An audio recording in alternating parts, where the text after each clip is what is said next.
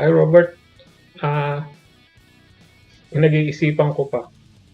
Kala ko minion or warrior. Pero nag-gather pa ako ng info kung anong mas maganda.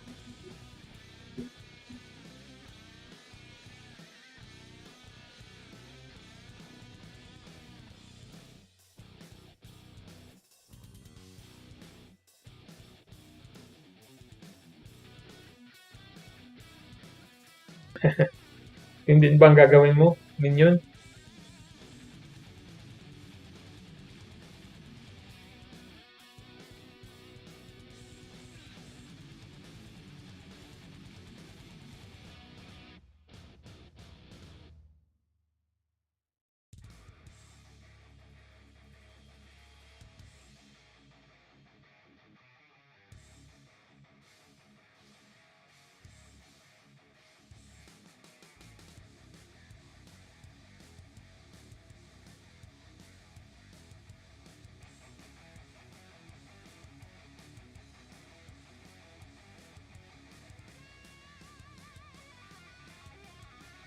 Oo nga ang daming nagkakagusto din sa Chronomancer. Pero hindi ko pa alam kung paano gumana yung mga skills ng Chronomancer. So, hindi ko muna siya, hindi muna yun yung unang build ko.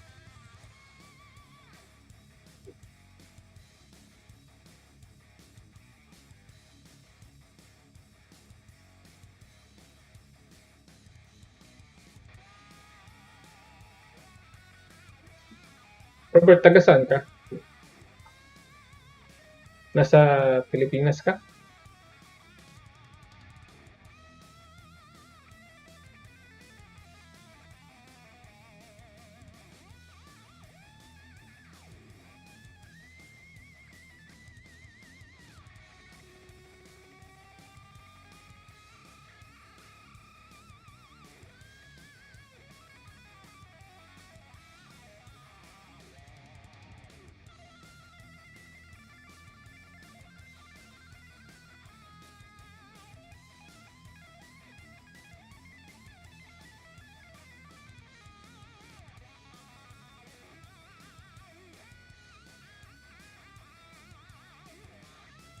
Sa totoo halos lahat ng character were go in blind because there's a lot of skill na hindi pa natin alam kung paano talaga gumana. But yeah, madaming madaming ang may gustong maglaro ng Chronomancer.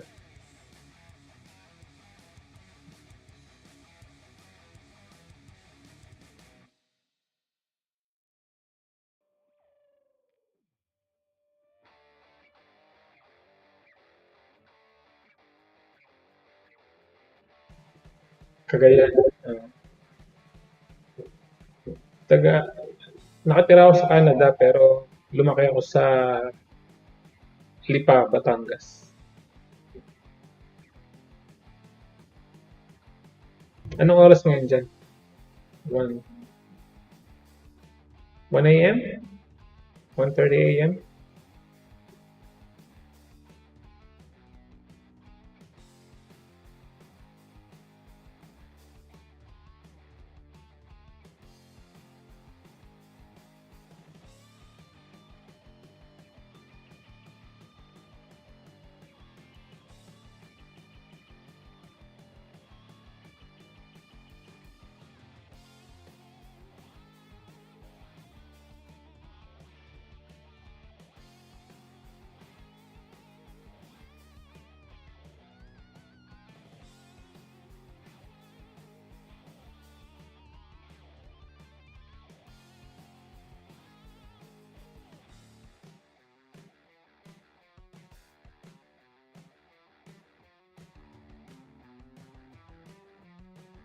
Oo nga eh.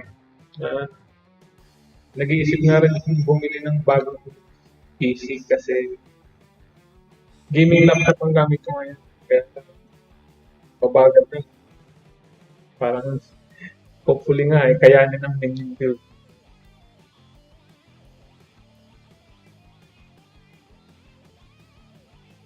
Pero ang balak kong gawing building build, ano eh, SRS. So, parang ayoko talagang gamitin yung mga skeletons dahil sa tingin ko, mga skeletons, hindi sila durable eh. Hindi sila nagtatagal sa battlefield. Namamatay sila agad. So, parang hindi maganda ang mga skeletons. So, at least yung SRS, hindi sila namamatay as long na sinasama mo sila lagi.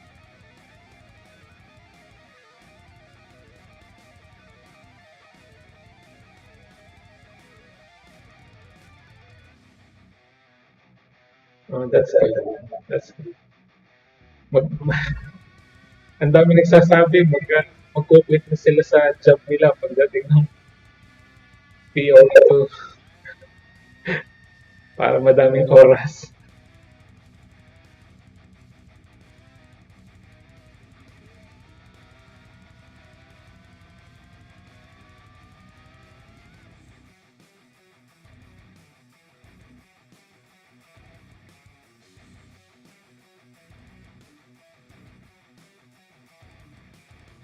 Oh, yun ang balak kong build. SRS Fireball. Either Fireball or Rolling Rolling Magma. Yeah. I don't know which one is better. But yeah, SRS or and then Fire Spellcast. Pinag-iisipan ko ano, Ignite. Hindi hindi crit build. Parang mahirap pang mag-crit sa simula. Eh.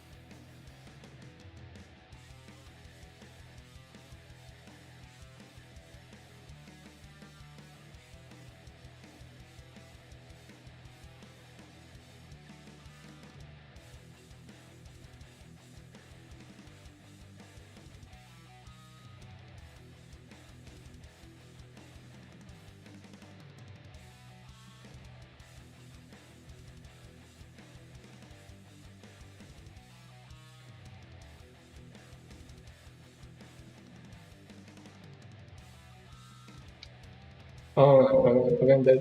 Anong mga anong information ang alam mo sa Chronomancer? Kasi palagay ko maganda nga ang Chronomancer kaya lang iniisip ko baka matagal yung cooldown ng mga skills ng Chronomancer. Ang iniisip ko kasi maganda ang Chronomancer pag nire-reset niya yung mga cooldown ng mga skills mo. Kaya lang baka matagal yung cooldown nung nung reset ng Chronomancer. So, I don't know. Hindi ako mapalagay sa Chronomancer. Honestly, hindi lang Chronomancer, mga spellcasters. Kasi parang spellcasters, rangers, even mercenary, parang hindi ako mapalagay sa defense nila eh. Dahil yung mga napanood kong mga gameplays, parang hindi sila masyadong tanky. Ang kailangan mo talagang gawin na ano eh, iwasan yung hits ng mga enemy. Yung kailangan mo mag-dodge roll eh, lagi. Ang nakikita kong magandang build talaga ngayon eh, Monk eh. Yung tawag dito, Mana Stacker. May nabasa akong mga keynotes na anyway, basta maganda, parang magandang mag-mana stack ng Monk eh. Titingnan ko kung makikita ko yung mga nodes.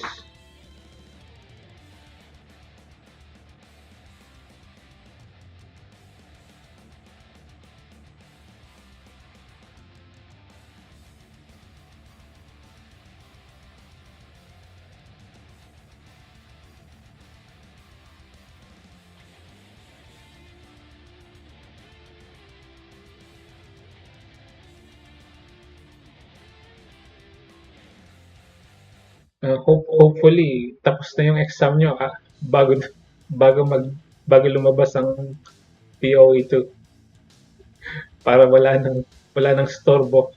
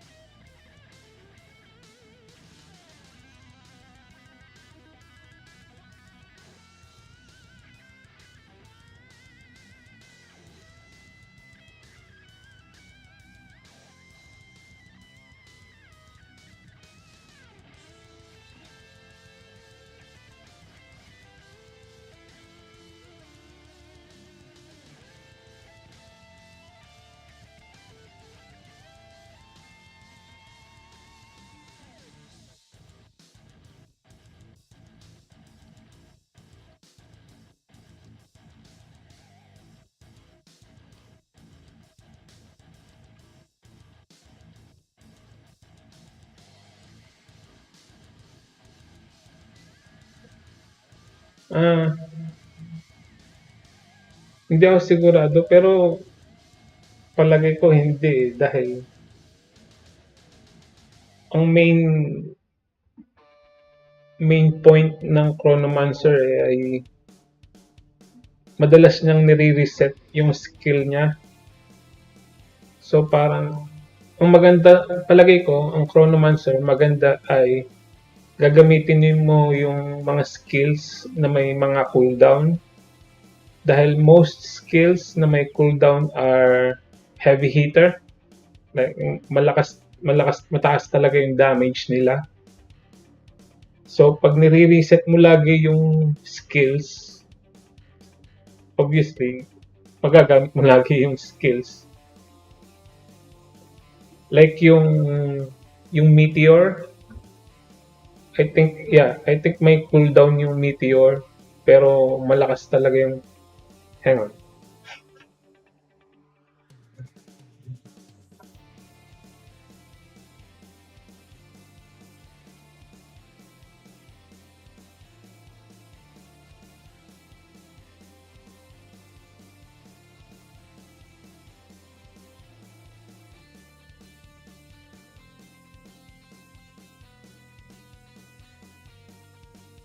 Ako,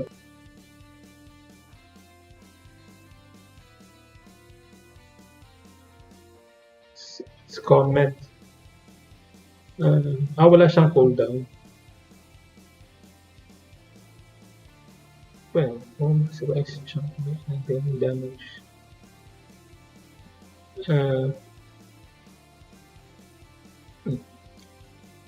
Ano yung nakita kong may... Anyways, like this. Yeah. Mm, frost bomb. Anyways, yeah,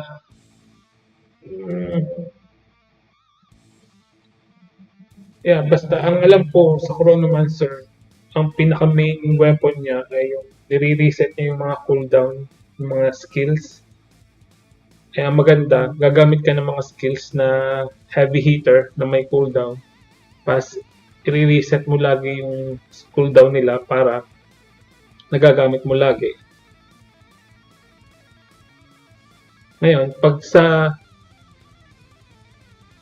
yung kung summoner naman yung Chronomancer, hindi ko alam dahil hindi ko alam dahil ang mga minions naman ano eh, auto summon na sila eh. Hindi mo kailangang i-cast lagi sila. So, I'm not sure about Chronomancer and then summon.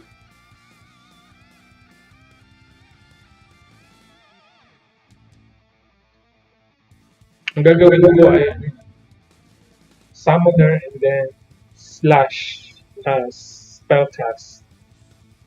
Spellcaster. Like, parang support lang yung spellcast, parang additional damage lang. Pero ang main damage ay manggagaling sa mga minion ko. Or SRS na gagamitin. Not sure if I'm gonna use skeletons.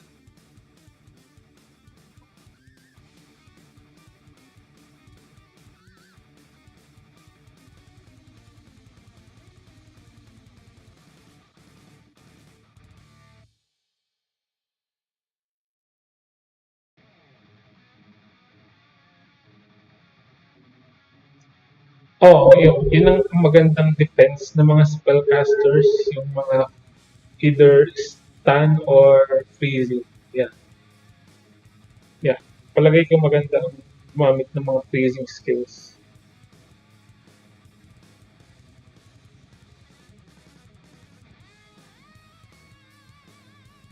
Maganda pa yata yung ano yung support na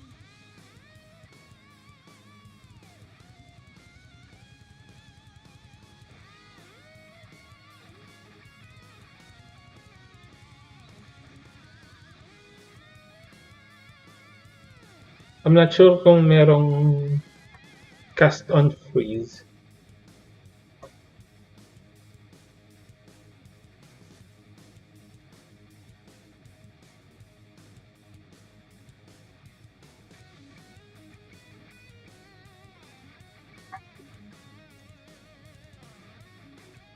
Not sure.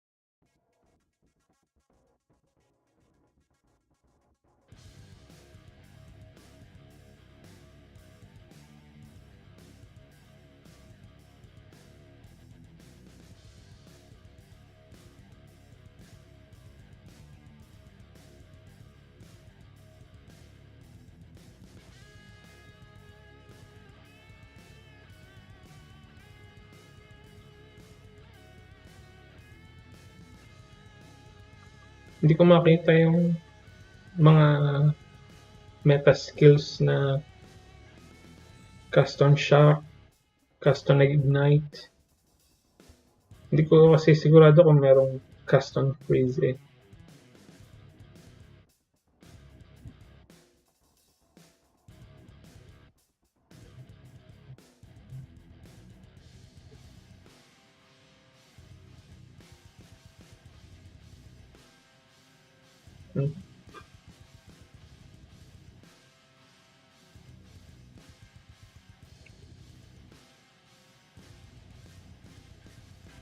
Palagay ko meron.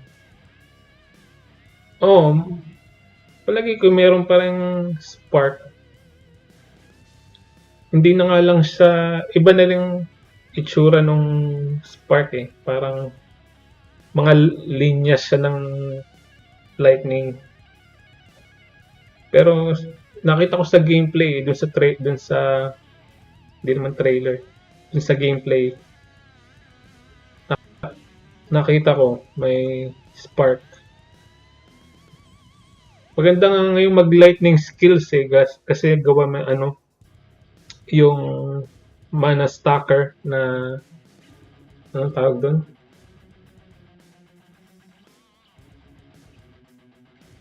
Ano bang ball skills?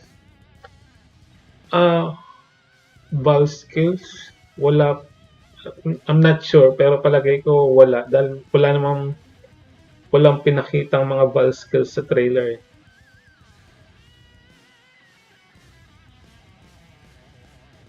Pero merong ball orb. So, hindi ako sigurado.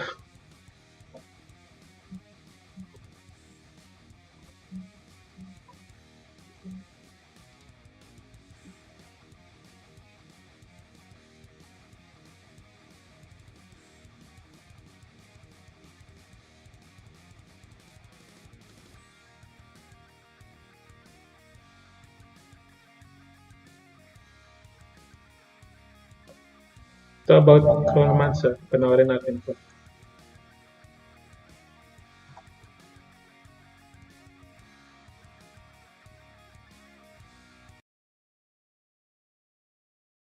Here with another Path of Exile 2 video, and in this one I'm going to be tackling the Sorceress that was revealed and all of the information that we have so far, and a couple of extra pointers from the playtesting that I've done in LA playing the Sorceress as well.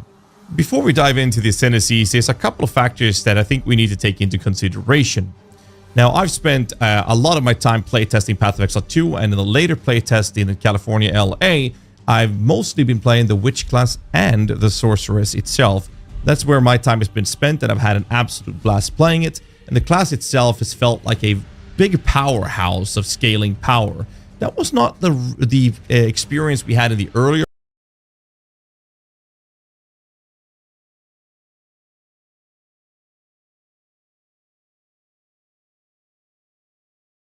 playtest, but as they've improved and iterated, the newer iterations of the game has really made the Sorceress step up and actually deliver in terms of both mechanical combinations, gameplay feel, and strength. From the gameplay footage released, they're showing some absolutely insane looking features, such as how the spark lightning projectile when shot through a firewall gets an amazing effect on them. It looks beautiful, and I'm personally a big fan of this, since it gets the feeling to me that it might be one of those abilities that we can use as a one gameplay feel and strength. From the gameplay footage released, they're showing it's not the experience we had in the earlier playtest, but as they've improved and iterated, the newer iterations of the game has really made the Sorceress step up and actually deliver in terms of both mechanical combinations, gameplay feel, and strength. From the gameplay footage released, they're showing some absolutely insanely looking features, such as how the spark lightning projectile when shot through a firewall gets an amazing effect on them. It looks beautiful, and I'm personally a big fan of this, since it gets the feeling to me that it might be one of those abilities that we can use as a one-button build for clearing. But let's dive into the ascendancies, starting with the Chronomancer. Now, in the interview with Jonathan, he basically explained that the biggest issue was how to make an ability that literally stops time without it being brokenly overpowered.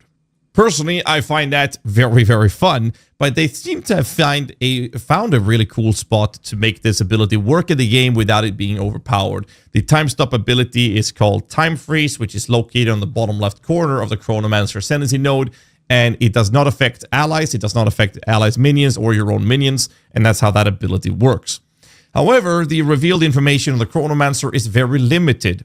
We only have access to the first one, which is Temporal Rift, which works exactly the same way that it works in PoE 1.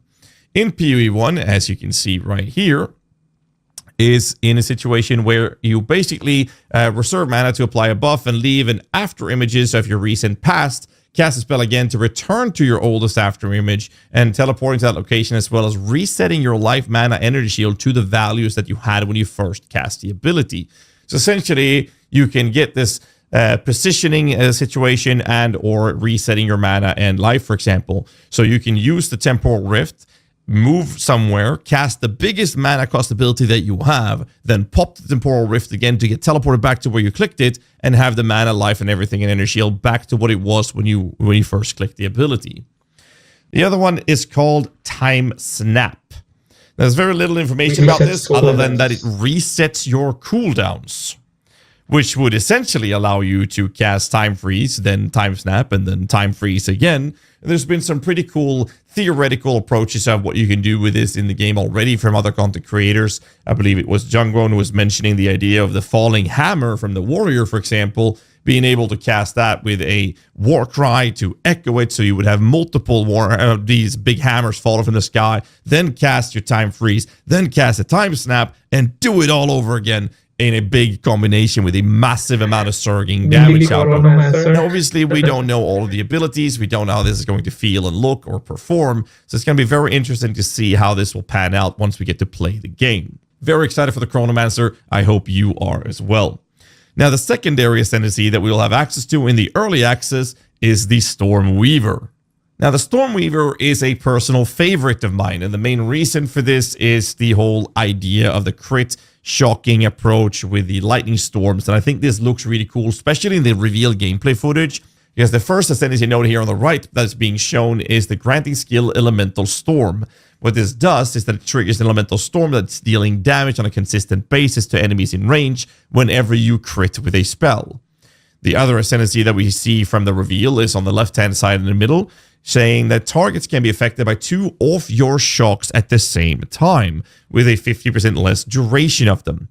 This essentially allows you to double the efficiency of shock and therefore deal more damage. For those of you who are not aware of what shock actually does in the game, it will behave in a similar fashion to that of PoE 1, where a shock value will increase the amount of damage that target is taking from any source of damage taken. And the third ascendancy node that we have revealed is actually connected to this shocking effect, which is called Shaper of Storms, where all damage from hits contributes to shock chance. What this means is that normally lightning damage is the single one source of shocking capable damage dealing abilities, or elemental if you wish. And what this will do is allowing you to deal damage in the form of chaos or physical, fire, or cold, and all of these will allow you to have a chance to shock with those abilities or those elements rather than being hard locked into this idea of you have to use lightning skills. So this opens up already a lot of variety, and this is something I'm personally very excited about when it comes to PoE 2, the diversity, all the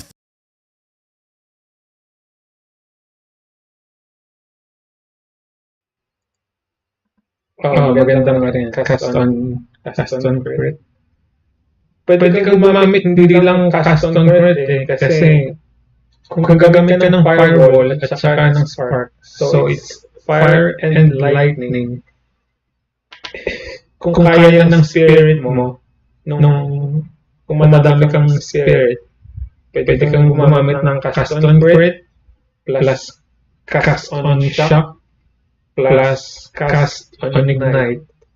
So, kung kaya ng spirit mo at saka ng mana, pwede mo gamitin silang tatlo. Excited talaga ako sa Path Exile 2. Daming pwede mong gawin. Actually, kita mo to. Strike twice. Shaper of Storm. All damage from hits can shock. So, pwede kang gumawa ng kakaibang build na sorcerer pero quarterstaff user or melee. Pwede ring bow. Pwede kang mag-bow build.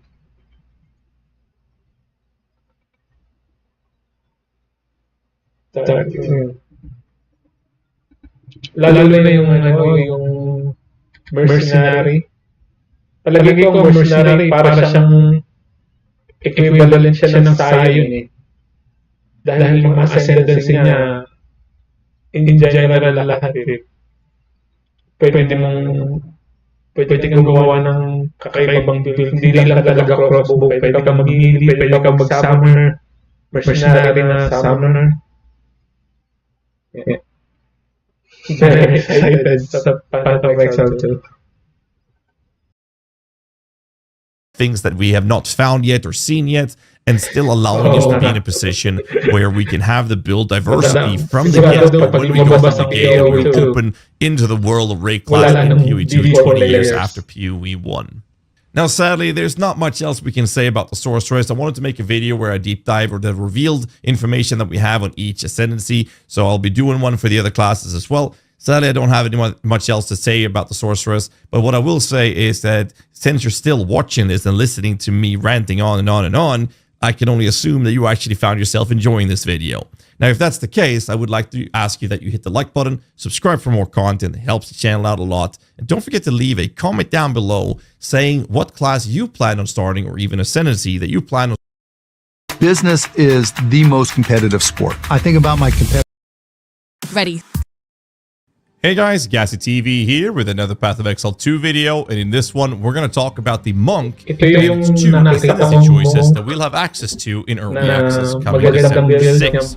Very excited for this class. Actually has some really cool choices that we're going to deep dive a little bit with the nodes that has been revealed. Now, do keep in mind, since we don't have all the information, it is impossible to say how good this class will actually be or its ascendancy choices, and we have no idea what kind of builds we can make until we actually play it. So we're just going to go through what has been revealed. I'll give you guys some of my takes on it and move from there.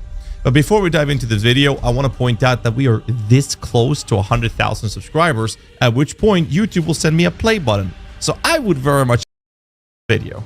Before we dive into the ascendancies themselves, it's important to point out that the information that we have on the class, as well as the playtesting that a lot of us content creators have done in the past year with the class, gives us a pretty good insight for what to expect. Now, the Monk class itself has been portrayed as a very fast-paced, agile martial arts combatant, and is also said to not be a very tanky class to play. Relying on its high movement playstyle, it's the way to stay alive, essentially. In that sense, the ascendancy nodes revealed has shown some pretty interesting mechanics that we could play with, and some even referencing to some theoretically super tanky approaches, which kind of counteracts the idea that Jonathan Rogers said in our interview that it was supposed to be a little squishier. Most people had a lot of deaths on that class compared to the others. But let's start with the Monk Ascendancy Invoker. In here, we have quite a few options, starting with Faith is a choice, which grants you the skill Meditate. Now again, skills granted by Ascendancy choices are going to be skills that we can 6-link in our skills section. What this does is a channeling ability that doubles your energy shield, which is quite interesting, but I'm not sure how well that would work unless you have other type of modifiers or scalars that would play in favor of you having double energy shield. But it seems a bit odd to have a ability to channel to double your energy shield. We'll see when we play this in December. Second note there on the left side of the skill tree for the ascendancy is I am the Blizzard. Gain 10% of damage as extra cold damage. And on freezing enemies, create chilled ground. Now, it's very interesting note, since in PoE 1, most of the modifiers that says gain X% of damage always refers to either X% elemental damage or an elemental specific damage or physical damage gained as extra Y damage. In this node, it's basically saying that we're getting 10% of all your damage, no matter what kind of damage it is added as extra cold damage. There's a similar node on the opposite side of this called I am the Thunder. Seemingly, you're able to take both of these nodes, by the way. And this one says the same thing, but gets 10% of damage as extra lightning damage instead. And also provides the 25% chance on shocking an enemy to create shocked ground. The fourth node connecting to both I Am the Blizzard and I Am the Thunder is called And I Shall Rage. This grants you the skill Unbound Avatar, which again can be 6-linked. This ability gets you a ramping stacking buff of increasing your efficiency in combat as you're playing the game and are killing enemies. There wasn't not much more said about the Unbound Avatar, so it'll be very interesting to see what kind of mixture we can do with these nodes alone. The last node we were shown in the reveal is a connecting node requiring 4 Ascendancy points on the very south part of the Ascendancy. We don't know the node before this, but what this node is doing is basically giving you Elemental Expression, which triggers Elemental Expression on melee crit. And this is called And Scatter Them to the Winds. Further again, pushing the emphasis on you killing enemies or to get some stacks for the Unbound Avatar, whereas the Scatter Them to the Winds is giving you triggers whenever you do a crit with a melee attack, being more of a martial arts kind of combat-focused approach with the Ascendancy, where you're focusing on critical strikes instead. So whatever the node beforehand is doing, we're not really sure yet. And that's basically the information we have on the Invoker. And now we're going to move over to the other class, which I think a lot of us have literally fallen in love with, and that is the Acolyte of Chayula. Now, the Acolyte of Chayula is very interesting, and seemingly, at first glance, a very overpowered ascendancy if you come into this game having the perspective of things working like they do in Path of Exile 1. Very important to point out that things will be different in PoE 2.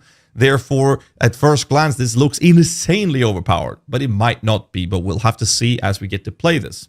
The first node is a 2-point connector called Chayula's Gifts. It gives you plus 10% to maximum chaos resistance and doubles your chaos resistance as well, which is an extremely valuable stat to have in Path of Exile 1. The other node shown is a connecting point to 2 different Ascendancy nodes, starting with Ravenous Doubts, which makes it so that mana leeching that you get is instant, which is also an incredibly strong modifier for Path of Exile 1. The topic of leech has been on blast, really, in PoE 2 from a lot of different angles, because we don't know how effective this will be, because leeching in PoE 1 is incredibly strong, whereas leeching in PoE 2 might not actually result in it being as overpowered as it is with this type of modifier in PoE 2. Time will tell. This node then connects to a third one called Consuming Questions. Consuming Questions makes it so that you cannot recharge Energy Shield. And what recharging Energy Shield means is that if you haven't taken damage for X amount of seconds, in PoE 1 that is referring to 4 seconds, your Energy Shield will then very quickly ramp up back to maximum Energy Shield. This node will prevent that mechanic entirely from happening, but what it does is that the mana leech that you do also affects recovering Energy Shield. This means that the Ravenous Doubts and Consuming Questions will allow you to insta-leech mana and also insta-leech Energy Shield. Therefore, if you're playing something like a full Energy Shield focused character, you don't have to worry about Life Leech because these things will apply to this as long as you have a source of Mana Leech. Another node is a 2-point connected to the south corner of the Ascendancy node. We don't know the connecting node after this, but this is this Ascendancy is called Waking Dream, and it grants you the skill Into the Breach, furthering the idea of you diving into this Chayula fanboying, if you will. It's just an Acolyte of Chayula just doubling down on this approach. I believe the Into the Breach was that when you kill enemies, you spawn shards and whatnot that gave you resources back. It is actually very cool to see, but we don't know what the following node is doing. So without that information, it didn't seem like that much of an attractive Ascendancy node. On the southern part, on the right-hand side of the Ascendancy, however, we have Embrace the Darkness. Now, it was a question mark in this because it wasn't very clear whether or not this is going to be on any of the other slots as seen on the Ascendancy node, or if this is actually accurately placed according to this image. What it does, it removes all your spirit. Now, your spirit is the resource you use to reserve auras and also reserve for your minions and or buffs. So this will remove all of that and then give you darkness instead. Again, doubling down on this Chayula praying Acolyte approach. So your base maximum darkness is 100. And obviously there will be sources to increase this. And for each life or energy shield lost to damage, you will start reserving darkness instead if possible. Now, darkness reservation will last for 10 seconds. So instead of taking damage, you're going to reserve darkness. And then will last for 10 seconds. And you will get +5 to maximum darkness per character level. And then we'll have a node connecting to this on the southern side called Grasp of the Void. And what this one is doing is giving you 1% of any source of damage that you have as extra chaos damage when you're attacking per 20 unreserved darkness. And this is how these nodes connect well together, where you don't have any spirit anymore. Maybe you're able to reserve darkness for auras. We don't know that yet, but we'll see. And then for every 20 unreserved darkness, you're going to do a ton of extra chaos damage. So very, very interesting. But one of the cool things about this Ascendancy, as I mentioned earlier in this video, was how the class has been portrayed to be a squishy, fast-acting, agile martial arts combatant. But again, not very tanky. It's going to be a bit squishy is what we've been told. But what this Ascendancy is showing us is the possibility of things like Chaos Inoculation Keystone, which is giving you the modifier of dragging your maximum life down to 1, but you become entirely immune to chaos damage. And what this is doing is allowing you to focus on having a full energy shield build, whilst being immune to chaos damage. This can also be combined with things like Eldritch Battery, which makes it so that your mana cost is completely voided, and instead of spending mana for your abilities, you'll be spending Energy Shield if you have Energy Shield. And now your Energy Shield will also protect your mana pool, or darkness in this case, instead of your life pool. Now, but that's not going to be good, right? Because now you have 1 HP and no Energy Shield covering it. But in comes the super giga buffed Mind Over Matter in PoE 2 version compared to the lesser version from PoE 1. And that is Mind Over Matter, making it so that every single point of damage that you take will be taken from your mana before life, and having a less mana recovery rate. So this specific mechanic, assuming everything works as we are expecting it to, is that you will move your energy shield over to your mana pool, turn your mana pool into darkness, and then have 1 HP and become immune to chaos damage. And now, all of the damage you take will be hitting your mana pool that doesn't exist because there's an energy shield covering it and it's darkness instead. So you should be taking the damage to your energy shield pool, which you are using to cast or pay for the sources of your actual abilities, and then you're also instantly leeching that at the same time, potentially creating a very tanky and effective combat playstyle. Now, this is obviously a very theoretical approach to this type of playstyle or this Ascendancy, and we don't know if the Eldritch Battery will work when you convert your mana pool into another source, which in this case is darkness. We will again have to wait and see. Needless to say, the Monk has a very promising approach for the early access with plenty of diversity, including a recently shown gameplay snippet using the fan favorite Flicker Strike, which looked absolutely incredible. It was so cool to see, since the game has been forcing us down with this idea that it's going to be much slower, and then they show us the snippet of Flicker Strike just bouncing all over the screen. It looked amazing. I hope you guys will like it as well. Now, to avoid wasting your time, I'll end this video by saying thanks for watching. Don't forget to leave a like, subscribe for more content, and drop a comment down below what you think of the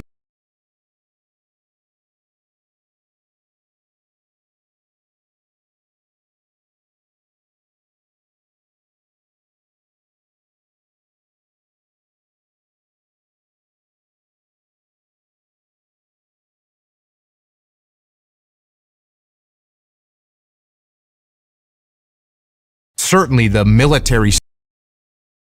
Hey guys, GazzaTV here with another Path of Exile 2 video, and in this one I'll be covering each and every single one of the classes that they revealed in the PoE 2 reveal stream, and today we'll be focusing on the Witch, which will not, no pun intended, have a Necromancer Ascendancy class. However, there's some other cool things in there, so I'm going to watch the video here, or the segment of the Witch from the reveal with you guys, and then I'll talk about my takes on this, and go through the details of how I feel about this. And yeah, let's just let the video speak for itself. Seat and let your minions do the work, then the Witch should be your choice. She can call forth hordes of undead monsters to fight for her, while casting powerful chaos spells that debilitate her enemies. Occult skills are some of the most varied in the game, with skeletons, noxious spells, specialty minions, curses, and sacrificial magic. So I'll pause there and say, one of the cool things they've done with the chaos-oriented skills, that we've seen in the playtest I've done in LA, for example, is that if you kill an enemy with like a chaos damage-oriented spell like Essence Drain or Contagion, the corpse itself will glow purple and have that effect on that corpse. And if you then raise that corpse as a minion, your minion will then deliver that chaos damage over time effect when they're hitting the next enemy. So you can just proliferate this and act like a walking plague with your minions. That's really cool. Before we talk about minions, we'll have to talk about a new resource in Path of Exile 2 called Spirit. This is a Spirit Gem, which allows you to pick from a range of persistent skills. All classes have a variety of these skills which can add some very interesting effects, like Arctic Armor, which does cold damage. By the way, Raging Spirit looks amazing. Raging Spirits, which summon fiery skulls each time you cast a fire spell. For the Witch, though, we'll want to be using our Spirit to create permanent minions. These minions will be revived automatically when they die, so you don't have to worry about resummoning them all the time. Love that. Here, I'm using the skill screen to allocate which minions I would like in my horde. You can see the spirit cost of each one. Skeletal warriors are cheap, but weak, useful for tanking damage and distracting enemies. But I want more heavy hitters in my army, so I'm going to unsummon some warriors and instead add skeletal arsonists. Permanent minions come with special active abilities called command skills. You can order these guys to detonate your own minions for even more damage and area of effect. If you want a bigger army, you'll need a scepter.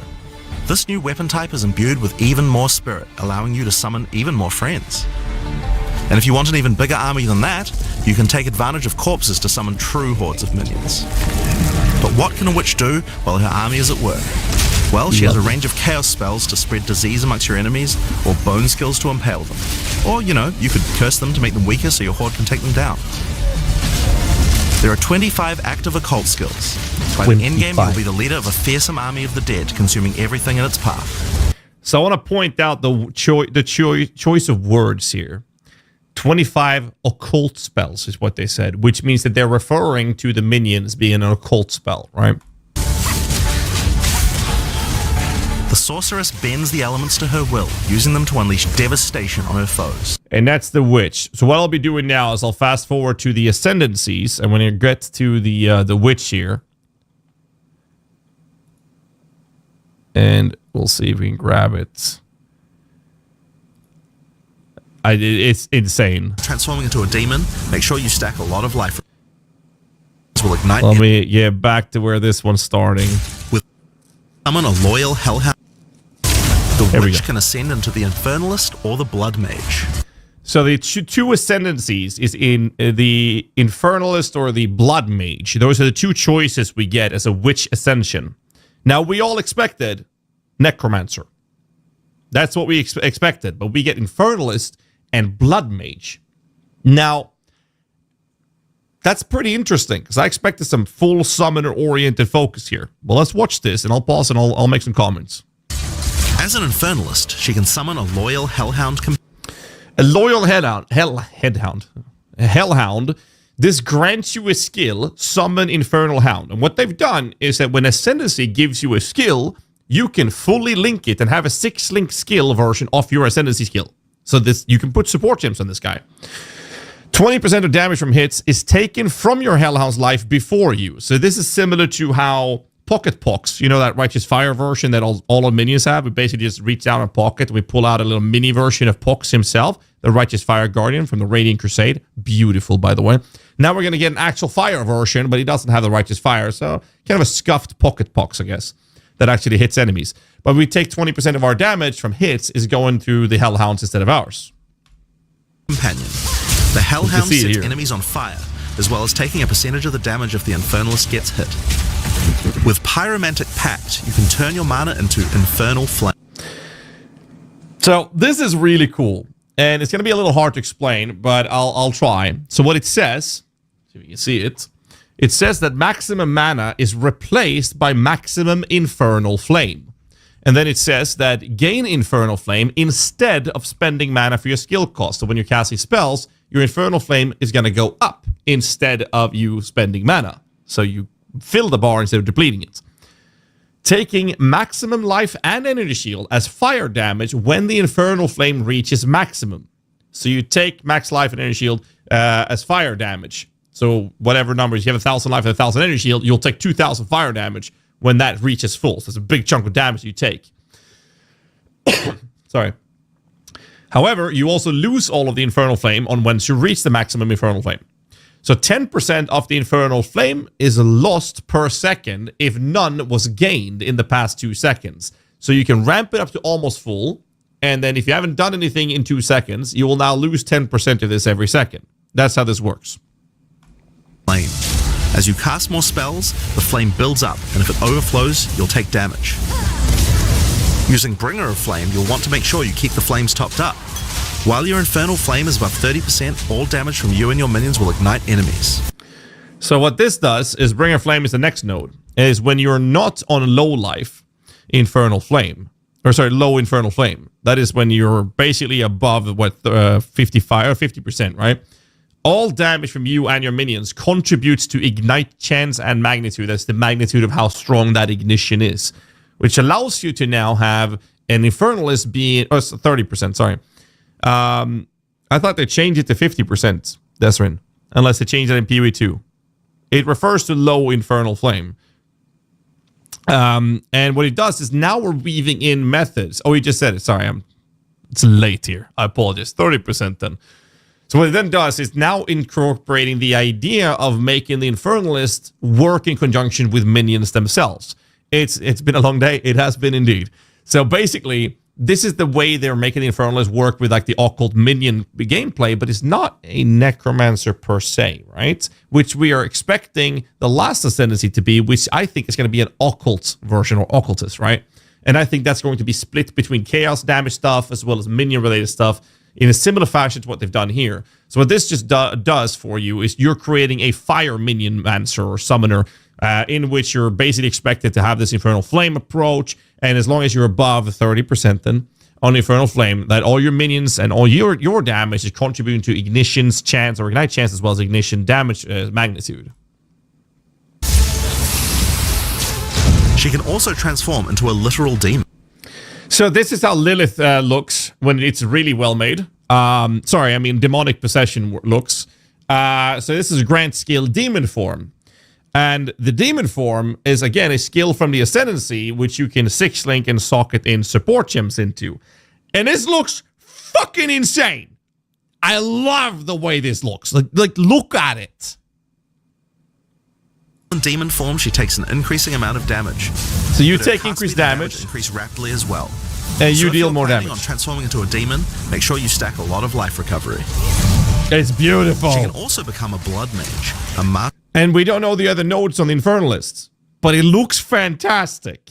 Like, insane. But it will be like some sort of hybrid minion, fire mage kind of approach, which to me felt a bit awkward.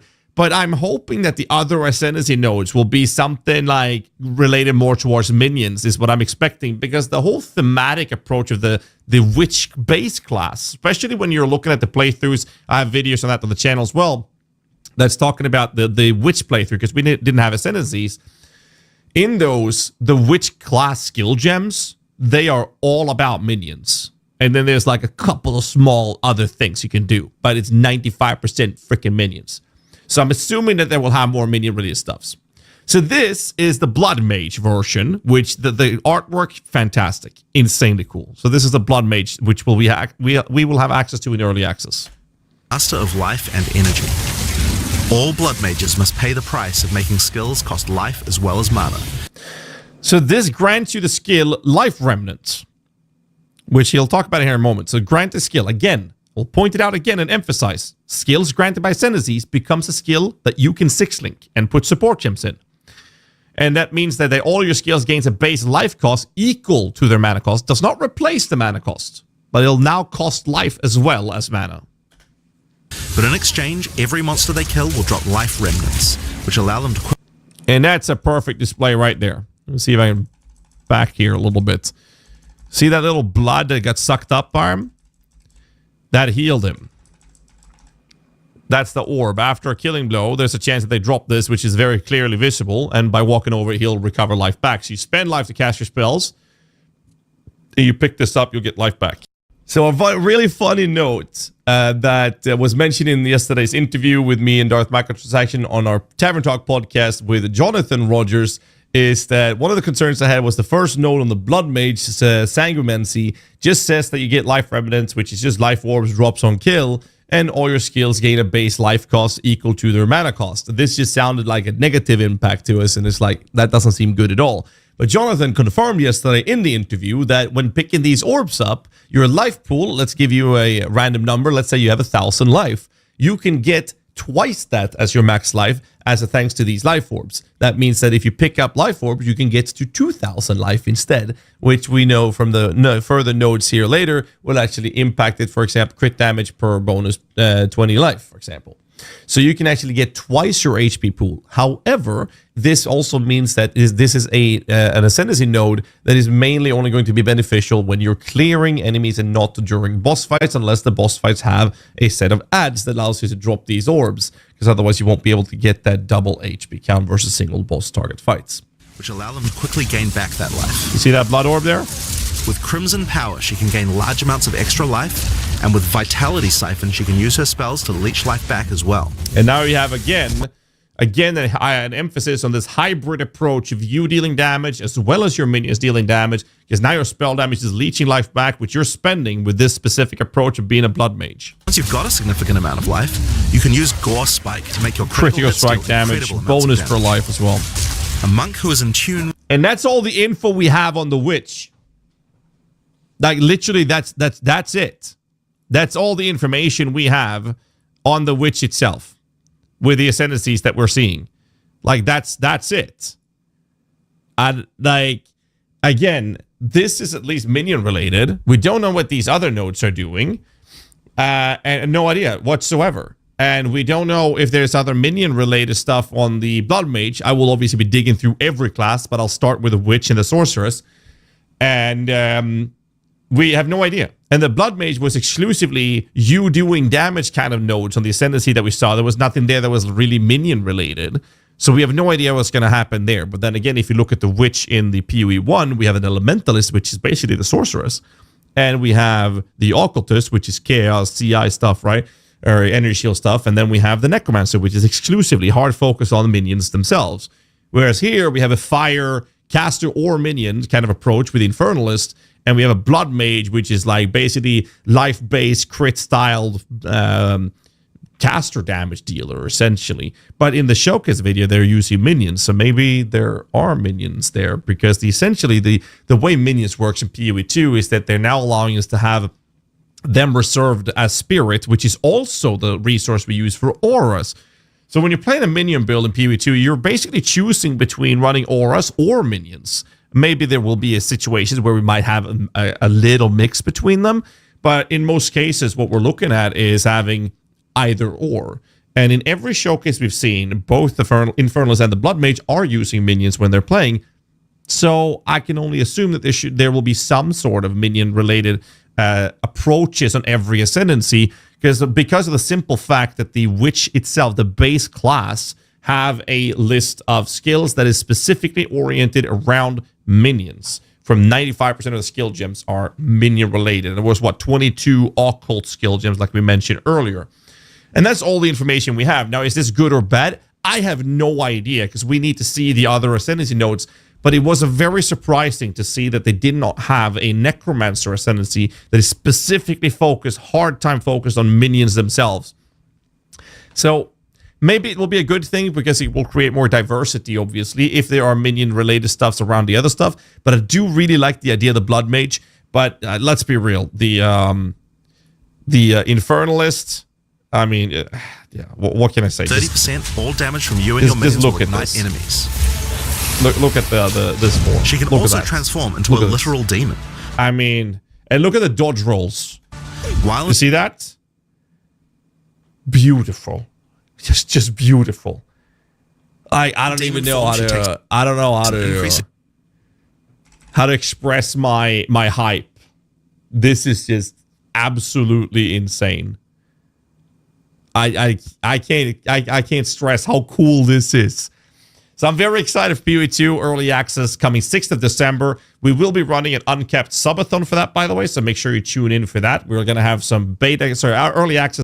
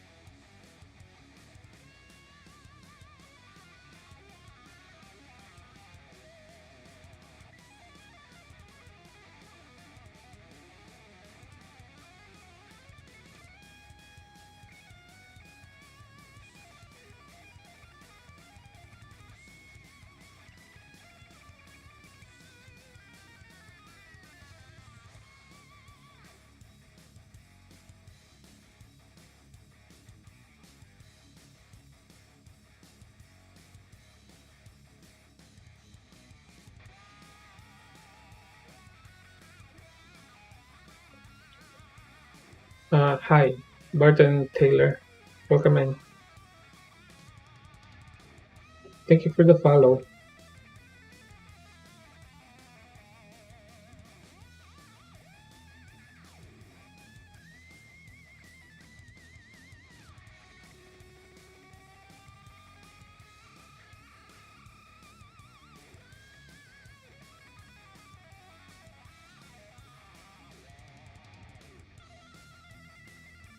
I'm good, thank you.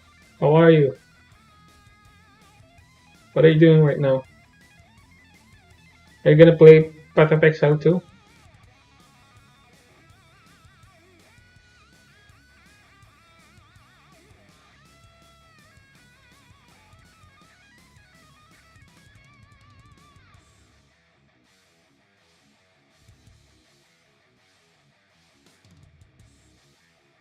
It's going good. I'm just planning my build for the coming Path of Exile 2. Do you play Path of Exile? I'm a big Path of Exile fan. So I play a lot of Path of Exile.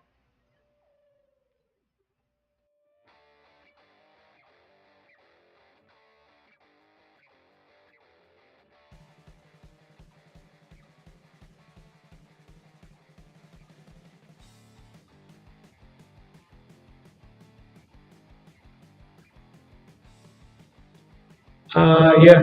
Uh, it's my sister's birthday tomorrow, so we're gonna celebrate it. It's my sister and my cousin's birthday, so they both gonna celebrate it tomorrow. So yeah. What about you? What's your plan this weekend? Where are you from?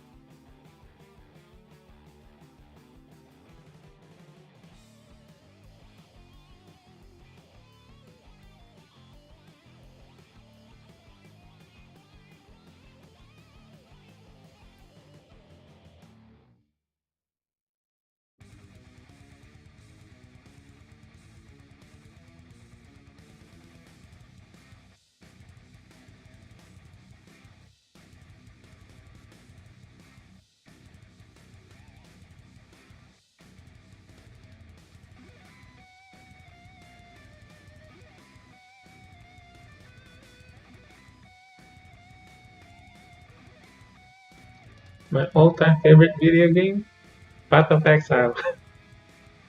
I've spent a lot of time playing Path of Exile.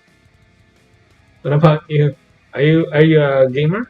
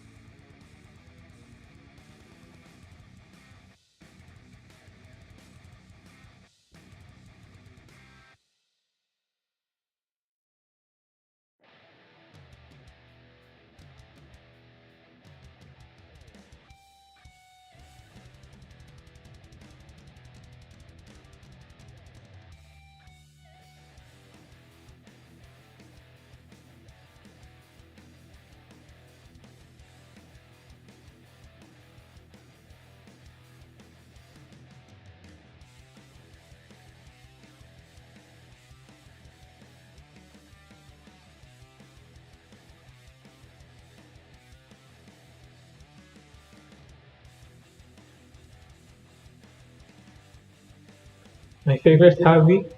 Video gaming. I love video games.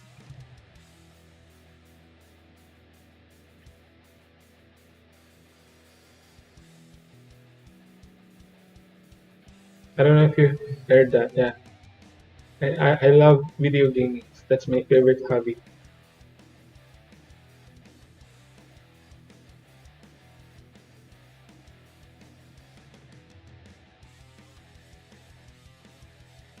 Do you play video games?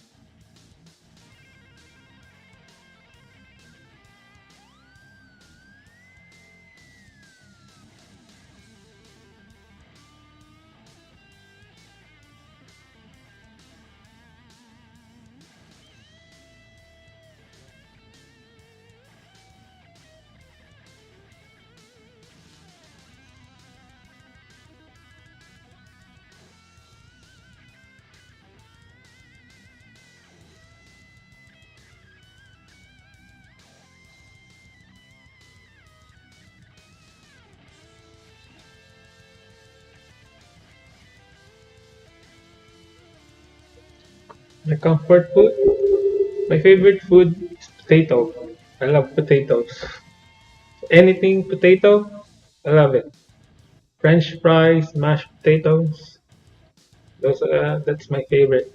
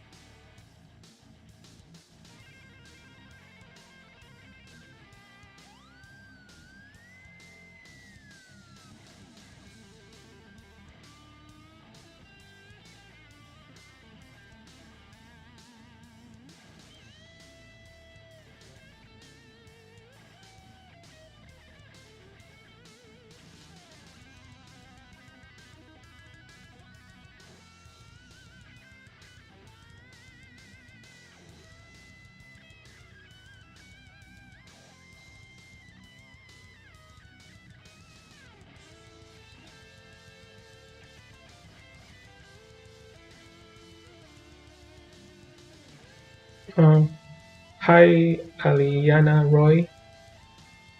How are you? Welcome in.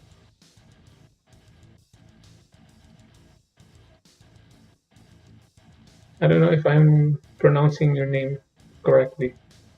Alay, Alayan, Al- Alayana Roy. Sorry if I pronounced it wrong. How are you?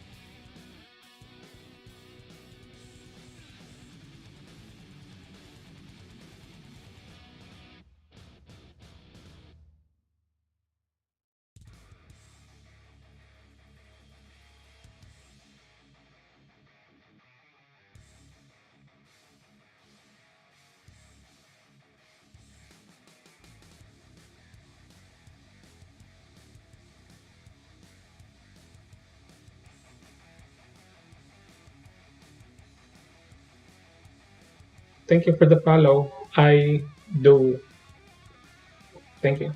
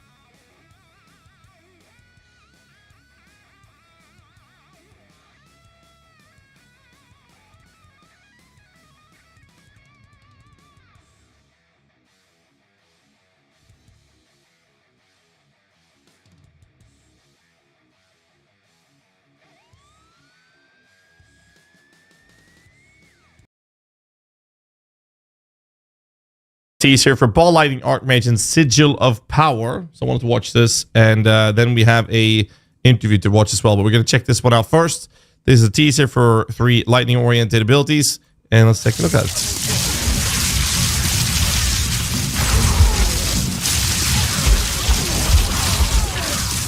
It looks beautiful, dude. Holy shit.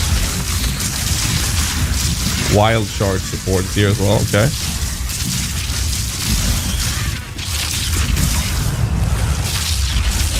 The Path of Exile teaser for Ball Lightning, Archmage, and Sigil of Power. So I wanted to watch this, and then we have a interview to watch as well. But we're going to check this one out first. This is a teaser for 3 lightning-oriented abilities, and let's take a look at it.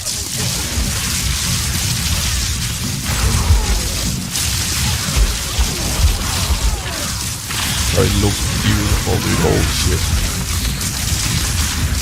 Wild Shard support is here as well. Okay.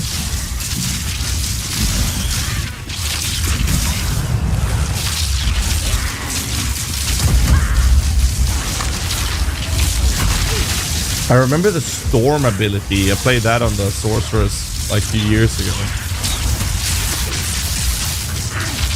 The game is very different now compared to then. Alright, let's have a look at these abilities. Okay, so first we have Ball Lightning. Level 11, what you show 41. Midway through, 36 mana. Base crit strike chance for basically every ability in the game is much higher than that of PoE 1, so that's always something we know. Slow moving projectile that repeatedly shoots balls of lightning, so it's the same functionality as Ball Lightning, but it looks way better. Deal flat damage, hits enemies in range every 0.2 seconds, 200 ms trigger rate or frequency rate, 750% more chance to chalk. Fire beams at targets within 1.8 meters. And then there's the Archmage buff for level 14. That's a Spirit Reservation buff, okay. While active, cast your spells to cast additional mana and deal extra lightning damage, both based on your maximum mana. So spells gain 5% of damage as lightning damage for each 100 flat mana that you have. 5%. Okay. Spells cost an additional 5.35% of your mana, or max mana. 100 spirit is huge. I actually don't know what kind of spirit numbers we'll be looking at, which again makes it very hard to make any builds or theory craft anything that is going to be good or not. We have no idea, because we don't know how many auras we're actually going to be able to squeeze in without that requiring a heavy amount of investments. It's impossible. Wild Shard support in the bottom here. It is a spell projectile support, probably then in this video linked to Ball Lightning, of course. Showing a, doesn't say any levels. It just says Wild Shard support. Are they not gonna have levels on support gems? Am I going crazy? Like, have I missed this little detail? Support requiring +5 intelligence to the skill gem. Okay, so that's how they're gonna do it. Supporters don't have levels. No, it's been very clear. It's been very clear. Like, they've been going on and off with different decisions on how to design this. So it seems like they've landed on this. Support skills that fire projectiles. Support skills have a chance to fire many additional projectiles in a circle. So there's a chance that they do that. Okay, so that's why sometimes we see a circular effect of it, and sometimes we don't. Okay. So they have a 20% chance to fire 8 projectiles in a circle. Let's watch that. So you see how they're shooting the projectiles in a circle here? There it happened again, right? Again. And here he's casting it. Control and domination. That's the goal of all power systems. They can be resisted. This is a single projectile. He's casting. Another, there was 2. Why is there 2 sometimes? It's not up to 8. It's 20% chance to shoot 8. But sometimes he's shooting 2. Link to Echo, not shown here at least. Unleash? Well, yeah, maybe unleash. Well, it could have been unleash. But if it's unleashed, then when the circle... Yeah. Okay, look at that. There's 2 happening when he triggered. Could be Echo, could be unleash. Again, 2. Again, 2. Again, 2. But that one was a single one. See this? That was a single, which seems more in line with it being unleashed than Echo, because Echo, if it works similar to PoE 1, it would happen on every cast. And unleash needs recharge time to get the charges up, right? So it seems that it's more likely that it's unleash supported. One shot is pretty cool, but 20%, that's every 5th cast on average. Then we have Sigil of Power. Let's look at the staff first. It grants level 20 Sigil of Power, so it is something you can gain as a skill from a staff. Percent damage is extra lightning damage. That's funny because that is generic damage added as extra. So in PoE 1, we normally see this in the shape of percent elemental damage or percent specific elemental damage, or most commonly percent physical damage added as extra specific damage. 119 spell damage, 101 mana, plus 5 to level of lightning skills. What the fuck? Crit chance for spells and crit spell damage bonus. All right. So Sigil of Power is saying this is obviously a level basis, an on-use active skill. Cooldown of 10 seconds. Cast time 0.6. Oh shit. Level 20 skill gems requires level 90 to be used. The highest we see in PoE 1 is when you corrupt the level 20 gem to a level 21 gem. That requires level 72. Now, there is a small detail here, and it is that this staff requires level 90 to use. Maybe they are connected that way. I doubt it. I think they might actually have a level 20 skill is a level 90 requirement.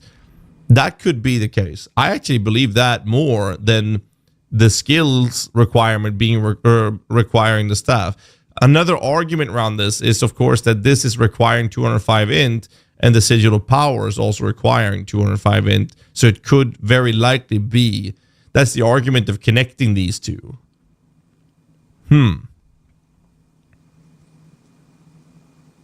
That's interesting. I never saw that before. Good catch up there from chat. Who was it? Achelios said the staff is level 90. Pain therapy say requires level 90. Cinch, yeah. So Twitch chat got me covered on this one. I didn't pay attention to that at all. Interesting. So the ability itself. Sorry. Places the sigil on the ground, providing a powerful spell damage buff to you and allies while standing in it. The buff becomes more powerful the more mana you spend while standing in the sigil. So you gain a stage when you spend a total of 50% of your maximum mana whilst in the area, maximum of 4 stages. The buff itself grants 14% more spell damage per stage. And then after you spend 50% of your max mana, you get to the second stage, and then you get 28% more spell damage, which is a lot, obviously, and then up to 4 stacks of that. Minimum 1 second between gaining stages. Sigil radius is 3 meters, and the duration is almost 12 seconds. And here's the cast. This is the sigil that you need to stand inside, and the more mana you cast. So Archmage, sigil power has always been this mana play for spell damage dealing oriented builds, where you're essentially there. You're supposed to stack up a ton of mana and have a bunch of mechanics that plays in combination with mana oriented skills. Path of Exile 2 bosses versus Diablo 4 bosses. 1 minute video. The music.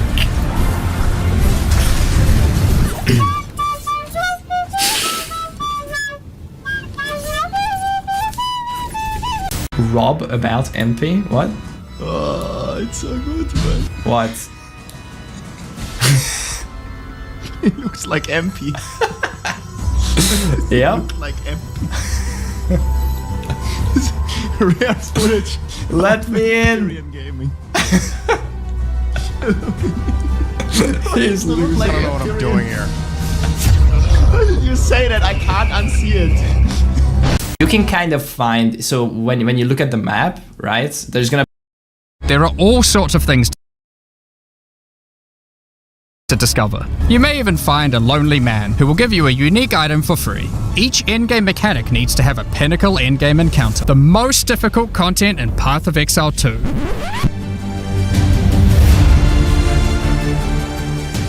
I've covered some of the PoE 2 keystones in videos about their particular section on the tree, but not all of them. So this video will serve as a full overview of every keystone that will be on the tree for PoE 2's early access launch, showing where they're located and discussing exactly how they work.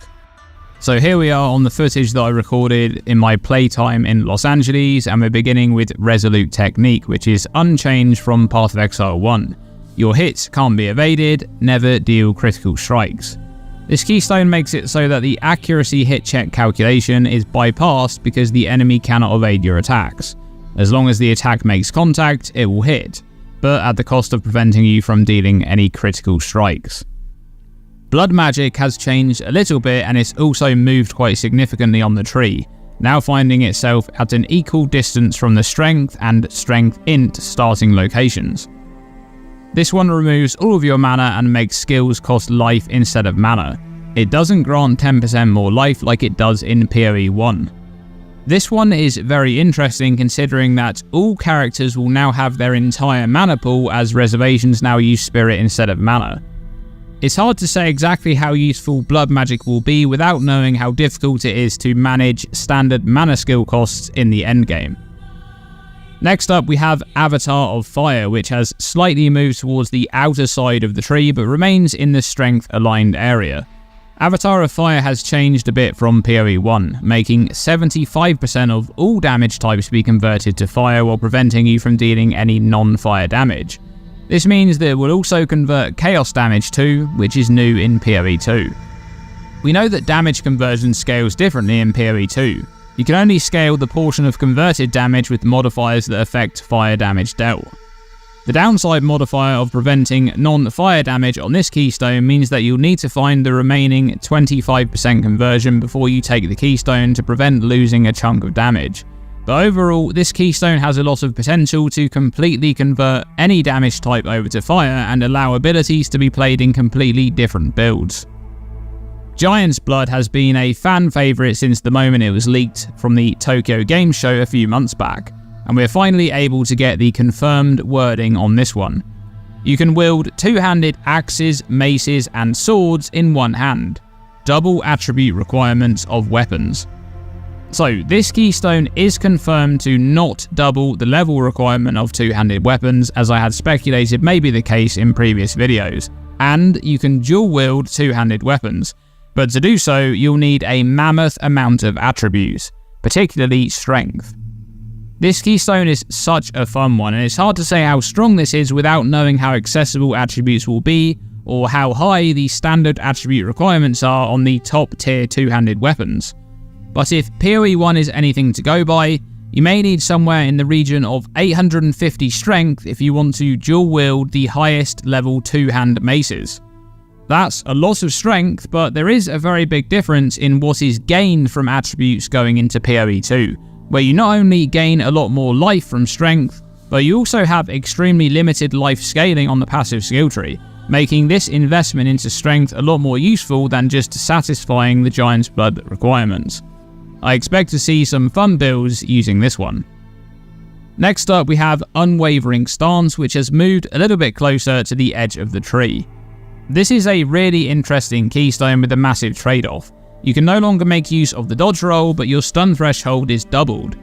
Now, from everything we know about PoE 2's endgame bosses, the dodge roll is going to be an extremely important factor in staying alive, but this keystone seems to suggest that it may be possible to tank some of those very dangerous abilities given the correct setup.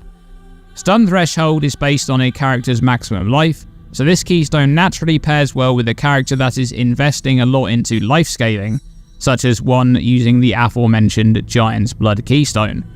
We're also not sure just yet how difficult it will be to invest into defense against stuns.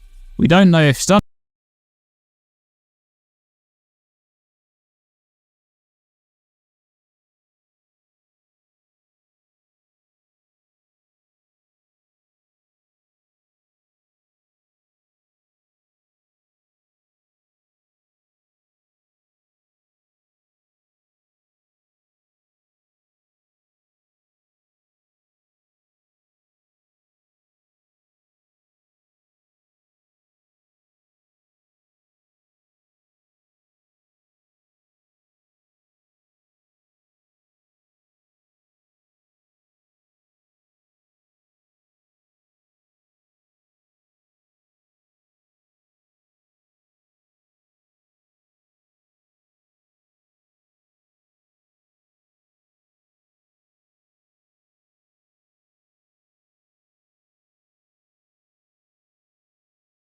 immunity will even exist.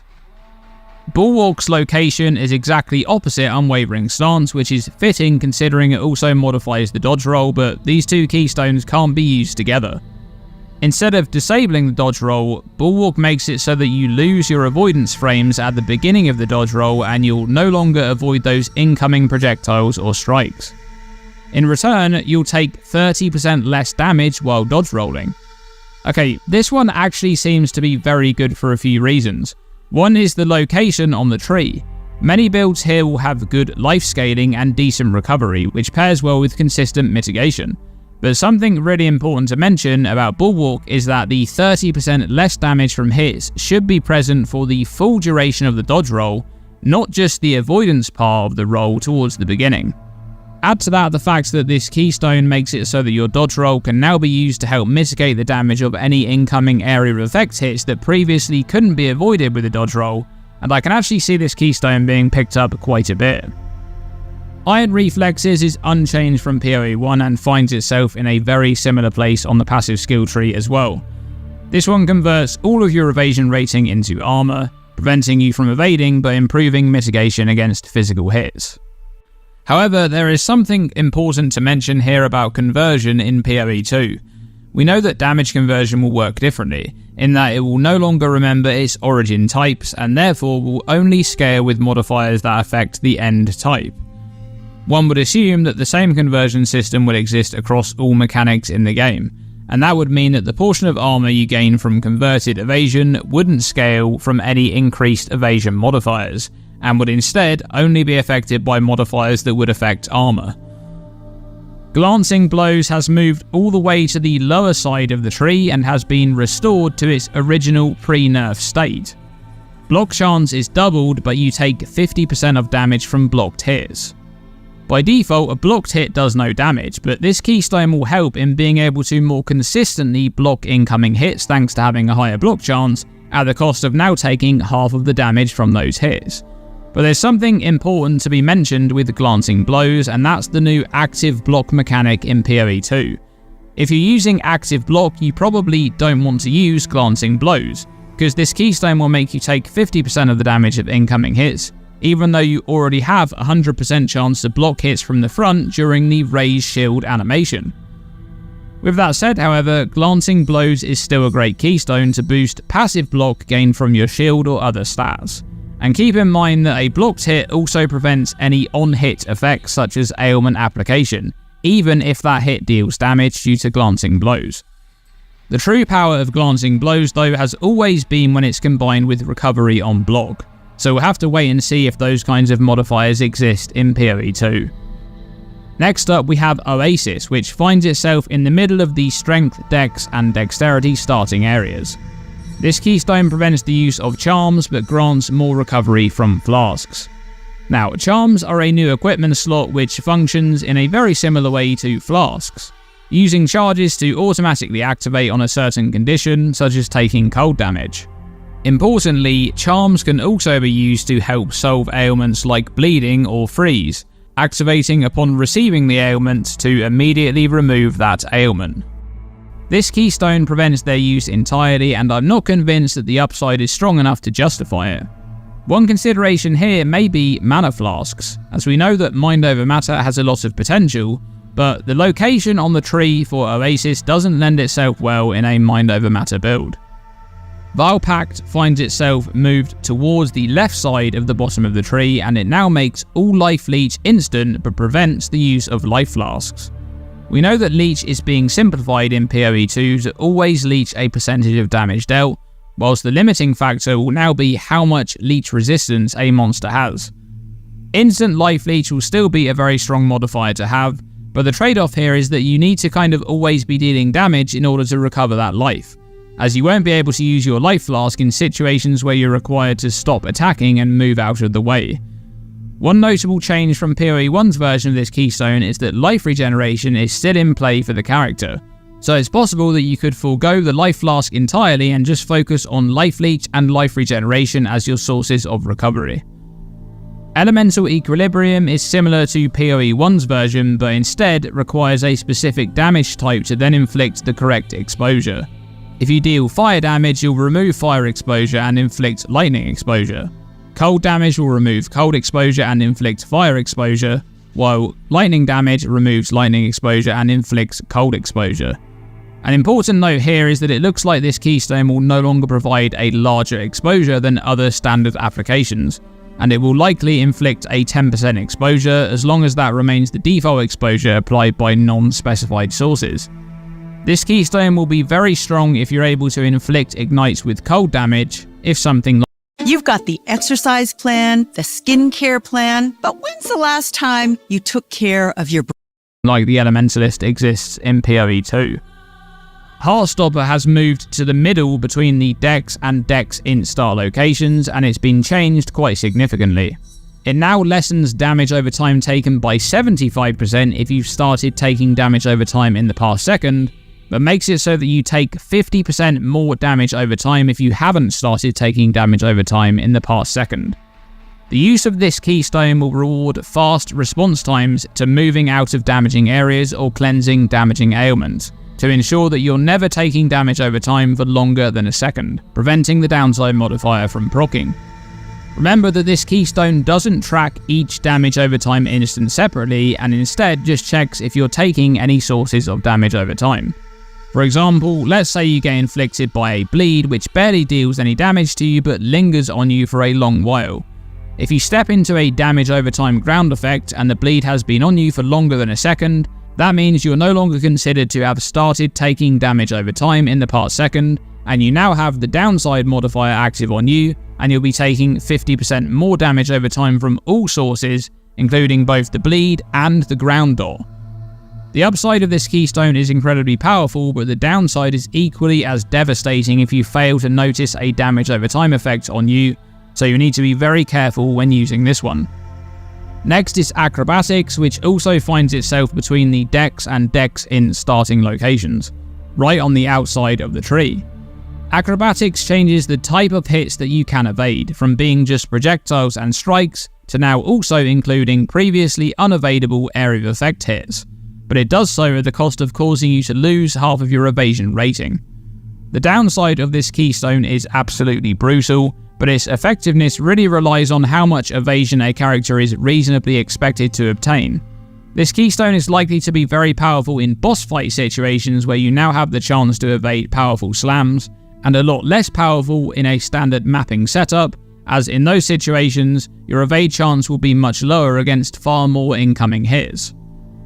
Eternal Youth finds itself moved all the way across the other side of the passive tree, in the middle of the Dex Int aligned portion of the tree. This one makes recharge from the energy shield mechanic apply to life instead, while making life flasks recover energy shield instead. Now this can be quite a powerful keystone if the mechanics of life recharge function as they do in PoE 1.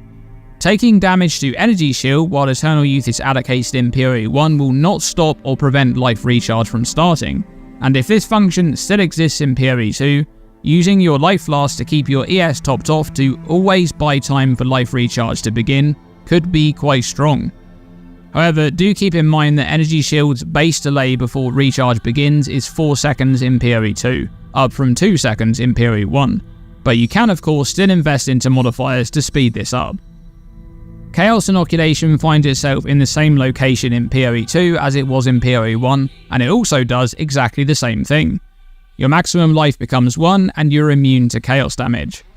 In PoE 2, a hit that would cause bleeding must deal damage to life to inflict that ailment, which means a character using Chaos Inoculation is effectively immune to bleeding. Chaos damage also removes twice as much energy shield by default instead of bypassing it in PoE 2, but CI makes you immune to this damage type, completely negating that downside. At the same time, Poison bypasses energy shield by default in PoE 2, but since Poison deals chaos damage, that also won't be an issue for a character using CI. Depending on what gear is accessible and if there's any powerful ascendancies that lend themselves well to making use of CI, such as the PoE 1's Trickster, this keystone has a lot of potential to be really strong. Resonance is located close by and changes the types of charges you gain by changing one out for another. Power charges are gained instead of frenzy charges, frenzies instead of endurance charges, and endurance charges instead of power charges.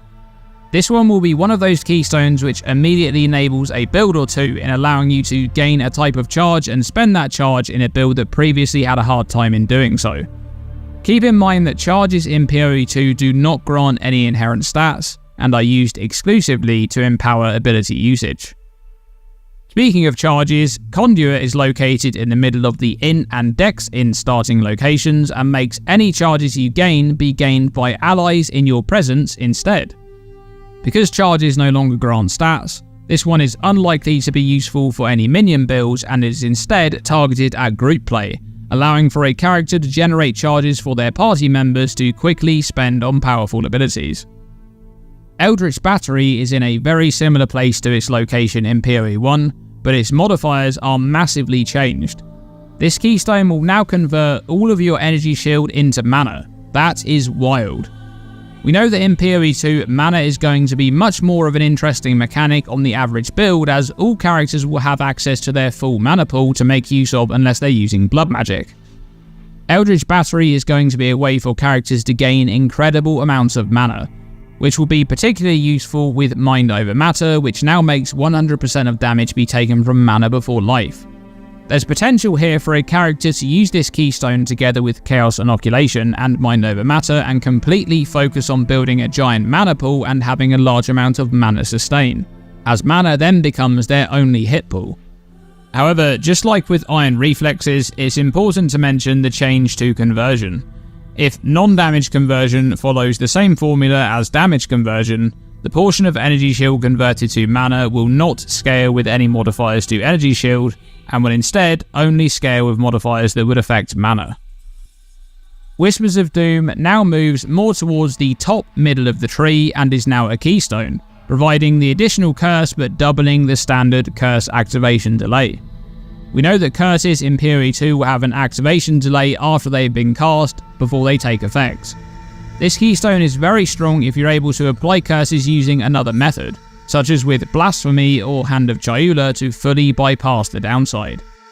Necromantic Talisman is essentially the same as Necromantic Aegis from PoE 1, only it makes your amulet apply to your minions instead of your shield.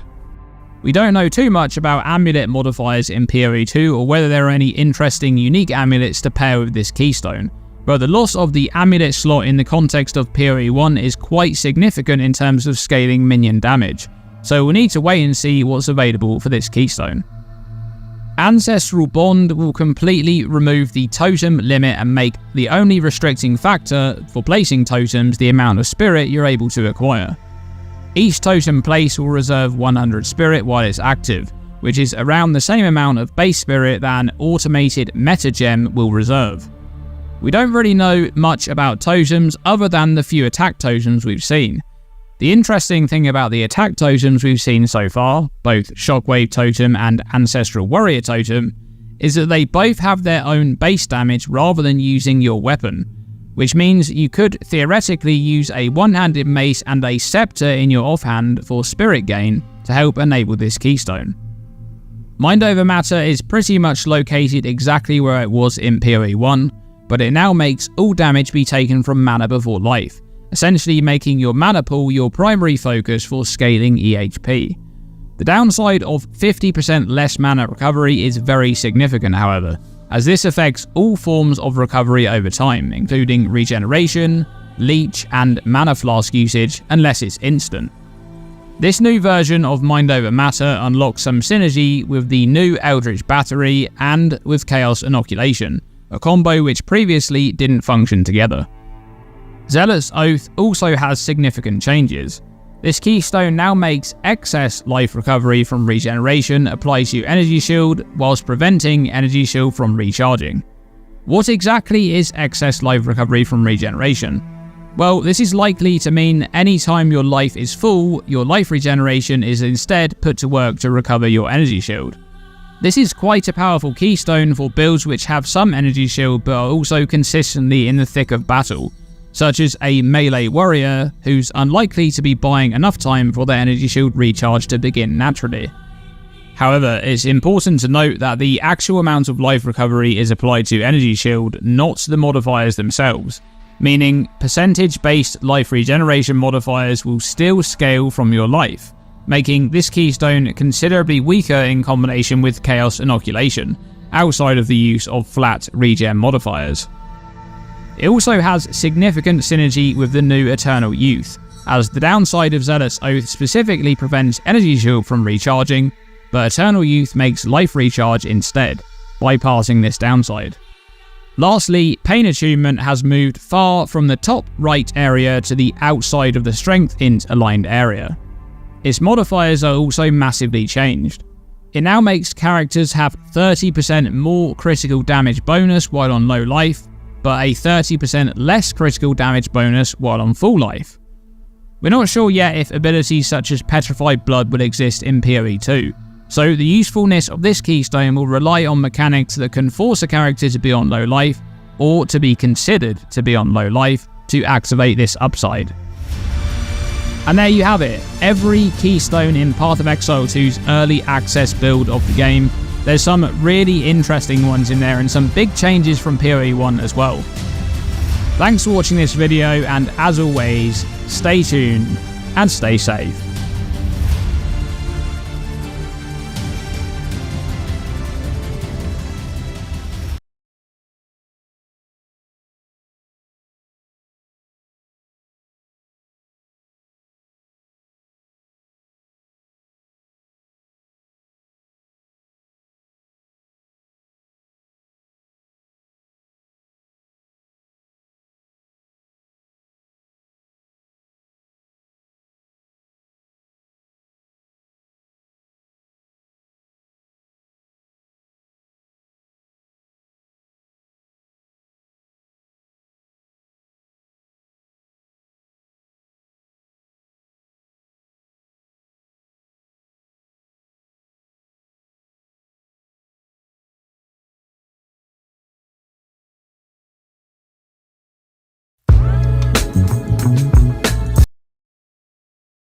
Hello guys, welcome to another video, and we're another day closer to Path of Exile 2's launch, and it's another passive tree video.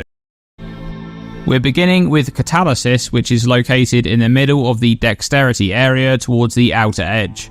20% increased elemental damage with attack skills, 5% of physical damage from hits taken as damage of a random element.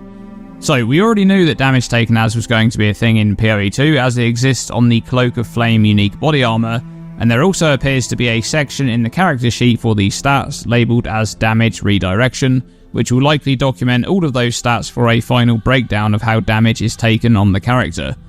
Unlike Cloak of Flame though, the modifier on this node specifically refers to physical hit damage only, so it won't work for damage over time such as bleeding.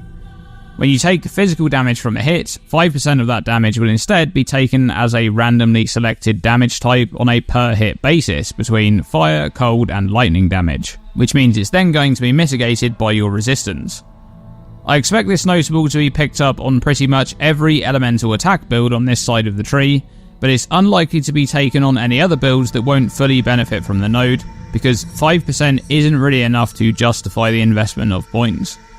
Next up, the Elemental Equilibrium Keystone, which is changed a bit from PoE 1 and finds itself a bit deeper in the dexterity aligned area. This keystone, low tolerance, is located close to the middle between the Ranger and the Monk start locations. This one grants 60% increased effect of poison against enemies that are not poisoned. Now we know that damaging ailments will work differently in PoE 2. The damage of an ailment is calculated from the hit on the monster's side prior to mitigation, which means all of the hit modifiers are taken into account, and as a result of that, damage modifiers will no longer directly apply to the ailment. The only way to scale the ailment directly thereafter is with modifiers to the effect of an ailment, such as this one. We also know that poison no longer stacks by default, and there will instead be ways to obtain additional stacks. So this node essentially is 60% more damage for that initial poison applied to the monster, but won't have any effect if the monster is already poisoned. It will be interesting to see if it's possible to shorten the duration of poison to the point where you're able to continuously reapply a single stack. That would make this notable extremely powerful. Speaking of poison, stacking toxins is located in the middle of the dexterity area and allows you to inflict additional poison at the cost of reducing poison effects by 20%. Notice that this is reduced effect, not less effect, which means you'll be able to counter this downside by obtaining modifiers which increase the effects of poison, as they'll stack additively. This node is already strong on its own, but if you're able to counter that downside, it becomes exceptionally good. Okay, let's take a moment to look at some of the charm-related nodes. First, a new keystone, Oasis. This one is located at an equal distance from the Merc and Ranger starts, right in the middle. Oasis makes it so that you cannot use charms, but provides 30% more recovery from your flasks. Charms are a new fully automated equipment item which use flask charges and provide utility such as removing bleeding charms. Now, speaking of charms, this large cluster at the edge of the tree here has 3 notables which all provide the same 10% increased effect of charms, for a total of 30% increased effect from all 3. There's also a few other clusters in the dexterity area which also provide charm effect. Now, this is a strange stat considering some of the charms we've seen, such as the Staunching or Thawing charm, have no scalable stats on the base item. There's also the fact that charms can't be used by default and are instead activated automatically when a certain condition is met. This leads me to believe that the Pathfinder, or perhaps another Ascendancy, may have access to some kind of interaction with charms to benefit from these sorts of modifiers, but we'll have to wait and see. Now here's another keystone, Acrobatics, which we've known about for a while. However, this is confirmation that the modifier is in fact 50% less evasion rating, not 50% reduced, so that's quite a brutal downside, but I expect this will be a great keystone for boss fights, enabling the chance to be able to evade area of effect hits which otherwise couldn't be evaded. And here's another keystone, Heartstopper, which is somewhat similar to PoE 1's Lethe Shade. Take 75% less damage over time if you've started taking damage over time in the past second, and take 50% more damage over time if you haven't started taking damage over time in the past second.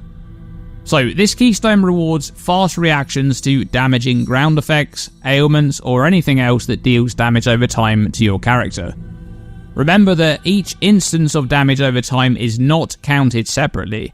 Instead, this keystone simply checks if you're taking damage over time or not. For example, if you're inflicted with bleeding and it's the first instance of damage over time on you, you'll take 75% less damage from that bleed and any other sources of damage over time for the following 1 second.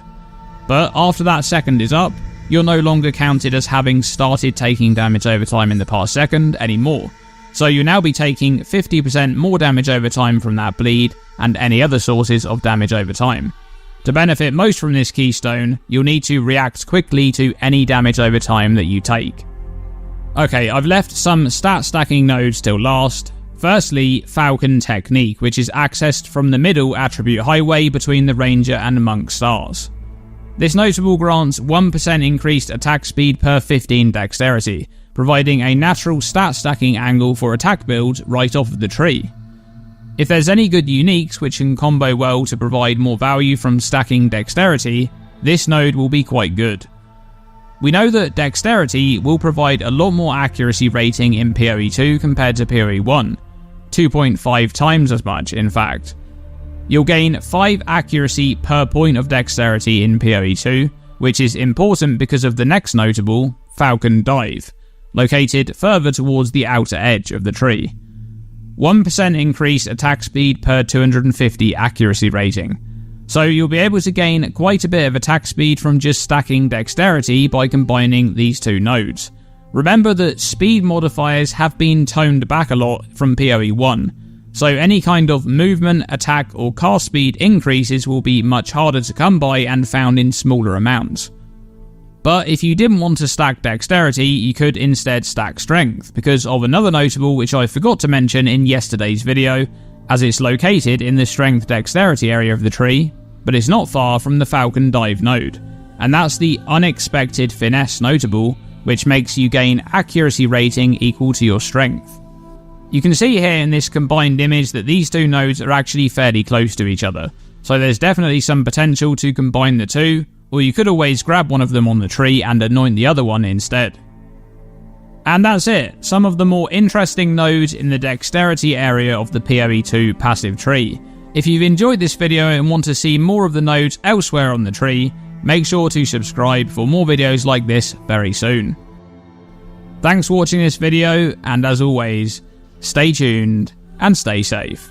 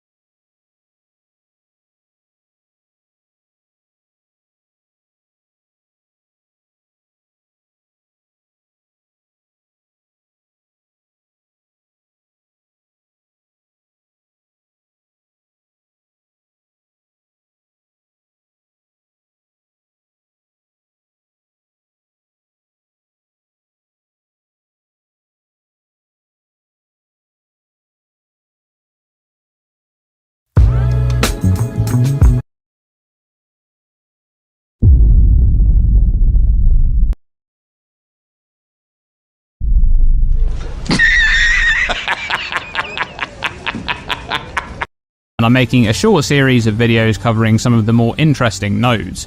Today it's the strength dexterity aligned portion of the tree, where the mercenary starts. We're beginning with a keystone which is located towards the outer edge at an equal distance from both the Merc and Warrior stars. This one is really cool. Next we have Apocalypse, which is found right on the outer edge of the tree. Look at this, 40% reduced damage, Herald skills deal 200% increased damage. I actually think this node is going to be incredibly useful for mapping. We know that Heralds are somewhat similar to PoE 1, providing a boost to the character and having some on-kill effects which are typically very good for clear. For example, Herald of Ash, which burns surrounding enemies based on overkill damage. This node will improve those on-kill effects whilst making your own damage a bit weaker. However, it's very possible that we end up getting some unique items to make Heralds more single-target focused, changing how their effects proc or something similar, so look out for that with this node. Check out this one, Cull the Hordes, 25% increased culling strike threshold. In a previous video, I speculated that culling strike threshold may be a stat in PoE 2 after the change to this mechanic from PoE 1. In PoE 2, culling strike is based on monster rarity, 30% for normal, 20% for magic, 10% for rare and 5% for unique. This node would act as a multiplier on those thresholds. For example, magic monsters would now be culled at 25% of maximum life, while uniques would be culled at 6.25% of maximum life. It will be interesting to see just how accessible this stat is elsewhere, and also how easy it will be to get Culling Strike on a character. I'd guess it's going to be quite a rare modifier to obtain, considering it looks like it will be an entire node on the Witch Hunter. In fact, perhaps the Witch Hunter will have increased Culling Strike threshold somewhere on its tree. We'll have to wait and see. Okay, look at this one. Fast Metabolism. Yep, that's Overleech on a notable in PoE 2. Default Leech is removed when an unreserved resource is topped off, and this modifier will make it so that recovery keeps going even when full, a bit like regeneration. There's a couple of things to discuss with this one. Firstly, I think that Overleech in general is going to be a bit weaker in PoE 2 if the default leech duration is 1 second. You're going to want to find modifiers to extend that duration to make this form of recovery feel better in situations where you need to move and are unable to hit for a while, like when you're dodging boss abilities. Secondly, notice that this node specifies unreserved life, which implies that there may be ways to reserve your life in PoE 2. Next is another keystone, a returning keystone from PoE 1, Glancing Blows, which finds itself in a different location on the tree. This one is restored to its pre-nerf state from PoE 1. Block chance is doubled, you take 50%. Be clicking this keystone if you intend on using active block a lot, as that mechanic already has 100% chance to block from the front when it's in use. You could pair Glancing Blows with Lay Siege, a notable located close to the Merc star. This one grants 1% increased damage per 1% block chance. Passive block chance has a default cap of 75%, at which point you'd be gaining 75% increased damage from this notable, which is good value, but notice the layout of this cluster, requiring a decent amount of points to reach the notable. This one may end up just being a decent anoint for some builds. Alright, next are two nodes, both with increased cooldown recovery rate, Distracting Presence and Multitask. It seems that CDR may be a bit easier to obtain in PoE 2, but it's also possible that it doesn't really exist much at all on gear. We'll have to wait and see if that's the case. On this area of the exist much at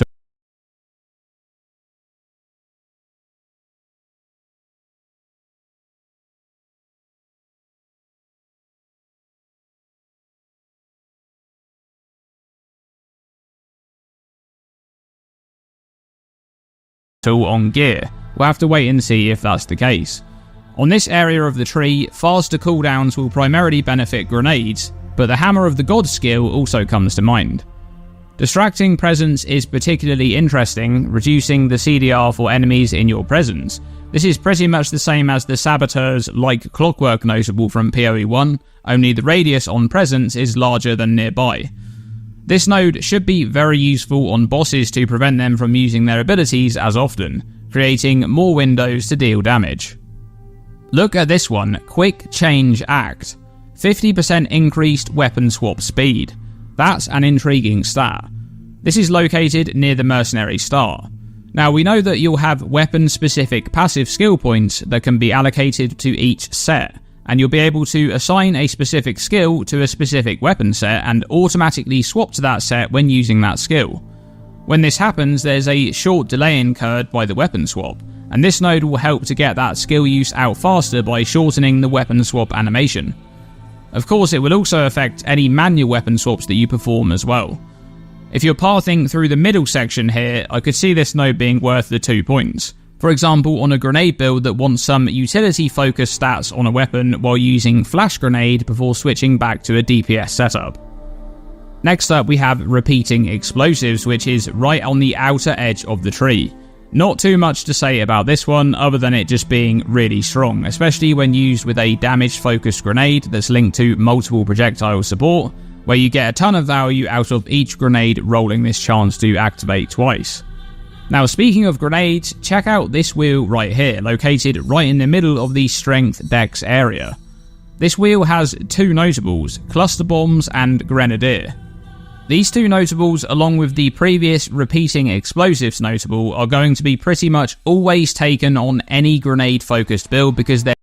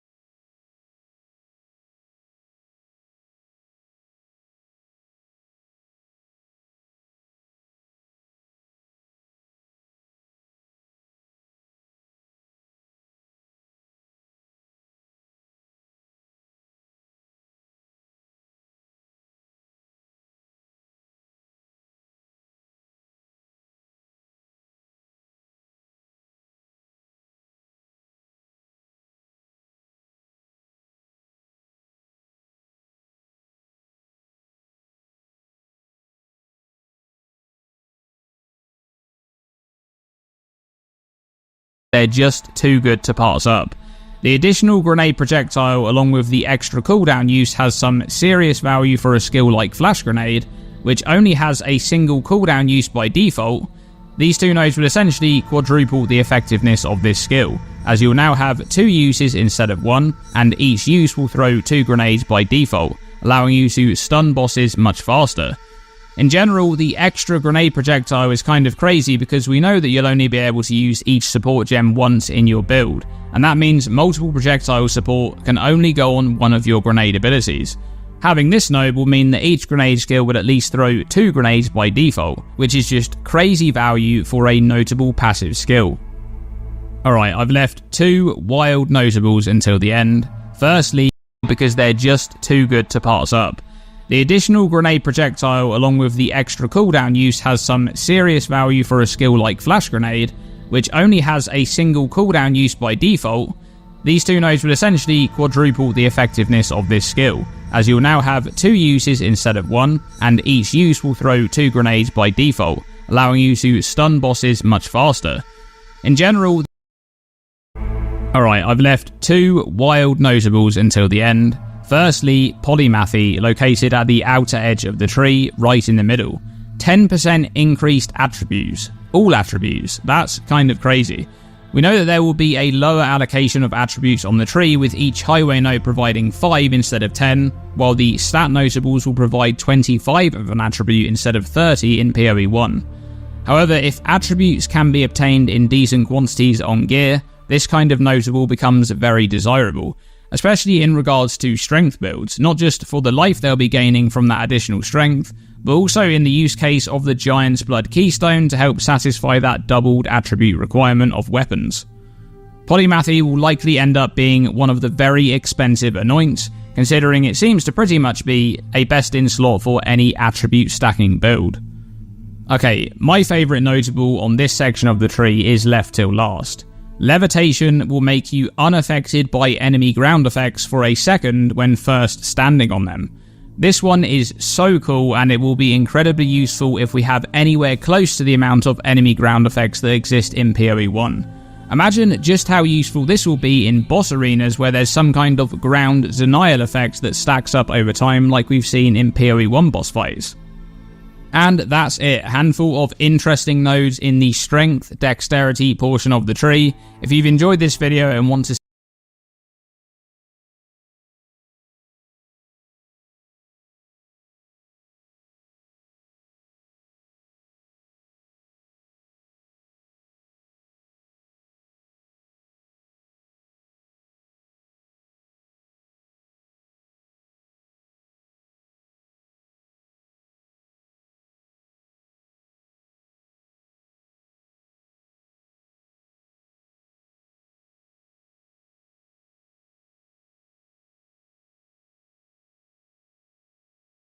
Ordinary life got you down. What if adventure was right at your fingertips? Imagine winning a 7.4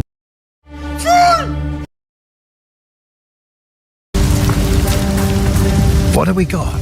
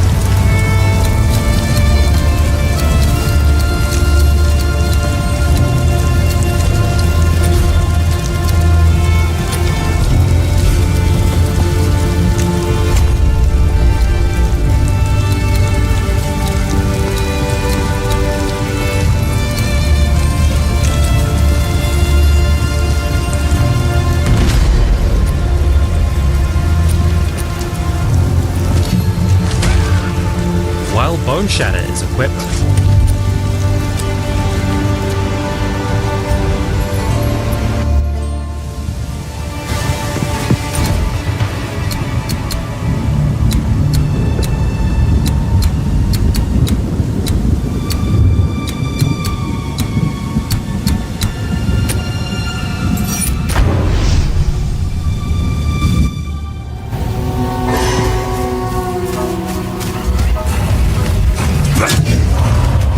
Face me!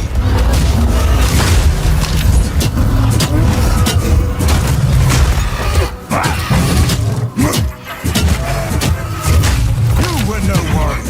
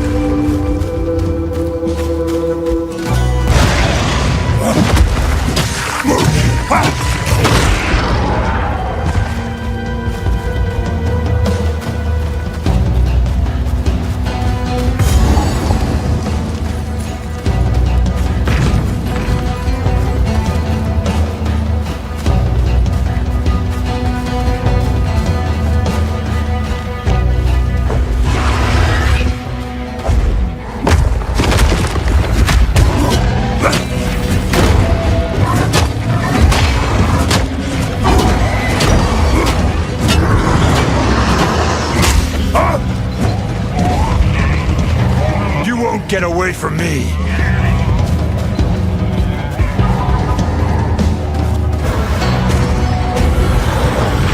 Rage all you want, beast!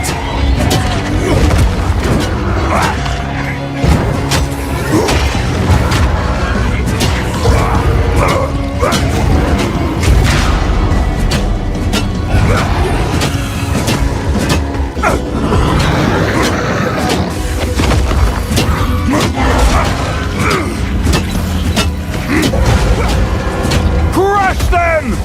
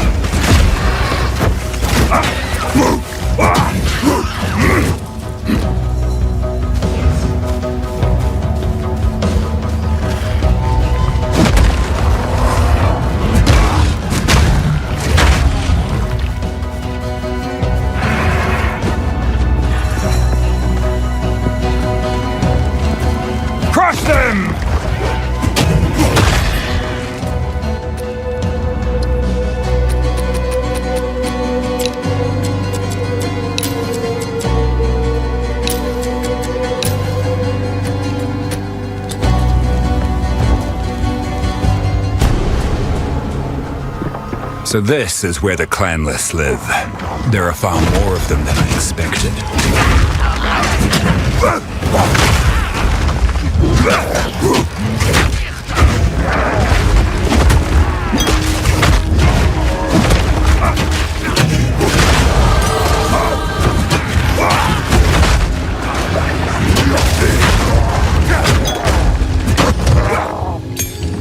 By decree of the Count of...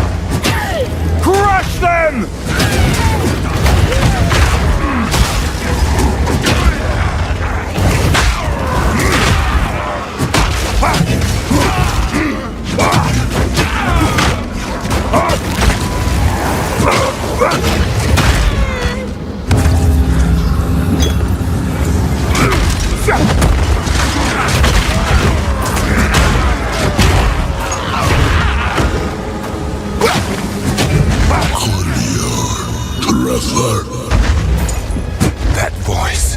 What sinister shadow lurks here?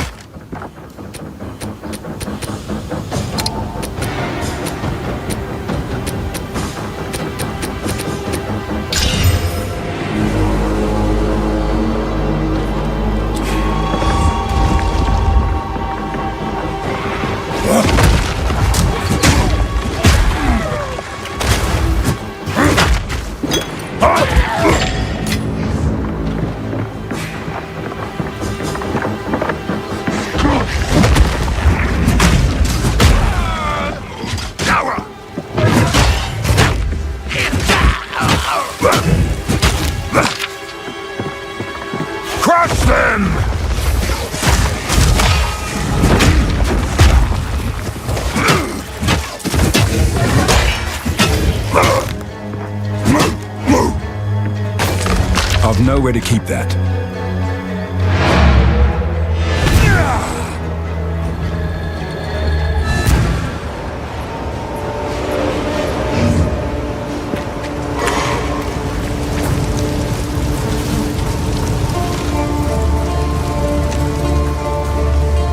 What have we got?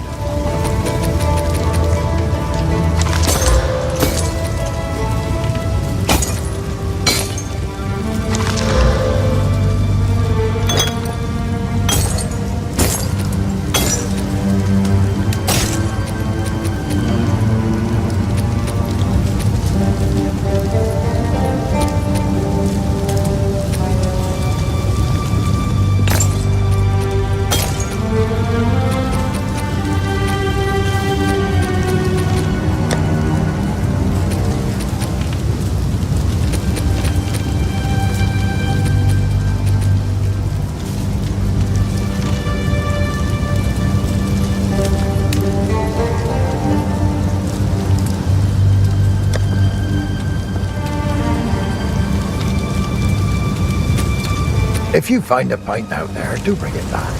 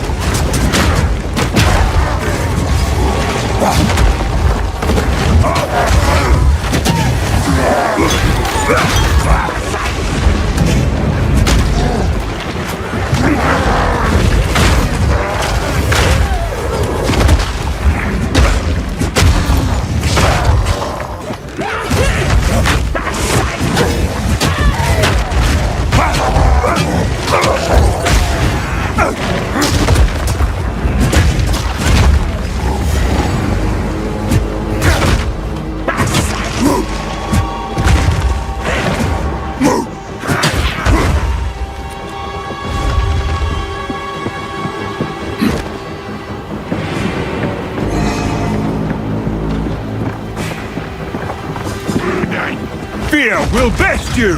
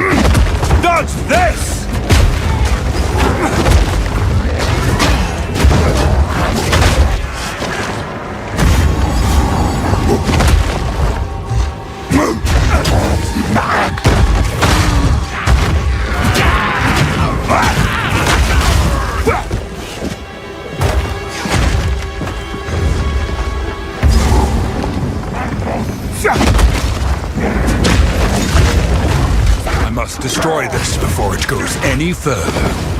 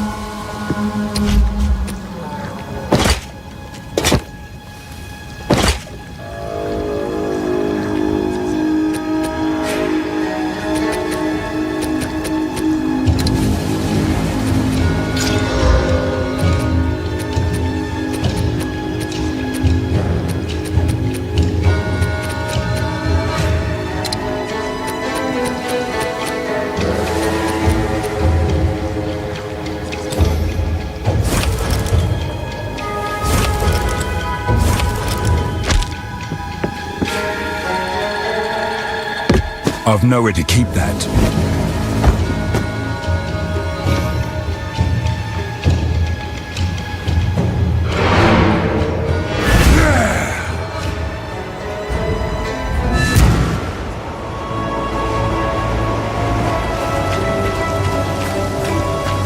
Oi, it's you! You're Renly's found. I am Finn, owner's house. Unless everyone Claire fell so.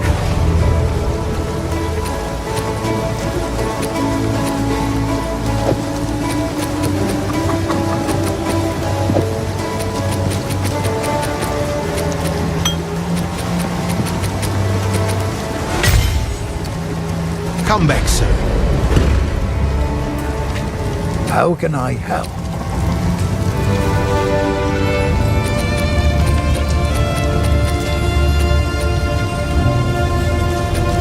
Go well.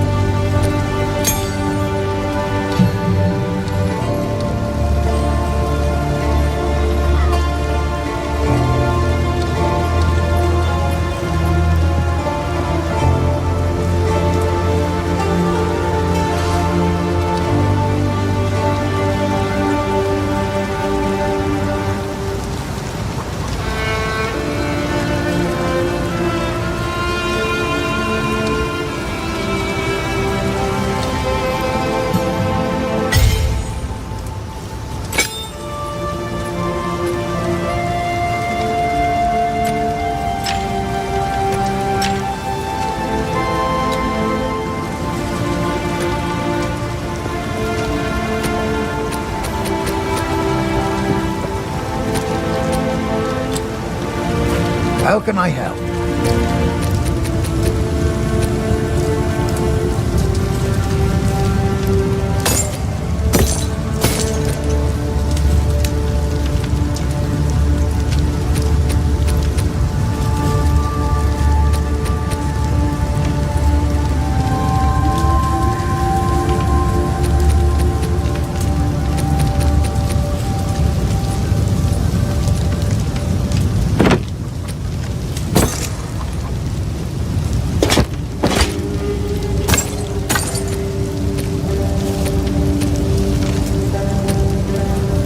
Till next time.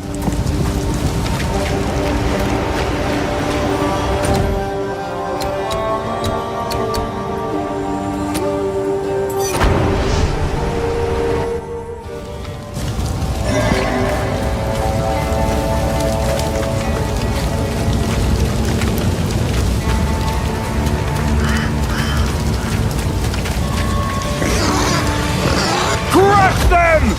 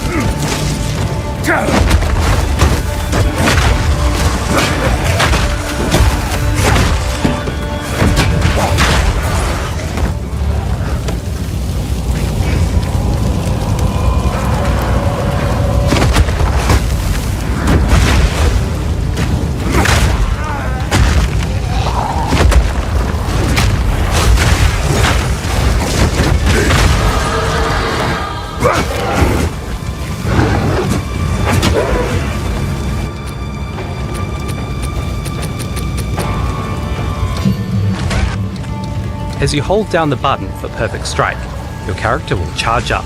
If you release at exactly the right moment, you'll create a large explosion in front of you.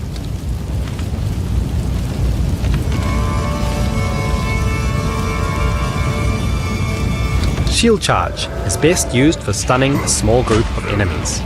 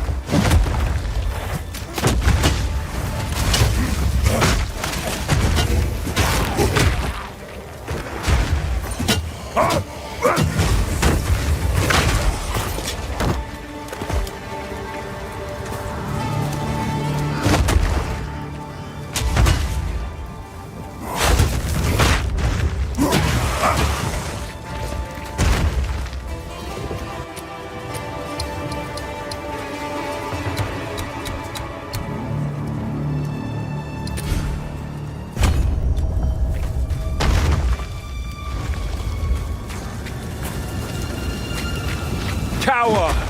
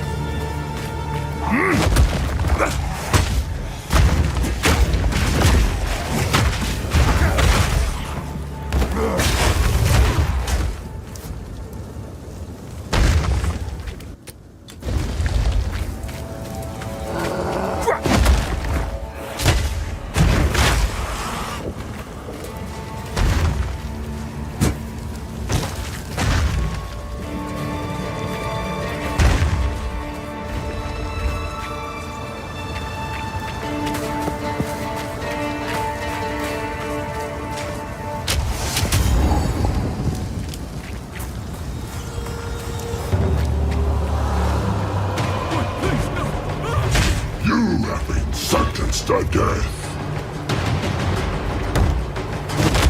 You bastard! Face me!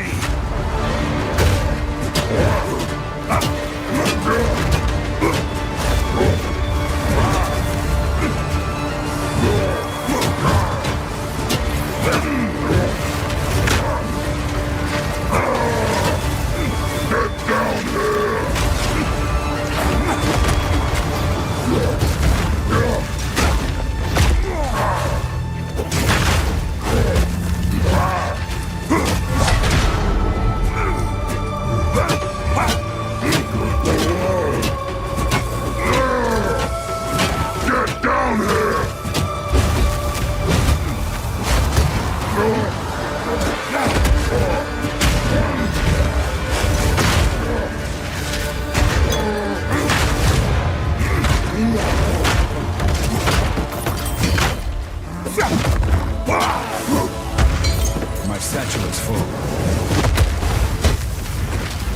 Power!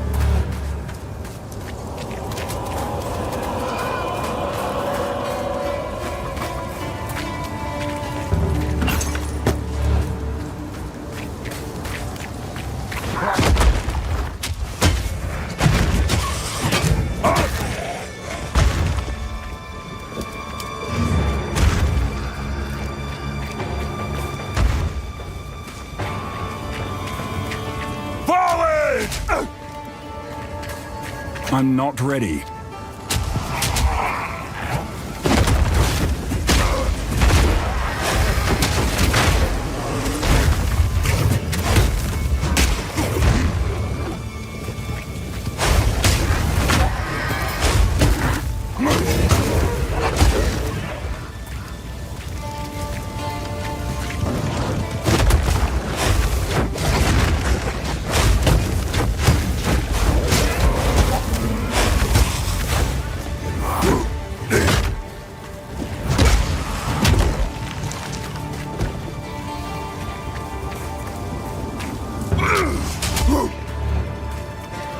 I need more time.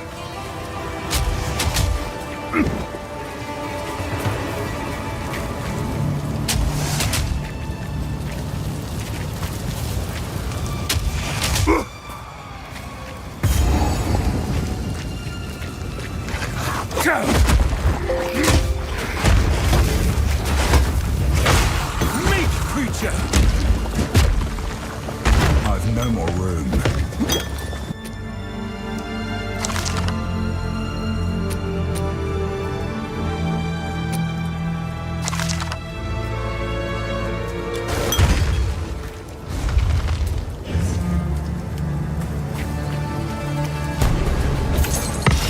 I've nowhere to keep that.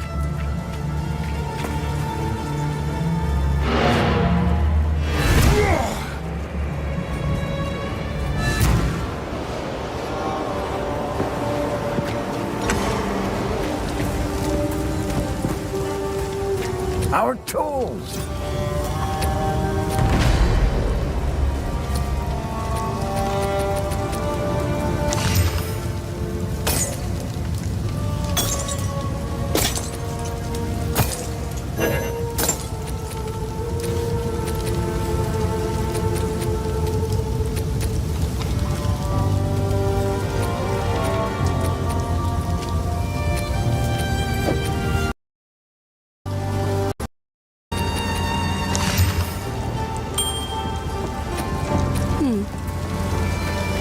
Besteo.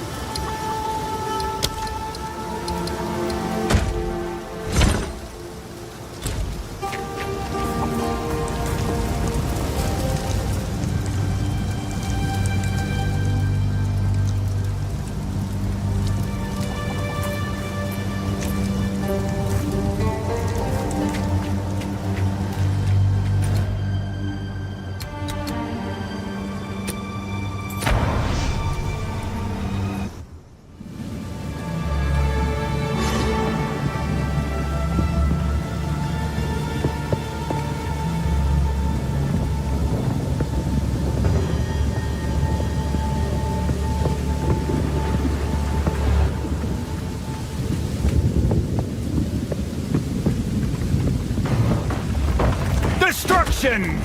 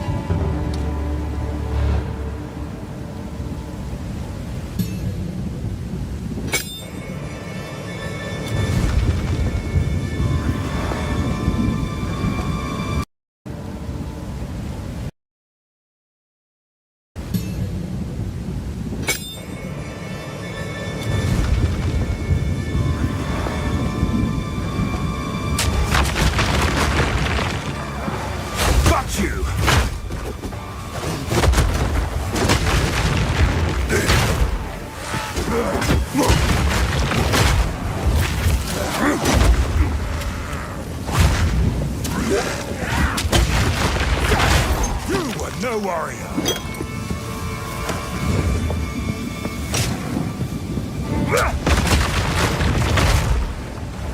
I'm not ready.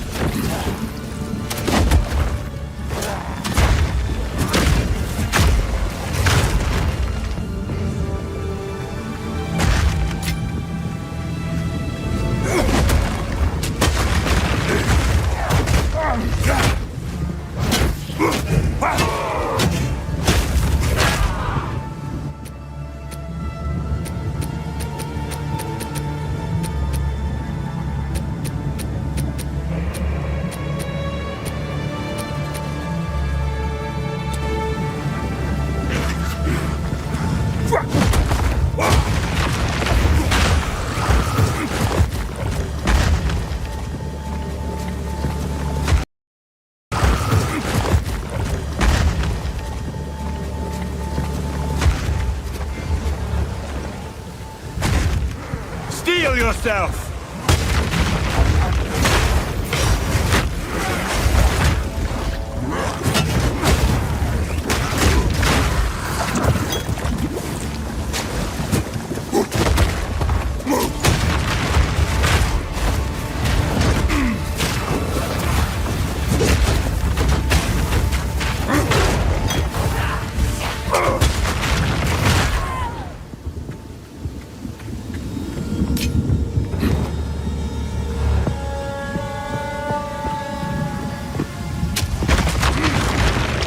can't yet.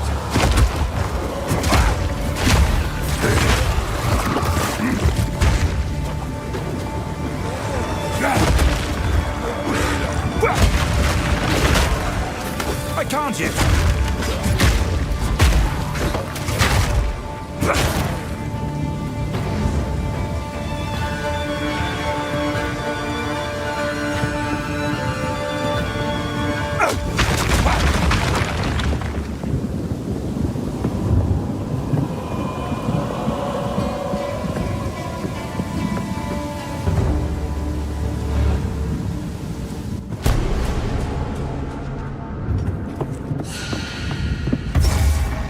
Geonor must be made to answer for his crime.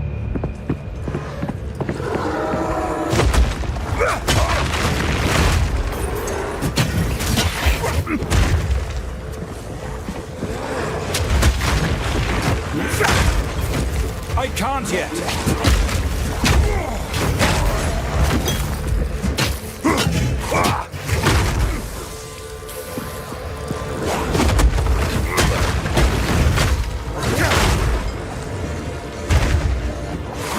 Face me!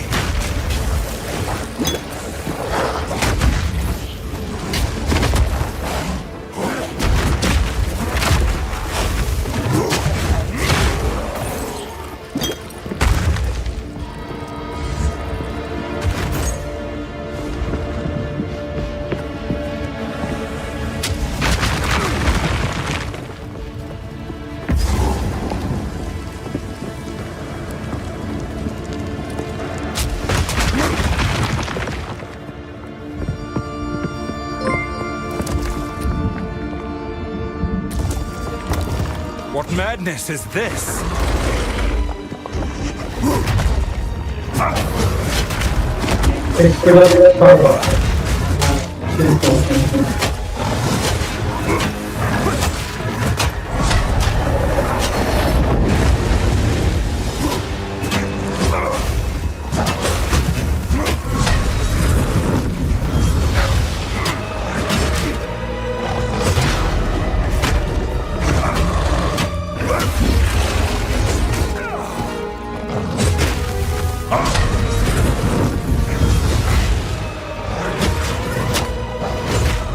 Crush them!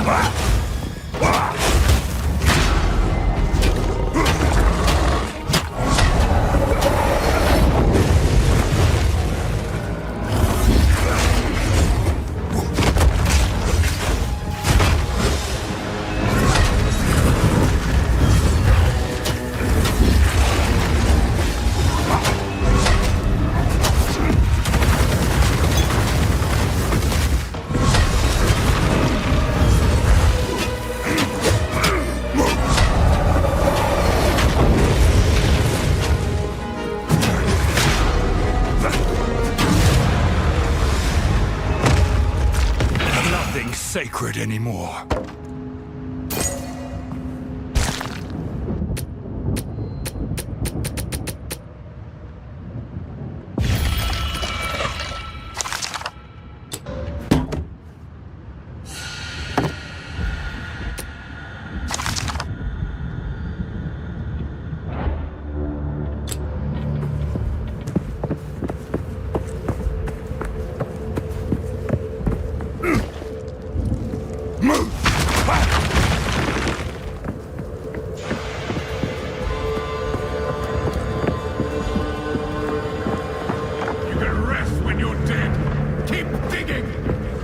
That's him.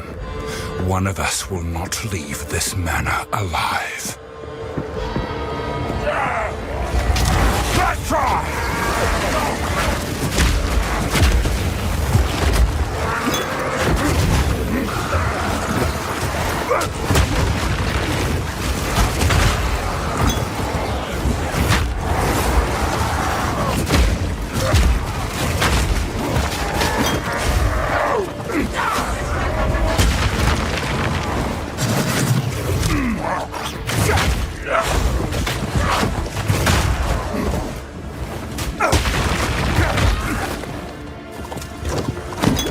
I've no more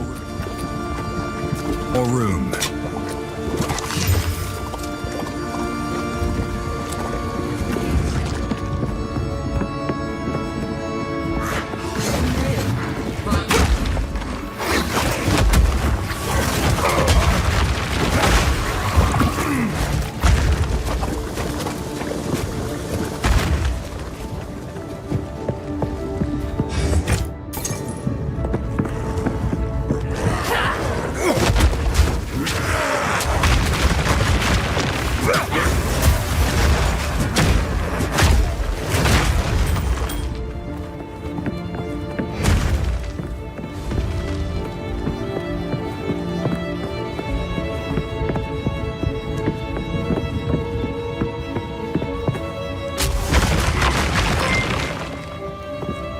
I'm not ready.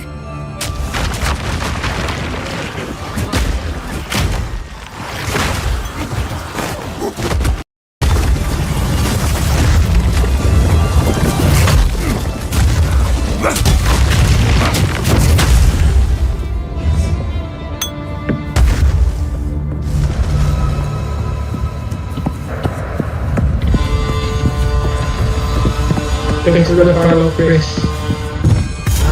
Hey, Alcor. Yeah, I'm for getting very hyped about this game.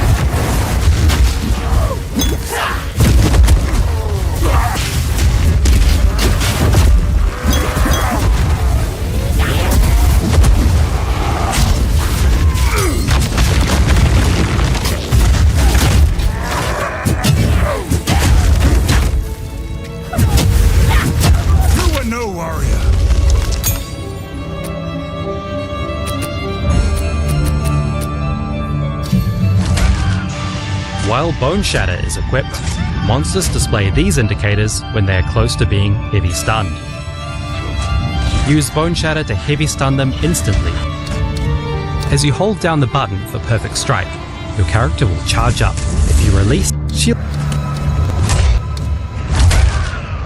While Bone Shatter is equipped, monsters display these indicators.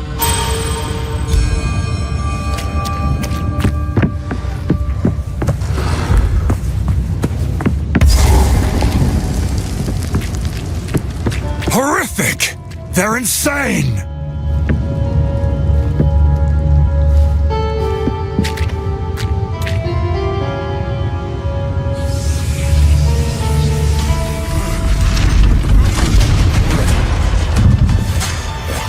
Crush them!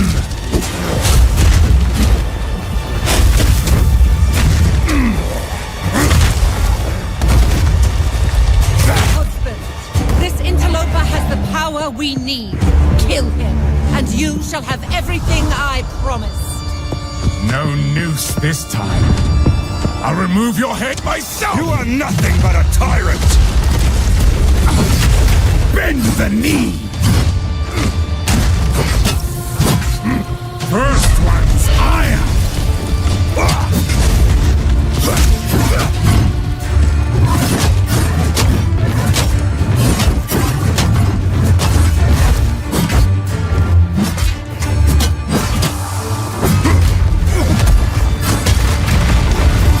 Easy prey! Great Wolf, have you! You will pay for that!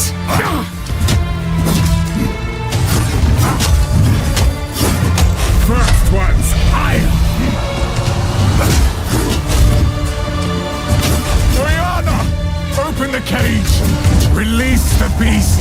Give me what you promised!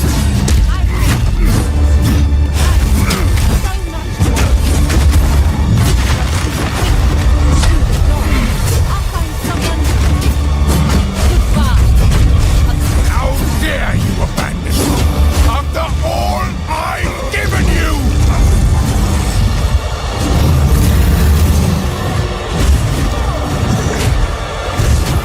Requiem and high.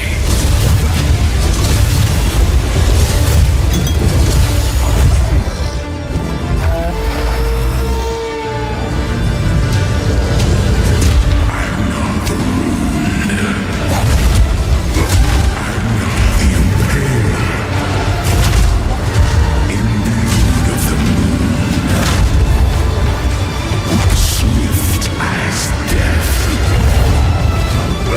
Cursed or gifted. Branded and afflicted. Your veins chilled. Anger again has slain. Solstice of pain.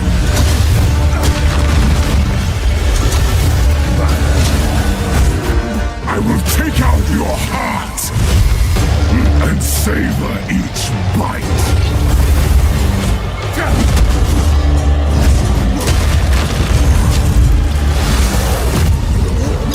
Desolation. Requiem and high.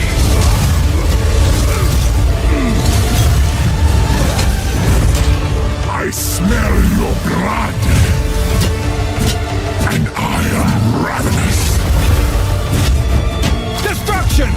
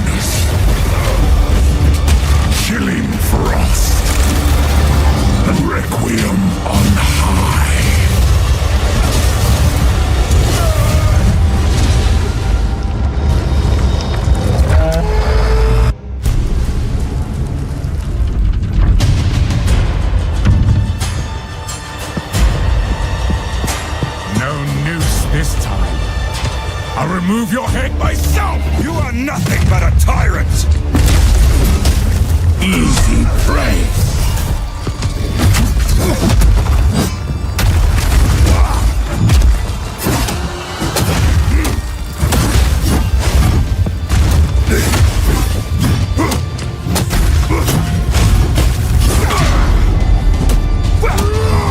will not go unpunished!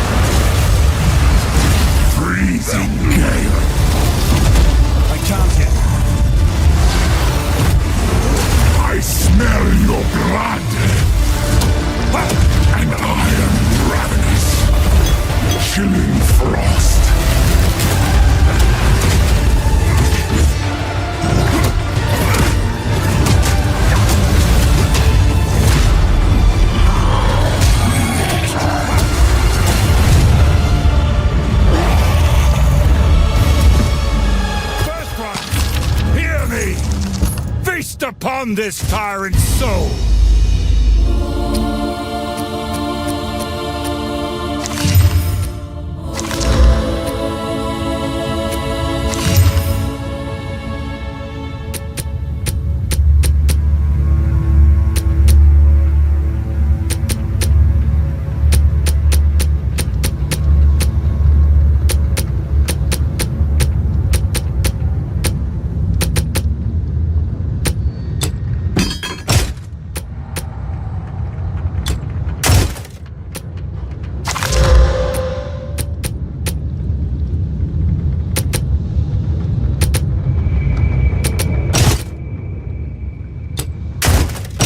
My satchel is full.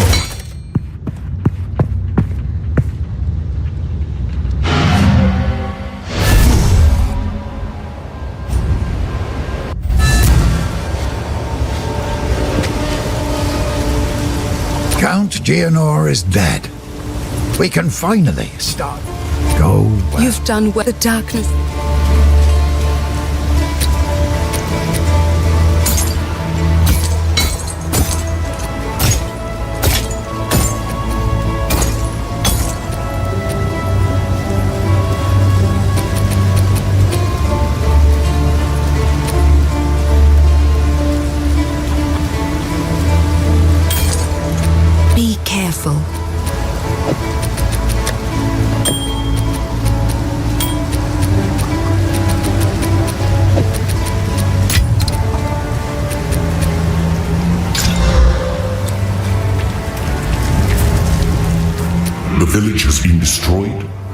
You must infiltrate the manor.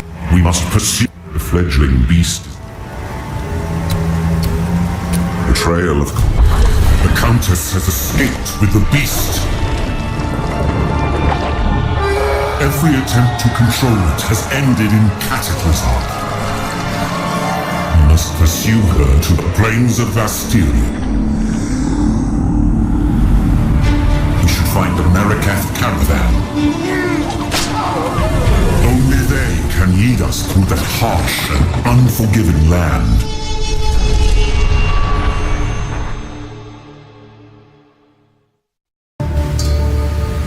What a strange being.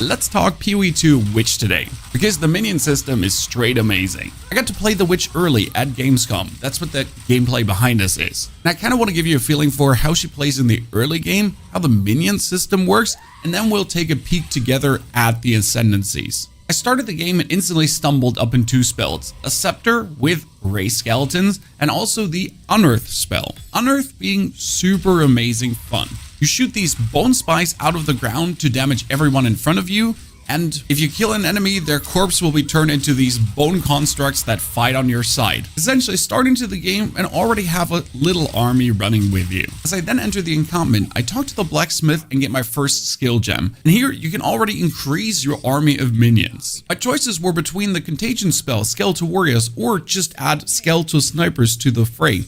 And that's where the new spirit system comes into play, because you have to choose how many Skeletal Warriors do you want, how many Snipers do you want, and they each have a respective spirit cost. You don't start with a lot of spirits, you can't go with 20 minions straight away. The further the game progresses, the more spirit you get, the better items you find, the more spirit you get. Each minion does also come with their very own specific ability. I choose the Skeletal Snipers, the archers already, and they could drop this poison bomb from the sky. That means I can unearth, poison bomb, and my skeletons get automatically summoned. If they ever die in combat, I don't have to look for any corpses or anything. If a boss blasts them away, it doesn't matter.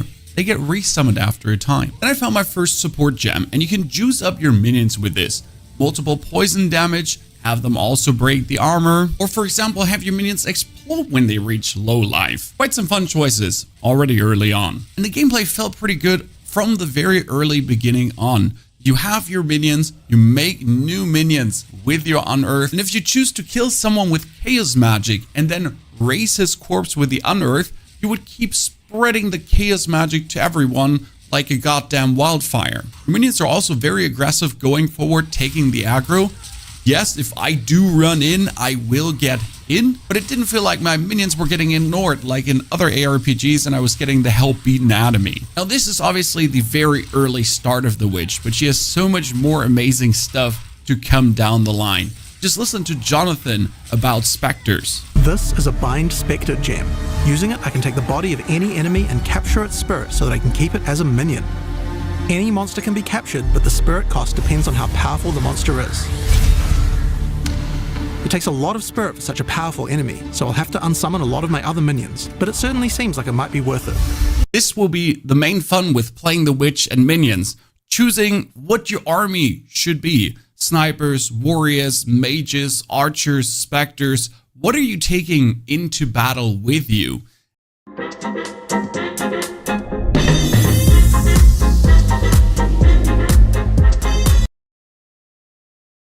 And this is not even looking at the ascendancies right now. There we'll have two choices. One is the Infernalist, and the other one is the Bloodmancer. No, there won't be a Necromancer ascendancy that you can skill in. And there's actually a very good reason for it. They want each ascendancy to work with minions. Now you're not being pigeonholed in, you have to be a Necromancer. No, you can be an Infernalist with minions, and you can be a Bloodmancer at the end that's also using minions, and it all kind of works together. Let's watch the ascendancies together and talk about the skills. Let's start with the Infernalist, and we'll stop at the skills to talk about them. Witch can ascend into the Infernalist or the Blood Mage. As an Infernalist, she can summon a loyal Hellhound companion. The Hellhound sets enemies on fire, as well as taking a percentage of the damage if the Infernalist gets hit. To be precise, 20% of the damage from hits is taken from your Hellhound's life before you. That is very important, especially with the demon form that we'll get to. This is bonus to all your minions. Essentially, an even bigger minion army by adding loyal Hellhounds to it. With Pyromantic Pact, you can turn your mana into Infernal Flame. To it. Actually, an even bigger minion army by adding loyal Hellhounds to it. With Pyromantic Pact, you can turn your mana into Infernal Flame. Instead of mana, you have and then you start from 0 again. You do want to keep at a certain, then demon form as hard as possible on top of your minions. Mana cost. From this point on, you're essentially soaking your life empty. Overall good fun in many directions. Keep in mind, the Ascended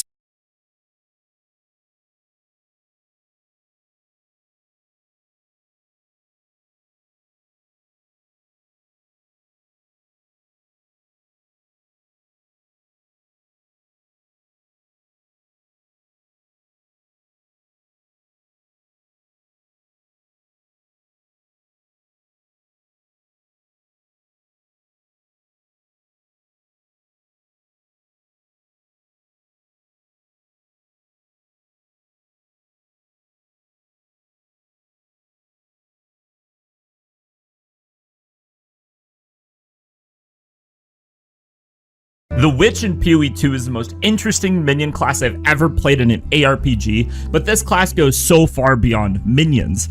I got to go to an event in LA recently where I got to play the Witch for about 6 hours. I got to interview the developers where I largely talked to them about Witch, and today we're going to go over everything I learned from that, and we're going to be talking about some of the stuff that was revealed in today's live stream. So in this video, we have all of the ascendancies, we have all the skill gems, we have the passive tree, we have basically everything you could possibly want for Witch, and at the end, we even have a little bit of a bonus thing where we're going to be talking about the complete Scepter rework. So starting with the ascendancies, we're first going to talk about the Infernalist. This is a fire and demon focused specialization that can shapeshift your character into a demon, which gives you crazy mobility and lots of extra damage, or you can focus more on something like the Hellhound summon, which is more minion focused. And the Hellhound is going to do AoE fire damage, it's going to absorb incoming damage that you take from hits, and overall this is like, you can kind of get the theme of this, right? But what's interesting is when I spoke to developers, they did say that this is going to be the main minion specialization for the Witch. Now we'll see, how that ends up playing out, but that is what they told me.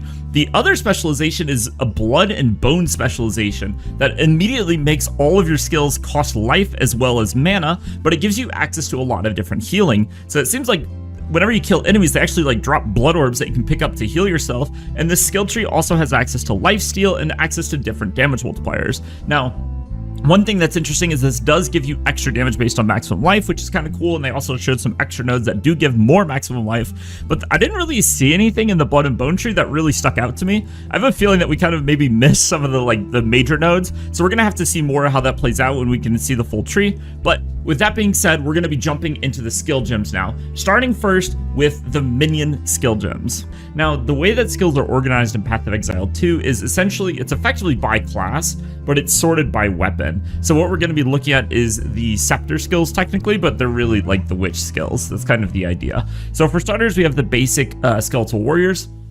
these guys just run around. They seem to taunt like small white mobs, but they don't seem to taunt bosses, and they don't seem to taunt larger mobs. But yeah, they do seem to hold threat against trash mobs, so there's going to be some value in this. And one thing to really keep in mind as we're like diving into all this and discussing all these different pieces of Witch, this is a class that's designed to have like minion builds where the minion is the core piece of the build. It's also designed to have spellcaster builds where you don't play with minions at all, but it's also designed to play with hybrid builds where you're playing primarily as a spellcaster, but you're using minions for various support. So keep that in mind when you're kind of thinking about these skills. The next minion is the most powerful early game minion, which is the Skeletal Sniper. This dude gives a lot of damage. It's a ranged auto attack that does physical damage, but you can give it the Pierce support rune, which allows it to have very good AoE. It can summon a Poison Cloud, and then you can give the Poison Cloud Armor Shred. So it's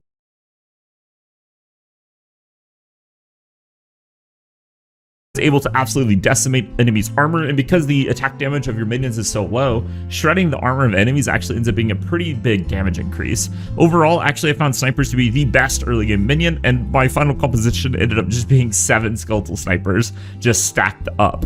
And while we're kind of on the topic of it, the CIA has particular skills in developing relationships. Life is all about. I do also want to talk a little bit about the way that minion ranks work, and if you're not familiar with minions, how they work in general. So the basic idea is that minions cost spirit to summon, and you have like a baseline level of spirit.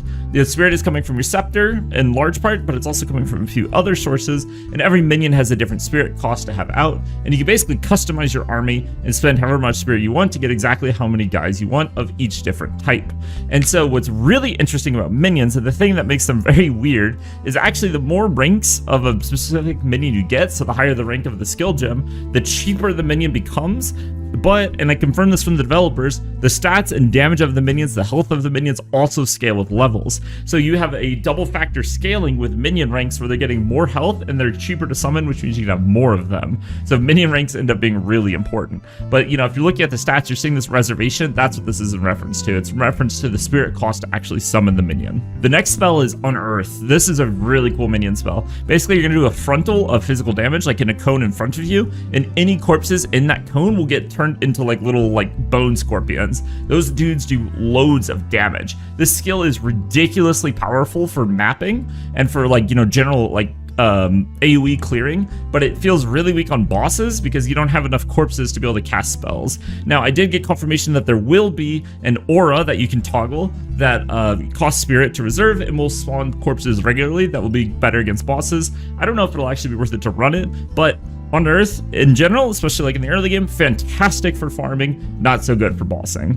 Now, the Skeletal Arsonist is really interesting. So it's a fire damage minion that's going to be throwing out like fireballs that just do like, you know, single target damage, but it has the ability to eat your minions to do ginormous amounts of AoE. Now, what's great about this is it can only eat low health minions, but this isn't actually in reference to the HP value, so it's not like when they're at 20%, it's actually based on the overall maximum health. And what's interesting is when you pair it with the Unearth minions by default just have less health than what the Skeletal Arsonist needs to activate. So as long as you have the Unearth minions out, you can immediately eat them with Skeletal Arsonist and do a ginormous amount of AoE fire damage.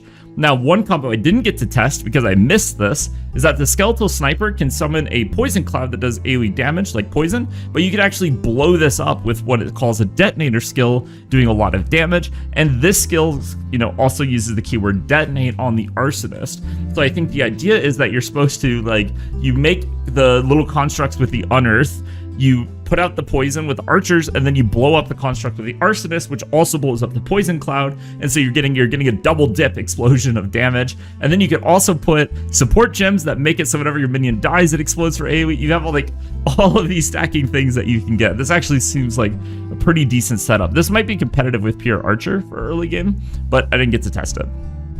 Now, the next piece is very interesting. So this was featured in the Path of Exile like Witch video, which is the Pain Offerings. So what offerings are is that it allows you to sacrifice your skeletal minions, and skeletal minions by default will resummon themselves. I believe it's every 7 seconds, baseline, every 7. But every time one skeletal minion dies, it resets the timer. So it'll be like 7, 6, 5, minion dies, back to 7, 7, 6, 5. And so it can be kind of difficult to resummon your army. We're going to talk more about that later. But this Pain Offering allows you to immediately sacrifice a minion and so it'll start the timer, and then it'll give your minions 30% attack speed and cast speed, and also give them a 29% damage multiplier. Remember, this is more damage, so it's a multiplier. It's got a 6-meter AoE, which is pretty big, but it's not ginormous, so you do have to kind of reset this as you clear through the dungeon, and you are limited to 1 pain offering, but it's a 30% or 29% damage multiplier with a 30% attack speed buff, so this is extremely powerful. Raise Zombie allows you to turn corpses into zombies, and this is pretty okay. The thing is, I just find it to be too slow for farming when you compare it to Unearth, because Raise Zombie is only 1 target at a time, whereas the Unearth you can hit multiple corpses at once, so it feels a lot better for like speed farming. The zombies are like technically stronger though, so like I guess if you were doing slower content that'd be better, but the problem is that zombies also don't really work on the boss, so you're in a situation where like I feel like it feels like Unearth is like always better than Raise Zombie, but there is one cool thing about Raise Zombie, which is that you can use power charges to summon them without having a corpse. So if you aren't familiar, in PoE 2, power charges are completely reworked. So power charges are now, you gain them, you store them, and they don't do anything. But if you cast a spell that can consume power charges, it will consume them and empower the skill. So with the zombie, they take 30% less damage when you cast it while you have a power charge. He does 100% more damage with his hits, and he's got 25% more movement speed. The other thing that's really interesting is that you don't need a corpse to summon it if you have a power charge. So in theory, against boss fights, right, you should be able to raise zombies and resummon them without using power charges. And one other thing I want to mention, by the way, these zombies and the Unearth minions do not cost spirit to summon. It's only the skeletons that cost spirit because they resummon themselves and don't require any investment to summon them. The next minion is very interesting. This guy felt very powerful, but he has a ginormous drawback that I think takes it from being like one of the best minions to being kind of mid. So let me explain what's going on here. So the skeletal mages are really cool. So they're frost mages, they do frost attacks, they chill enemies, you stack up enough chill, they get frozen, and then they have a ginormous AoE active that they just drop like an ice bolt on the ground and it explodes, and you need 2 ice bolts to stun enemies. So as long as you have 2 mages, you can go tap, 2 ice bolts, stun everything, and then they just shoot everything down, right? In theory, frost mages are very powerful. They actually feel amazing. The problem is, when you kill frozen enemies, they don't drop corpses, which means you don't have fuel for Unearth. The other problem is, like, CCing bosses takes forever. Like, to freeze a boss with frost mages takes ages. So against boss fights, they feel kind of weak, and in AoE, they deny your corpse generation, which means you can't make use of Unearth, which feels like one of the best, like, mapping spells. So frost mages, great AoE, great CC, they just have that really rough drawback of not generating corpses. So there's probably gonna be ways to use them, but it's tough. Now, the rest of the minions here, I did not get to play with. So the list, everything you saw above, I got to play with, I got to test, and that's kind of my thoughts. But for the rest of the minions, I'm going to give you the thoughts that I got from the developers when I spoke to them about it. So the Reavers are supposedly the highest damage minions in the game, according to the developers. And this is because you're able to enrage them through their active, which allows them to generate rage on hit, which rage is just a stacking damage multiplier. So they're going to attack really fast, they're going to generate a ton of rage, and the idea is you want to keep them alive as long as possible through like HP regen or something, which you can get on your scepter, you can get it a few different ways, and you want to try to keep these guys alive so that they can stack this up. And if you can pull this off successfully, apparently they absolutely destroy bosses. So this is a fantastic minion. I didn't get to play with it myself. I imagine it probably struggles a little bit in AoE, but we'll see. It seems pretty good overall. Now, the Storm Mage sounds very compelling. It has a ginormous AoE. It applies Shock, which gives you a multiplier. It doesn't have the same drawback as the Frost Mages, where, enemies are frozen, so they don't summon corpses. And overall, I'm kind of optimistic to try out Storm Mages for mapping, because, they have a giant AoE. They don't cause, they allow enemies to generate corpses, so you can still use Unearth. Pretty excited to try them out. Bone Offering is like the next offering that we're going to talk about. Very interesting. It's basically going to allow you to offer up a minion, the same as the other one where you sacrifice a skeleton, and it's going to give all of your minions a shield. And that shield only absorbs like 1 hit worth of damage, but it's going to mitigate like an entire hit. So in theory, you can time it for like a boss mechanic, right? Because one of the problems you run into with minions is minions get eaten alive by boss mechanics. So this is effectively like a 1-hit immunity for minions, so that if you time it well, you can save your minions from getting one shot. So this is like kind of interesting. I view this as more of like a bossing skill than anything, but it's definitely interesting. The next offering is a power offering, and you're going to notice this one has a limit of 10. and the other ones all have a limit of 1. So with the power offerings, you can eat as many minions as you want, which, you know, when we're talking about minions as a support for other types of builds, power offering could be really strong, right? Because basically, you can just eat all of your minions to turn them all into power charges, resummon the minions by default, and then eat them all again, and cast tons of empowered spells. Very interesting. So the Skeletal Brute, I didn't get a ton of information about from the developers. What I do understand is just what's on this page, which is that he hits enemies and he stuns them, basically. So basically, he can only stun primed enemies. What a primed enemy is basically every enemy in the game has like a stagger bar that slowly fills. So the Skeletal Brute can finish the filling and immediately proc the stun, right? And that's kind of the idea behind these guys. I'm not really sure how strong these guys are. I didn't get to test them, like I said, I didn't get input from the developers, but anyway, that's the idea of these guys. Now, the Clerics, I did get a lot of information about. The Clerics sound super, super interesting. So, remember earlier we were talking about minions take 7 seconds to revive, and every single time one of your skeletons dies, it resets that timer, right? This is really brutal, and you really feel this on a lot of boss fights. And one of the solutions to that problem is to play with skeletal clerics. These guys have an active that only has about a 4-second cooldown currently that resummons all of your killed minions. Now, it's just skeletons, right? It's not going to resummon your zombies or your unearthed minions, but it's going to resummon all of your skeletons every 4 seconds, which is pretty crazy. Obviously, if the cleric dies, you can't use the active, which is kind of the downside of it. But I'm really curious to try this guy out. It sounds really strong. And he's also got the heal, which, you know, obviously with the Reavers, the idea behind them is, you know, the longer that they're enraging, the more damage that they do, but also the faster they're bleeding out. So, you know, pairing them with some clerics to keep them alive, pretty interesting idea, right? Be very curious to see how this plays. But shop even more Black Friday deals at Sport Check with savings up to 60% off. These are all of the minions that we have just from skill gems. You know, there's a lot of interesting support gems and stuff. I didn't really want to get into the support gems here because it gets like too deep into it, but I do want to mention one or two. So one that's really interesting is you have a support gem that makes it so after your minion dies, it still survives and can still act for 4 seconds, but it does allow the timer to start ticking. This is really strong for bossing and stuff, a really strong early game gem. But like I said, I don't want to dive too deep into it. I just kind of want to give you guys kind of an overview of what the minions look like. Now, the next category of skills that we're going to talk about is kind of like the second archetype of Witch. So Witch really seems to have like 3 different main archetypes. You know, the first is minion, the second is chaos dot, and then the third is like physical damage. So let's start talking about like chaos dot and what the idea here is. So contagion is back from PoE 1 with some changes. So contagion in this game is a pure single target spell, and it bounces whenever that enemy dies. And when it dies, and when it bounces, it's going to multiply the damage of it up to 300%. So it's going to do double damage every time it bounces, up to doing triple damage, which is pretty interesting, right? It's a great mapping spell. This is actually the fastest early game farming ability. It's way faster than minions or anything else you can play, is to invest heavily into contagion. And so the idea is you put contagion on one mob and then you burst the mob down, spread the contagion, everything dies. So how do you burst down the mob? The answer is Essence Drain. So Essence Drain is a very powerful skill. It has a strong on-hit effect, and then it'll also apply a very powerful damage over time. So the idea is you walk up to a mob pack, you press contagion, you press Essence Drain, Essence Drain kills the mob, contagion blows up, spreads all over the mob pack, and kills everything, right? And this becomes really powerful when you pair it with one of the support gems where every time you cast a spell, it uses 100% of your life and eats that amount of life from a minion, and then it gives the spell a 40% damage multiplier.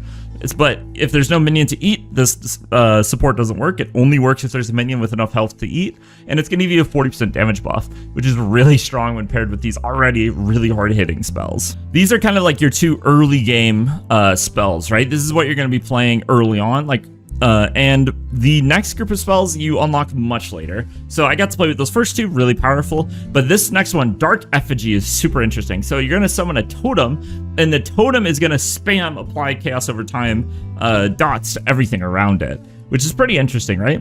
And then you also have Despair, which is an AoE curse that gives enemies negative chaos resistance. And remember, all of these dots are all chaos damage. And so you have this curse where you apply it an AoE for negative chaos damage. For those of you who might not have played PoE 1, negative resistance is ridiculously strong because at worst, this is a 32% multiplier basically against most mobs, but at best this is a ridiculous damage multiplier if a mob has a ton of cast resistance, because it's just a flat reduction, so extremely powerful, right? Profane Ritual. This is a really interesting spell. This is like one of the versions of like Corpse Explosion in this game. So the way that this works is you target a corpse and it starts performing a ritual on it. While that's being performed, the corpse does AoE chaos damage, right? And then at the end of the ritual, it eats the corpse and it gives you a power charge, which allows you to empower like some of your spells. And what's interesting is you can have 5 rituals out at a time. So when you're speed farming and stuff, you can go ritual, ritual, ritual, ritual, and not only is it going to do DOT, but it's also going to give you power charges for summoning minions. So this is really interesting when you pair this with like the zombie, for instance.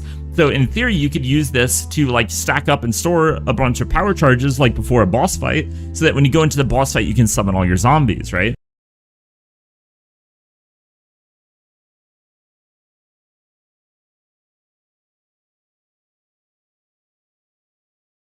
So there's some like really interesting stuff you can do here. Also, just the damage over time itself is it's hard to tell like how high this damage is compared to other skills, because this is a rank 22 gem, whereas like, you know, if we compare it to like Contagion, we're only looking at a rank 5 gem, I believe. Yeah, rank 5 gem. So you're not going to see like the same crazy numbers here. It's 5.4, and on Profane Ritual, it's 59.2, so it's over 10 times as high.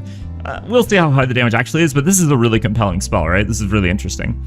Hex Blast is also super interesting. I'm very excited to try this out, but basically, you detonate all of your curses on all of the enemies, and each one explodes and does AoE damage. And you can explode up to 9 corpses per cast. So the idea is you pull in all the mobs, you ramp your curses on them, and then you just Hex Blast, Hex Blast, Hex Blast, and just do crazy AoE damage. This sounds really fun to play. Yeah, it just sounds like a cool spell, honestly. And with regards to curses, by the way, there's more curses we're going to talk about later. You know, obviously we saw the chaos damage, chaos resistance one, but there's also a lot of curses on like the occultist spell gem tree, where they have like, you know, negative resistance to a bunch of different stuff. So there's plenty of curses to work with. There's like negative movement speed curses in some trees. There's all kinds of interesting stuff that we can play with curses. There's more than just what I'm going to show you here. But, you know, like I said, I just want to focus on like what is like which stuff. Okay. So next, we're moving into the bone skills, and the bone skills are really interesting. They're not really like build enabling skills necessarily. There's probably ways you can make them work, but what makes the bone skills really good is that they're very powerful at utility. And the best example of that is through Bone Cage. So Bone Cage is going to summon an AoE circle around you, and it's only going to last a couple of seconds, but when enemies run into it, they're going to get pinned for like 5 seconds, which means they can't move. It's like 4 or 5 seconds. It is a very, very long CC. It's the longest CC I saw in this whole game, the whole time I was playing. And it does that in an AoE, so when mobs run in, boom, like they're all CC'd. It's super powerful. And yeah, really interesting skill. And this next skill is also super interesting. I played the crap out of this one. I really, really like this skill, which is Bone Storm. So Bone Storm, you charge it up. The longer you charge it, you summon this like row of bones behind you that keeps getting bigger and bigger and bigger, like shrapnel. And then when it's done, you can release it whenever you want, and they'll all shoot forward, and they do physical damage as like a spell cast. But then they stick into the enemies that they hit, and the next thing that attacks them, which is like a keyword in PoE, right? So it's not any spell, it's got to be specifically an attack, which works with minions, so minion attacks. The next thing that attacks them will proc the bone sphere that's in them and add to its own damage, which means when a minion hits an enemy with Bone Storm in it, it's actually going to scale its own damage, which means it scales with all of your minion multipliers. So this is really interesting, especially when you think about something like Reapers, right? Where Reapers have this huge damage multiplier built into them, and then they're scaling this Bone Storm into a big number. It's also really good in party play. It's, you know, just a good freaking spell, man. The next couple of spells we're going to look at are the kind of like utility spells that don't really fit in anywhere else, but have like really high value. So Enfeeble is an AoE curse that is going... You think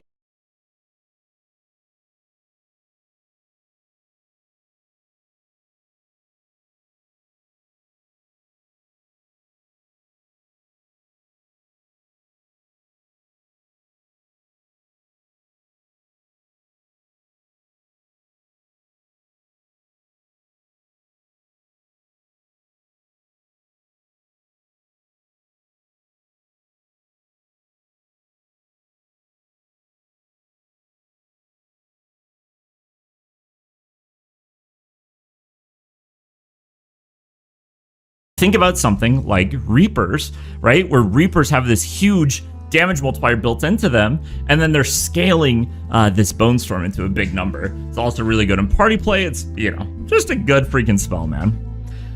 The next couple of spells we're going to look at are the kind of like utility spells that don't really fit in anywhere else, but have like really high value. So Enfeeble is an AoE curse that is going to make enemies do reduced damage. Quite a bit of reduced damage, right at 30%. This is a huge damage. And on bosses, it's still going to give you 16%. It's quite a bit. The CIA has particular skills in developing relationships. Life is all about relationships. We've also got Vulnerability, which is going to make enemies lose armor, which is also really strong because, you know, you can see how much physical damage that we have. So reducing the armor can actually end up being very effective. Finally, we also have Detonate Dead. And Detonate Dead is a fantastic ability because it does percent maximum life. It does have its own base value of damage, but the fact that it does percent damage of the maximum life means that you can basically slot this into like any build and it'll be pretty decent, right? Next, I just want to quickly go over the some of the more interesting passives. I'm not going to go into every passive on the tree. I just kind of want to talk to you guys about the passives that really kind of, I think, define the playstyle of what they're going for which. I want to give you guys an example of like some of the minion multipliers and stuff and kind of what you can expect to be playing.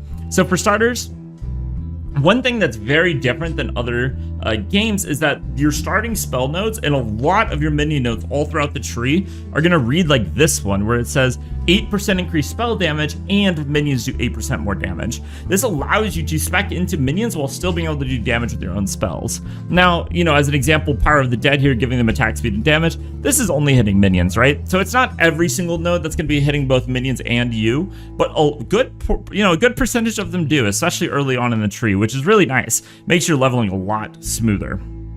You're also able to get this stat here, which is minions revive 15% faster. This is a very strong stat because it's going to take that 7 seconds and it's going to cut that down to like 6 seconds. And you can stack this to the point where you can get that cooldown down to like 3 seconds, right? And you get it to the point where your minions are coming back pretty quick. Also, your minions are inherently really squishy, so these maximum life nodes are very strong. You've also got like standard like movement speed, attack speed nodes, right? Like some pretty normal stuff. And then we have this really interesting one.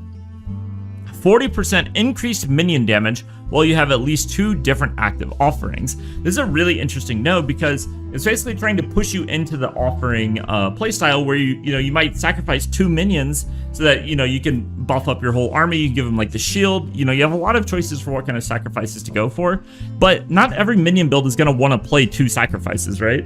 Like almost every minion build is going to want to play 1 for the attack speed and flat damage, but not every single minion build is going to be playing like 2 sacrifices, or sorry, 2 offerings. So some decisions to be made there. You also have this node here, Fear of Death, which is going to give your minions accuracy. I think this is mostly for your archers because remember in PoE 2, it's a little bit different than PoE 1 with regards to accuracy. Melee skills hit basically all the time. I think this extends to minions, but I don't know for sure. So I believe this accuracy node is more targeted towards if you're playing rangers. You've also got some interesting stuff where you can, you give your minions chaos resistance. You can also convert some of their physical damage into chaos damage, which is cool. And then this node is really cool. So it's called Dead Can Dance, and it basically gives your minions increased evasion rating, and then it gives your dexterity to your minions. Now, this isn't super powerful because dex is, in this game, it is only accuracy, but you can see that you have quite a bit of ability to stack accuracy if you really want to. The next node is from PoE 1, is kind of like a traditional minion node, which is that your amulet now applies to your minions instead of you. So, you get life on your amulet, it goes to your minions instead of you. Whatever stats you get on your amulet goes to them, which is pretty interesting when you start looking at amulets that you can get passives on them from the passive tree. So there's definitely some very funny stuff you can do with this. There's also nodes like Lord of Horrors, which is going to reduce the reservation cost of your minions. I mean, you can have a lot more of them. You got like elemental resistance, max elemental resistance, all kinds of cool stuff. You got crit chance and crit damage. There's definitely like different ways you can build their damage, right? Like you can build them very crit heavy. If you come down here, they have chance to apply Wither, which is chaos resistance reduction. And you can give them a lot more survivability, more cooldown reduction, all kinds of interesting stuff, right? So you can see like between all of this, there is just a ridiculous number of ways to play minions. There's like an infinite number of ways to play the minion build, and even like beyond minion build, you can see like between the different ascendancies and the different skills, you know, you've got this like chaos dot, you've got this like demon form stuff. There's a lot of interesting things to figure out with the witch, so I'm super excited to play it more. But there's one more thing we got to talk about, which is the scepter rework. Now, if this is really important because scepters are not at all what they used to be, and their mechanics are very odd, okay? So it's important to understand how these work. So the first thing is that scepters do not like have like an attack damage roll, and they don't have like a spell damage roll. So they're not buffing your spells, they're not buffing your attacks. But what they do is give you a ton of spirit, baseline 100 on like a level 1 base scepter, which 100 spirit is like 3 extra minions, right? This is very strong. You like need to play this in a minion build. And the other thing that's interesting about scepters is they have unique stats that no other item in the game has. So they have things like increased spirit, which increases the spirit from the weapon. Things like allies in your presence deal bonus damage. Allies in your presence get increased attack speed, plus to minion skills. Allies in your presence gain 1 to 4 additional physical damage. These are stats you can't find anywhere else. And from my testing, these stats do not apply to you. They only apply to allies around you. So if you're wanting to play a heavy spellcasting witch, you're going to be going with like double wand. But if you're wanting to play a like minion, you have to go scepter. And because of the power level of scepter, you can no longer dual wield them. Okay, you can only have 1 scepter. So the best thing for leveling is to go 1 wand, 1 scepter. But yeah, scepter's super interesting, and overall, this class is just super interesting. I hope you guys find it as interesting as I do. And yeah, thank you guys for watching.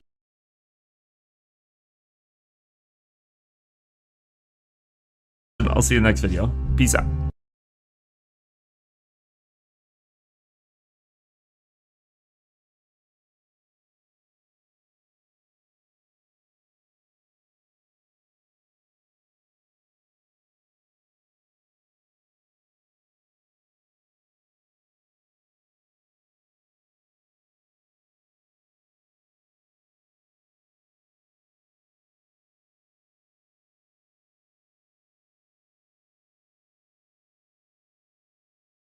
With that yes to credit from Capital. This holiday. Hey everybody, Aaron right here. Different classes and ascendancies looks completely amazing in Path of Exile 2, and I'm sure you want to try them all. However, all of us will need to choose one class to start with. In this video, I have invited a group of great content creators.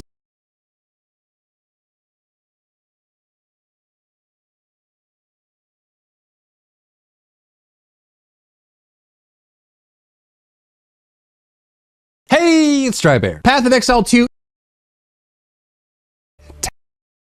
Another. And today I'd like to start with a highlight on the Witch class talent tree. The only thing that changes about the passive skill tree is based on your class is where you start in the tree. So some nodes may be more accessible to you than others, but it doesn't mean that there will be needs to have. The next thing to note is that there is a brand new resource in Path of Exile 2 that will allow you to change the distribution of spirit per matter. Another cool aspect of this is that the minions will automatically resurrect themselves. Once you've distributed your spirit in Path of Exile 2 for the witch, it will set those minions as your overall spirit count, and they will automatically resurrect themselves over time. So you're not going to just be spamming, summoning. That's the only thing you do. You will take a more active role in the combat you're playing in, and the automatic summon will continually go on. However, if you want a fast, like say you have a very cannon fodder heavy army, you can even summon special minions like skeleton clerics that can heal and also resurrect minions,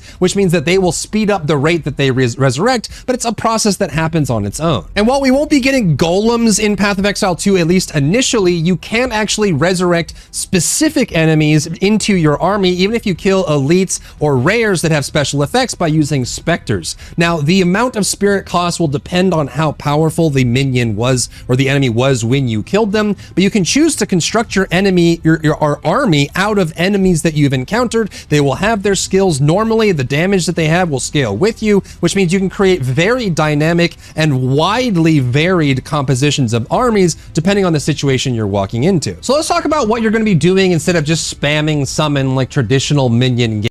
Curses and plagues to affect your minions, which when they attack will spread that, like fire, occult effects and things like that to enemies. is going to be very widely varied across which support gems you around with. Now, the other thing outside of where you start in the passive skill tree is going to be the ascendancy that you choose. You still will gain access to all ability gems in the entire game. You can pull from any class that you want as long as you have the stats to use the ability, or the support gems you will be able to. So you can use warrior abilities, monk abilities, you can use mercenary abilities along with your witch abilities. All of those can intermingle and interplay, but the place that you start on the passive skill tree, so the nodes you have most immediate access to, is going to be different per class, but also the style of gameplay you choose based on your ascendancy, which is kind of like a subclass for that class that you specialize into different things. There will be long-term, when the game comes out, 3 different ascendancies for every class, but they will be starting in early access with 2. The 2 different ascendancies you have access to for which is first going to be the Infernalist, which focuses a lot more on as well, but they also will gain access to some very fire momentum based abilities, which to me is one of my gameplay. The second ascendancy that will be available for which in the early access is going to be the Blood Mage. And you can think of this kind of like a mix between a bone magic user and a vampire. They have a mix of blood and bone spells and some really nasty curses and some other effects that are super cool and dynamic for a spellcaster like this. So if you like the more warlocky style or vibe for the witch, then the Blood Mage is going to be a huge lineup for you and probably a great choice as well. And while I think the Infernalist is going to have a lot of really fun, unique playstyles for pacing and summoning minions, I think Blood Mage is going to be that more traditional warlock vibe and being able to use more necromancer style skills without having the traditional necromancer gameplay. They did mention that for all of the ascendancies, they wanted them all to be viable for casting as well as using minions. CIBC Smart Planner lets you set goals, track progress.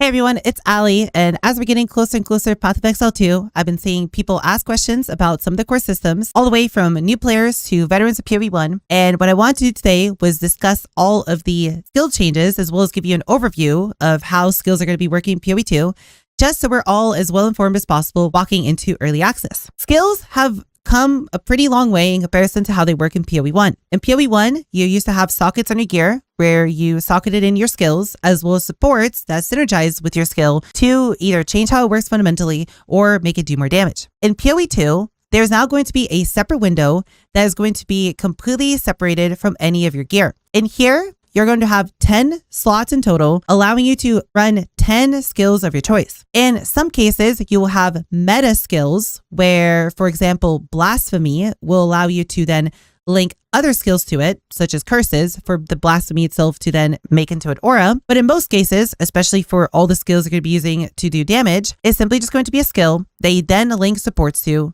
in these sockets that it provides to fundamentally change how the skill works. Each skill is going to have a certain amount of sockets that it has available for supports. These are going to drop with 2 sockets at a minimum, and through currency that you'll be able to either find on the ground or be able to buy from other people, you'll be able to add additional sockets to it, meaning in total, you'll have 5 sockets available for you to put supports for whatever skill you're playing. Instead of skills and supports dropping throughout the world, instead, you're now going to find general skill gems, which either will allow you to just take a skill gem of your choosing from an interface, or a general support gem, which will then also just allow you to take a support of your choosing. These are going to drop at a specific level, meaning if you find a level 6 skill gem, you'll get whatever skill you choose at level 6. Supports, on the other hand, while they used to gain experience in PoE 1, no longer are going to have any sort of experience gain at all. What you see is what you get, and it's what it'll be for the rest of forever. For example, multiple projectiles will just always give you 20% less damage to additional projectiles and 20% less attack and cast speed. One other interesting thing that is changing, and I personally am a really big fan of, is that instead of the supports having specific attribute requirements to be able to equip them, it simply adds an attribute requirement to your main skill gem. In the case of multiple projectiles, it adds a requirement 5 dex. So, for example, if you were to have something like an arc, which requires 64 int at level 10, and you link a multiple projectiles to it, it would then require you to have 64 int and 5 dexterity to use the skill if multiple projectiles worked with the support. That is one very important thing to mention about this system, is that not all supports are going to necessarily work with all skills. When you get to choose a support, the interface will specifically allow you to look at all supports that actually do work with the skill that you want to pick it for, meaning that you don't have to do any sort of guesswork if a support is going to interact with a skill or not. In the case of Arc, it would not, as Arc is not a projectile and it does not have the projectile tag, meaning that the multiple projectiles do literally nothing, and not add the 5 dexterity requirement onto Arc at all, or reduce the cast speed they'd have with it. There's also going to be another restriction on this, that you can only equip each support gem once. This means if you wanted to use Chain on your Arc, for example, you would not be able to use Chain on a different skill. This restriction honestly isn't going to be too restrictive, given that we are getting substantially more support gems in PoE 2 than we ever had in PoE 1, allowing you to make more interesting decisions on how to put together your skills, rather than running the same generic damage or utility supports in everything that you're playing. The other thing to mention about support gems is going to be that you're going to have a cap to how many of each color you're going to be able to equip. At the top of the skill panel, there will be a number that is going to show you how many of each support gem you can equip. This is going to be able to be increased by your attributes. So for example, if your cap is 10 intelligence support gems, you can only equip 10 of them in your skills, and you'd need to increase your intelligence to then get an extra cap to be able to equip another support gem. This, in my opinion, is not going to be too big of an issue, as with the passive tree changes, all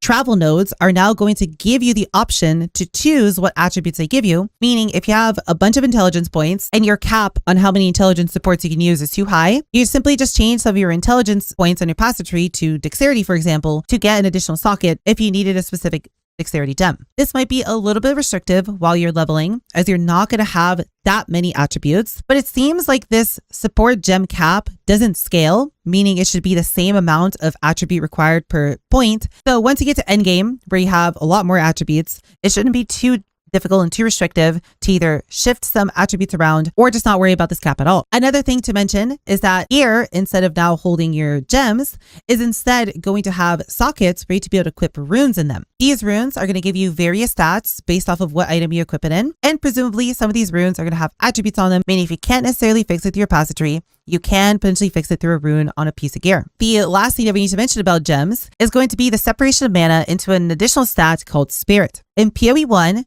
you had to reserve a portion of your mana to gain access to auras and permanent buffs on you, but now your mana pool is completely free to be used for nothing but spellcasting, and instead you're now going to have Spirit, which is going to be what you reserve your auras and buffs on instead. You're going to start with 0 Spirit when you begin a character, and there are going to be plenty of bosses throughout the acts that are going to give you a permanent increase to your maximum spirit. We don't know exactly how much spirit you're going to have once you get to endgame. We are thinking anywhere between 180 to 200. We've heard different numbers, but no matter what, you should be able to use at minimum 2 to 3 different spirit gems in most builds, as long as you're not using the very heavy ones. These spirit gems are going to very clearly tell you how much spirit they require to use. In the case of Archmage, we would need 100 spirit to be able to turn it on. And as long as I don't change how much spirit I have and do not go under the amount required, the Archmage will always be active. One thing that could potentially mess up with this is going to be weapon swapping, as we are now going to get the new scepter base types, which give us additional spirit, allow us to run more spirit based skills. And if you were to have a scepter and then weapon swap to, for example, a staff, you would lose the spirit, which would then potentially turn off some of the auras that you're trying to equip. There is going to be an interface, which we unfortunately have not seen yet, as it wasn't finished for any of the content creator playthroughs. But in this interface, you'll be able to very specifically set up exactly which auras and spirit gems are going to be active for each weapon swap, meaning it should not be an issue at all for you to potentially have a scepter and have your spirits change on the fly in combat. One stat that we don't know if is going to be in PoE 2 yet is spirit cost reduction, which would then make it so your spirit gems require less spirit overall. We know this is going to be a stat for minions, so we can extrapolate that this might also be a stat that comes back for actual gems. The final thing to mention about this is that spirit is also going to be how you turn on your permanent minions. So in the case of skeleton, for example, you could spend a little bit of spirit to get 1 skeleton, but if you want to have 2 skeletons active at all time, you can simply just summon another one and it would consume the same amount of spirit again. This means for any sort of minion build, you're going to really want to scale as much spirit as possible, because you could theoretically have 1 million skeletons active if you had enough spirit for it. But that also does mean that minion builds are now going to have to make a trade-off between either running more spirit skills and summoning more minions at once. And that is pretty much everything that we need to cover on skill gems. I hope this video helped you get a better understanding of how they're going to work. And I hope that this will hopefully help some people not have to struggle when PoE 2 does come out. If you have any further questions, feel free to leave a comment in the comments below, and I'd be more than happy to help you. I also stream on Twitch every single day, so feel free to come by Twitch and ask any of your questions.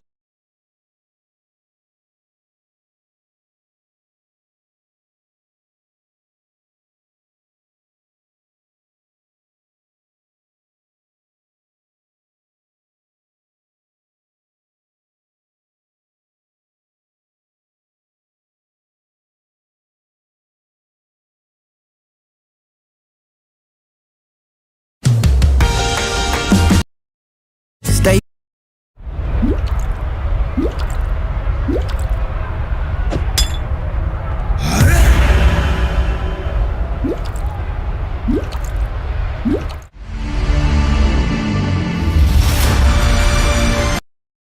The case. The design they've gone with has the more generic and bland stats at the beginning of the tree near the starting locations, but as you branch out towards the outer edge of the tree, you begin to find some very interesting specialized nodes, some of which are more akin to keystones than a normal notable in PoE 1, and others just have some insane stats on them. In this first video, we'll be looking at some nodes in the strength area of the tree, where the warrior stars.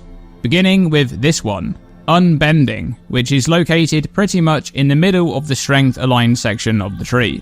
So, there is actually some increased maximum life on the tree, but it's a very, very rare stat. I think I counted a total of perhaps 3 or 4 notables on the entire tree with increased maximum life on them, and this is one of them. So 3% increased maximum life. Seems weak at first glance, but that's not really the case. You see, in PoE 1 for the average build, life is made up primarily of flat life from levels, flat life from gear, and a small amount of flat life from strength, combined with a large amount of increased maximum life, mostly from the passive skill tree. An average build may have somewhere between 75 and 150% increased maximum life from the tree, and this stat makes up a huge portion of total life. But in PoE 2, a character's total life will have a very different makeup, instead coming primarily from flat life. There's significantly more flat life coming from strength, 4 times as much in fact, so characters with a decent amount of strength will be gaining a chunk of flat life from just this stat. There's also still the flat life coming from levels and from gear, which could scale higher to offset the loss of the majority of increased maximum life on the tree. This means that any increased maximum life modifiers you obtain will have far more value, as they'll be multiplying against a higher base flat life total. I expect we'll see some increased maximum life on unique items too, but overall this stat will be much scarcer and more sought after, and I expect to see most warrior builds taking this node. Any life stacking builds such as the Witch's Blood Mage Ascendancy will also place high value on this node, but may end up anointing it or instilling it instead. Next up, check out this one, Made to Last.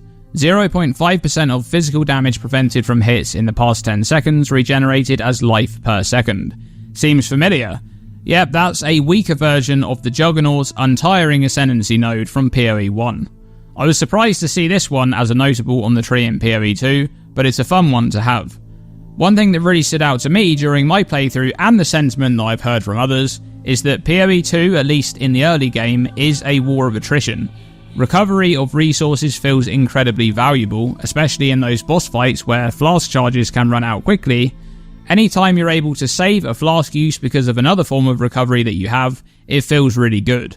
And recovery generally pairs nicely with the dodge roll, being able to avoid hits while recovering over time from any chip damage you take. It will be interesting to see how much armor a character on this side of the passive tree will be able to reasonably achieve, and whether modifiers that provide additional physical damage reduction will still be available, to see just how effective this node can be. Skull Crusher is located on the outer edge of the tree, and I wanted to highlight this one because of the Titan Ascendancy reveal, which has the same modifier on the Ascendancy at a higher value of 40% more damage on the surprising Strength notable. These modifiers will multiply together to provide an effective 68% more damage against heavy stunned enemies as long as you're using a mace. Overall, the Titan may be a fairly generic and bland ascendancy, especially compared to some of the others, but I think it will feel really nice to play. Being able to stun enemies more often and deal a bunch of damage against those heavy stunned bosses, that's going to be extremely satisfying. Next up, Spike Pit, which is located nearby. This one makes jagged ground you create apply 10% increased damage taken to enemies that are standing on it. Now, I discussed the potential of jagged ground in a previous video, and I think having a bunch of ways to generate and explode jagged ground will be really powerful, and this node only acts as another multiplier to damage, and pairs quite nicely with the aforementioned Titan Heavy Stun combo. Alright, let's discuss Leech for a moment with these two notables. Savoured Blood, which is located towards the outer edge of the tree, and Voracious, which is located close to the start locations of both the Warrior and the Mercenary, right between them. Savoured Blood just seems extremely strong. In PoE 2, Leech will not have a cap and is instead limited by your damage and the monster's Leech resistance. We currently don't know how long a Leech instance will last, but we believe that it may be 1 second due to Harishi's comments during the Zizaran interview. A 50% multiplier on Leech recovery is incredible. Meanwhile, the slower expiry of Leech would make a 1 second Leech last 1.25 seconds, ending with a 20% net recovery increase to the amount of life leeched per second. But with Leech lasting longer, you'll also gain that recovery for longer in situations where you need it, so I feel that in some situations the downside of this notable is actually an upside. However, the power of this node is truly revealed when combined with instant Leech, such as the Voracious notable, which makes 20% of Leech instant. This portion of instant Leech fully benefits from the 50% increased amount of life leeched modifier, and is unaffected by the expiry modifier. I think this will feel really nice, having a decent amount of instant Leech and slower recovery Leech on top. Okay, I've left these two nodes till last because they're really interesting. Heat Proofing is located towards the outer edge and makes 25% of armor also apply to fire damage taken from hits. This is extremely strong on its own. Anyone who's been playing PoE 1 for a while will recognise this from a similar stat that used to be on the Juggernaut, which made 8% of armor apply to elemental damage from hits. Armor applied to elemental or chaos damage is calculated post-resistance mitigation, and since armor is more effective against smaller hits, is extremely powerful when mitigating damage that has already been filtered down by resistance. This node is only for fire damage, but it's still very strong regardless. It will be interesting to see if we end up having mechanics such as Tempered by War in PoE 2 to make this type of notable far stronger. Now, speaking of fire damage, Unnatural Resilience is located nearby on the outer edge of the tree. This one grants 2% to maximum fire resistance per 40% uncapped fire resistance. Uncapped resistance is any resistance you have above 0%. So by just having 80% fire resistance, you can take this node to increase your maximum fire resistance from its 75% default maximum up to 79%, which, just like the previous node, is incredibly good value to improve your defense against fire damage. But this one gets significantly stronger when used with Cloak of Flame, a unique body armor that we know exists in PoE 2. 40% of physical damage is taken as fire damage, so you're able to mitigate that damage with your fire resistance, including damage over time such as bleeding. Meanwhile, the Cloak of Flame also provides a large amount of fire resistance, helping to further boost the effectiveness of this combo by scaling even more maximum fire resistance from Unnatural Resilience. Like the life node from earlier, I expect a lot of warrior builds to be picking up both of these fire defense notables because of just how effective they are with minimal investment. And that's it. A handful of interesting passive tree notables from the strength aligned portion of the passive tree in PoE 2. If you've enjoyed this video and want to see some more notables and keystones from other parts of the tree, make sure to subscribe as I'll be making more videos in the time between now and launch on December 6th. Thanks for watching this video, and as always, stay tuned and stay safe.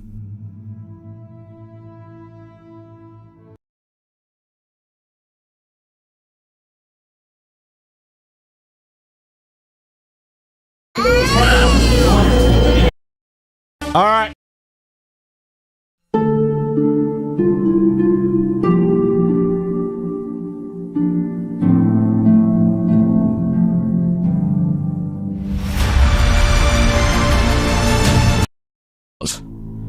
Getting straight into it with some mana leech notables, firstly Siphon, which is located very close to the monk start. Siphon makes you recover 2% of mana on kill and increases the amount of mana leached by 25%. There's also Manifold Method, which is found closer to the edge of the tree. This one grants 50% increased amount of mana leached and increases your chance to inflict ailments against rares and uniques. Now I wanted to highlight these two nodes because they're going to be incredibly powerful with the Acolyte of Chayula Monk Ascendancy, which makes mana leech instant and has a node which will recover energy shield based on mana leached. So these two notables will massively improve the amount of mana you'll leech per hit, which will in turn lead to a lot more instant recovery for both mana and energy shield if you have both Ravenous Doubts and Consuming Questions. The 2% mana recovery on kill is also very powerful if you're intending to use Mind Over Matter, as this form of recovery and the mana leech with Ravenous Doubts are both instant, which bypasses the less recovery rate downside on MOM. Next up, Briny Carapace, 60% increased stun threshold for each time you've been stunned recently. This node is going to be a really nice defensive measure to have to help prevent your character from being chain stunned. Stun threshold is based on maximum life, but there are several notables around the intelligence area of the tree which help to improve the stun threshold for energy shield or hybrid builds, and I think this node will be really nice to have early on in progression before you find a better solution to stun. Okay, here's a couple of poison nodes. Building Toxins found on the edge of the tree, which grants an extra poison stack but reduces poison duration by 25%, and Escalating Toxins, which is right next door, providing 10% increased poison duration per poison inflicted recently, up to 100%. Now, in the context of PoE 1, Escalating Toxins is obviously ridiculously strong, but for how PoE 2 is changing poisons, it's not nearly as good. In a mapping setting, you should be able to reach the maximum duration on the node quite often as long as you're inflicting poisons on monsters fast enough, but that may not be all that useful. Where it matters more is on single target, where you'll need to not only be inflicting poisons quickly, but to benefit the most from the increased duration, you'll want to be able to inflict as many poisons as possible, and we currently don't have all of the information for how many stacks one may be able to achieve to be able to judge just how good this node might be. I believe we've seen 3 or 4 sources of additional poison stacks, which all have their own downsides. While the Pathfinder can double that total at the cost of a less duration modifier, this one is going to be a wait and see for me. Next we have Slippery Ice. This is a cool one. 25% reduced effect of chill on you, unaffected by chill while dodge rolling. So we know that dodge rolling will cover the same amount of distance across the full duration of the roll that would have been covered by walking normally, but this node will allow your dodge roll to be much more effective while chilled. Not only for moving, but also for getting out of the way of dangerous AoEs where walking out of them would otherwise be slower due to the chill. Inner Faith is located close to the outer edge, 20% increased evasion rating, 20% increased maximum ES, and 25% reduced effective curses on you. This is just a really solid node to be picked up on any character scaling energy shield and evasion, as it just grants a bunch of useful stats. Dark Entries is another node located on the outer edge, and again, I don't have too much to say about this one other than it just being a really good node. +1 to the level of all chaos skills. The 4 small nodes leading up to it may make this one a favourable anoint for builds that want it. The Eternal Youth keystone is changed from PoE 1 and it finds itself on the opposite side of the passive tree. It still makes energy shield recharge apply to life instead, but also makes recovery from your life flask apply to energy shield instead.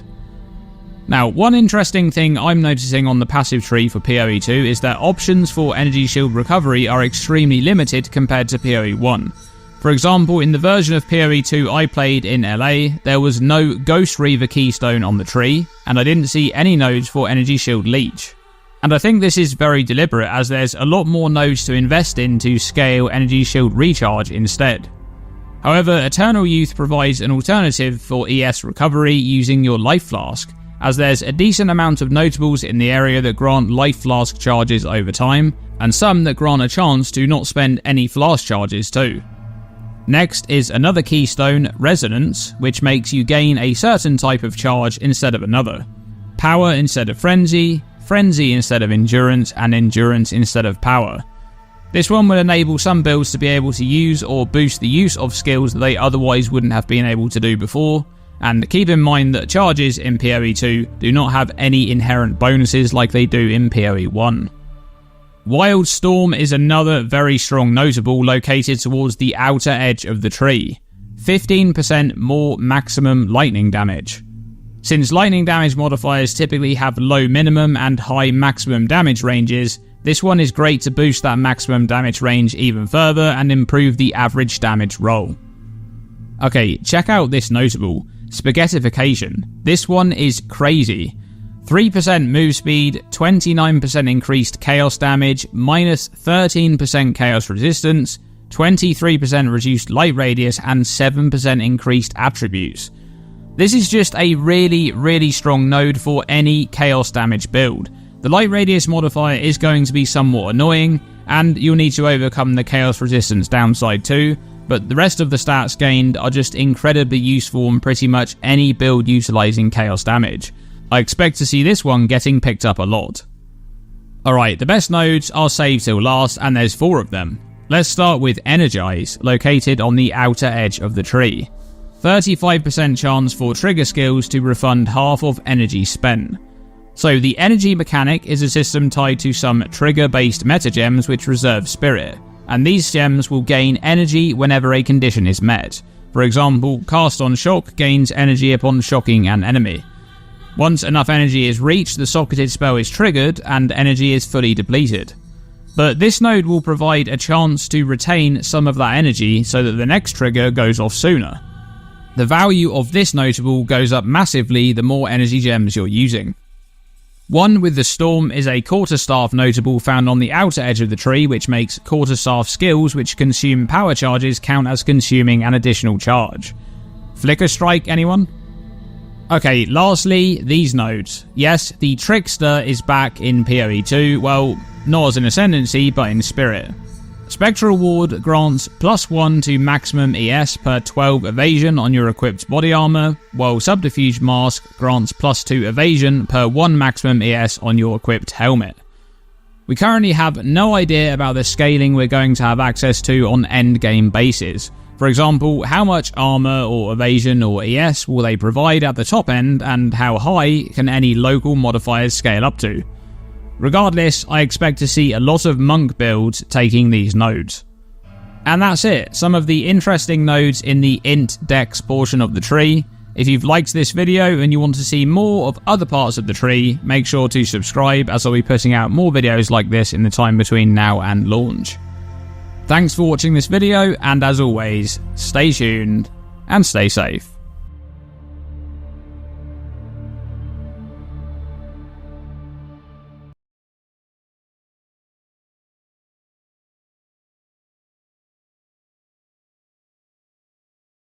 Where maybe you're kind of mitigating some mana cost. There are some.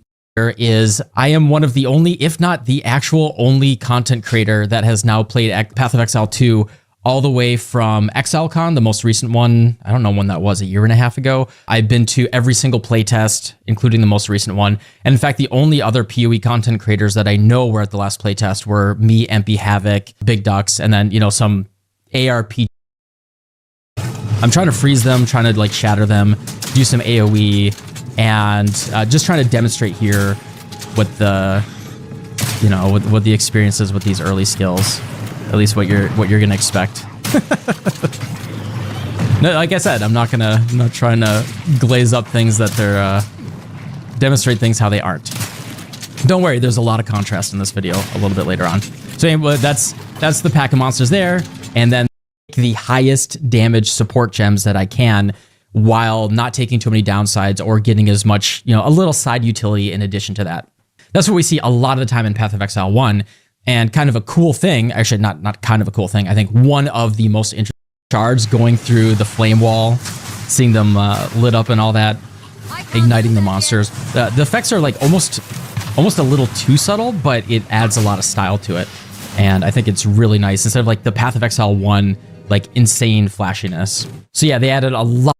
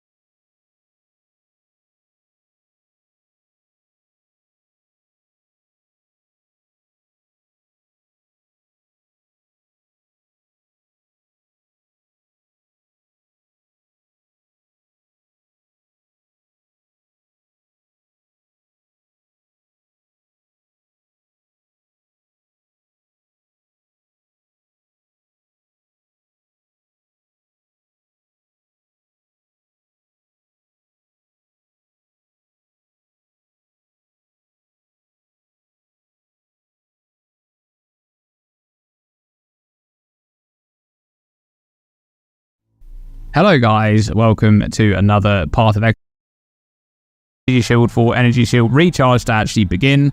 And once it begins, the Path of Exile 2 keystones is big changes that are coming in Path of Exile 2 to flasks specifically, because flasks are going to flasks and to provide 50% more recovery from flasks. So the direct translation that came for the Druid and Templar won't be playable just yet. We're starting with Bolstering Presence, which is right outside the class start location. 20% increased effect of auras from your skills. Now we know that auras in PoE 2 are going to be a lot more support focused compared to PoE 1. A good example of this is the Discipline aura, which at level 19 adds 38% of your maximum mana as maximum energy shield to nearby allies, but has no effect on your character. Importantly, the increased effects from Bolstering Presence wouldn't improve the aura-like effects on scepters such as those ones listed here, as this notable only increases the effect of auras from skills specifically. Just outside of the starting location is Resolution, which grants a chunk of increased stun threshold, but perhaps more importantly grants 10% increased global defenses. This stat is very rare in PoE 1 because it applies to all basic defense types. That's armor, evasion, energy shield, and ward. We don't know if ward will exist in PoE 2, but a typical build in this area of the tree will likely have some investment into both armor and energy shield, so this will be a decent pickup. And on the topic of armor and energy shield, Reinforced Barrier is close by. This one grants 20% increased maximum ES, and also makes it so that you defend with 120% of your armor while you're not on low energy shield. It seems that low in PoE 2 might have been changed from PoE 1, and maybe 30% of a resource rather than the 50% that it was in PoE 1, according to Jonathan's Infernalist introduction in the reveal livestream, which would improve this node a little bit too, as you'll be above low ES more often. So when you're not on low energy shield, this modifier would essentially act as a 20% more multiplier to your armor for the purpose of mitigating incoming hits. Calibration is found towards the outer edge of the tree and grants 30% increased maximum energy shield and 5% increased maximum mana.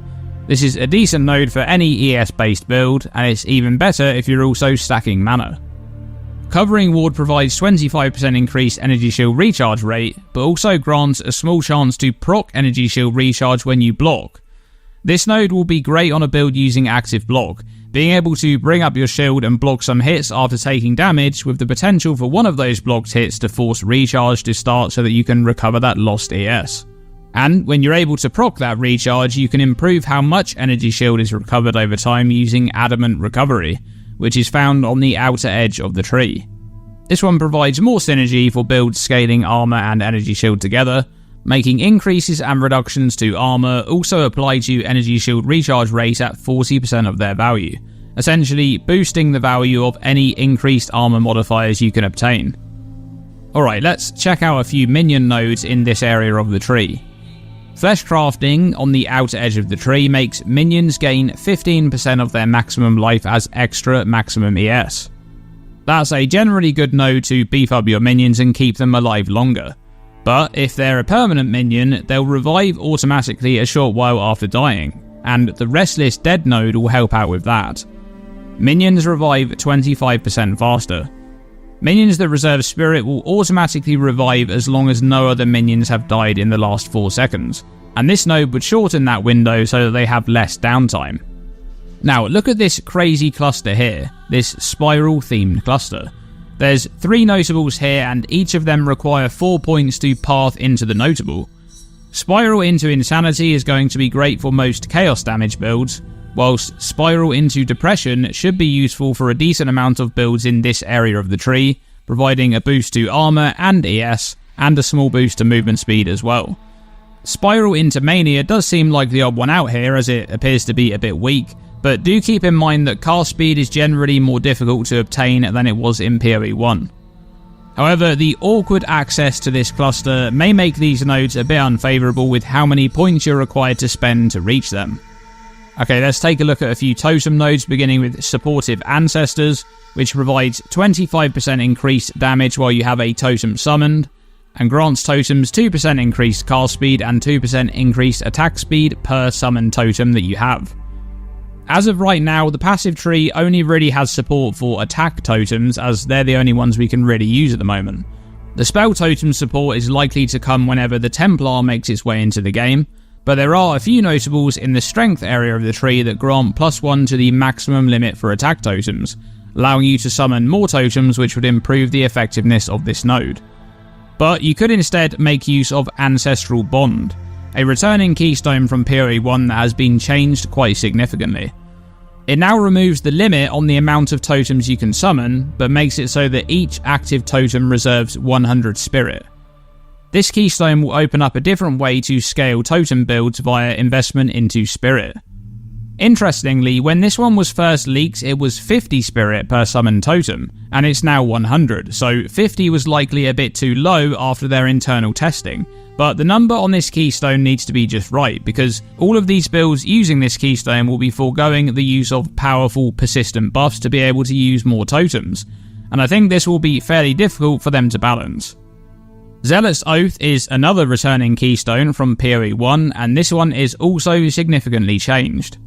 This keystone makes excess life recovery from regeneration be applied to Energy Shield whilst preventing Energy Shield from recharging. Excess refers to any recovery that exists while life is full, so when life is full, that recovery goes to work on your Energy Shield instead. However, this node doesn't apply regeneration modifiers directly to Energy Shield like it did in PoE 1. Instead, the actual recovery amount is applied, and that's important because it means that percentage-based life regeneration modifiers still scale from your life, making this node considerably weaker with Chaos Inoculation, outside the use of flat regen modifiers.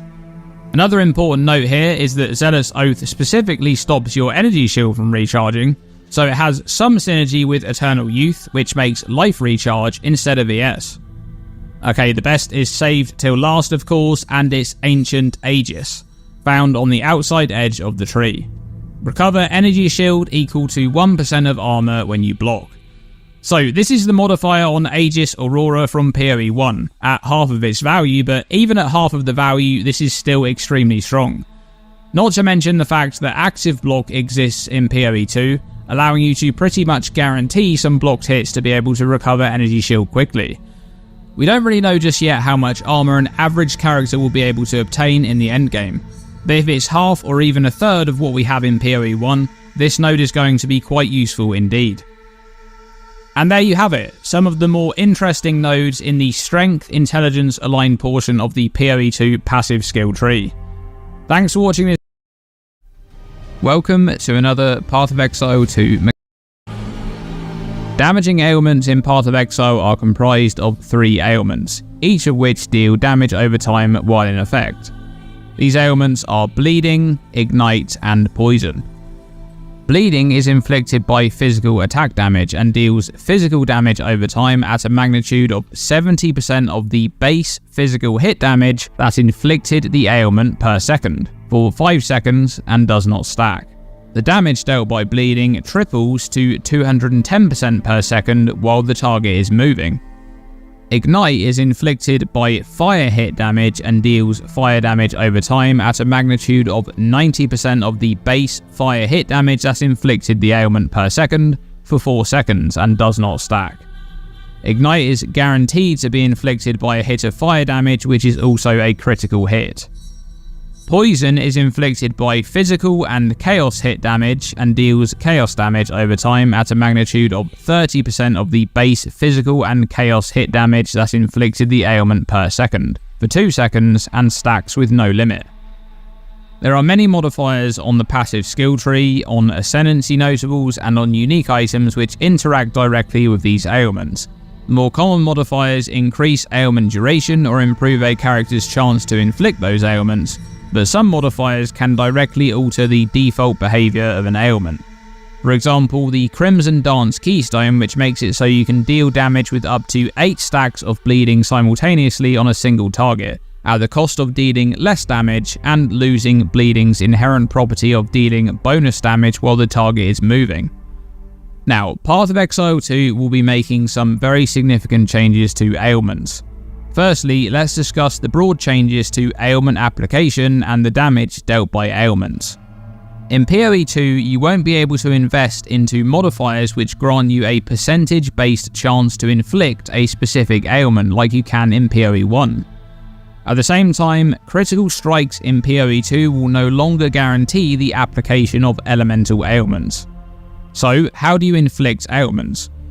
Well, the chance to inflict ailments and the damage that they deal in PoE 2 will now be based on the hit of damage received on the defender's side prior to the mitigation stage. This is different from the calculation of damage for ailments in PoE 1, where that damage is instead derived on the attacker's side of the calculation from the base damage of the hit. If you're interested, you can check out the full order of operations for the damage calculation in this video that I made on the topic right here. Now, this change is important for a few reasons. Firstly, since the chance to inflict an ailment is based on the damage of the hit, you now care about scaling the hit damage to help ensure that you can apply that ailment. This is something that wasn't important in PoE 1. For example, the Deadly Ailment support gem is a regular addition to ailment-based builds because the 80% less hit damage doesn't impact the damage dealt by the inflicted ailment. Secondly, because the damage dealt by the ailment in PoE 2 is based and scaled by the hit of damage prior to mitigation, damage modifiers will no longer directly apply to the ailment like they do in PoE 1. This means that in PoE 2, you're actively incentivized to scale the hit damage, not only to improve your chance of inflicting the ailment, but also to deal damage with it. Now, even though the hit damage prior to mitigation is what will determine the chance to inflict an ailment, you can still invest into modifiers that will help you inflict an ailment, but they work a bit differently. The Ignition support is a great example. This one makes supported skills have 50% more chance to ignite. This can be seen as being somewhat similar to the mechanic in PoE 1 which exists on modifiers that allow you to inflict an ailment as though you were dealing more damage, only this instead improves your chance to inflict the ailment as though you were dealing more damage. This is because the hit damage first determines the chance to inflict the ailment, and the modifier on the Ignition support then acts as a multiplier for that number. In addition to being able to improve your chances of inflicting an ailment, you'll also be able to scale the ailment damage directly with a new type of modifier which only exists for some non-damaging ailments in PoE 1, Ailment Effect. In PoE 2, you'll be able to make use of ailment effect modifiers for damaging ailments to scale the ailment damage directly, such as this Frostfire support gem which makes ignites inflicted by supported skills have 100% more effect against frozen enemies. This modifier would essentially double the base effectiveness of Ignite, from dealing 90% of hit damage per second up to 180%. Aside from hit damage modifiers naturally scaling ailment damage in PoE 2, there are two other important mechanics that will also affect damaging ailments in PoE 2. Critical strikes and double or triple damage. These mechanics are calculated prior to mitigation and directly scale the hit damage, and therefore they will improve the chance to inflict an ailment and the damage that that ailment deals. Keep in mind that the 50% dot multi for ailments applied by critical strikes in PoE 1 will no longer exist in PoE 2, and as previously mentioned, critical strikes will no longer guarantee elemental ailment application. In Path of Exile 2, there will also be changes to the default behaviour of specific ailments. Bleeding can now only be inflicted with a hit that deals damage to life. A hit that's fully absorbed by energy shield or another resource won't be able to inflict bleeding. Additionally, the damage dealt by bleeding will fully bypass energy shield. Interestingly, this means that the Chaos Inoculation Keystone will make a character immune to bleeding. In PoE 2, Poison Keystone will make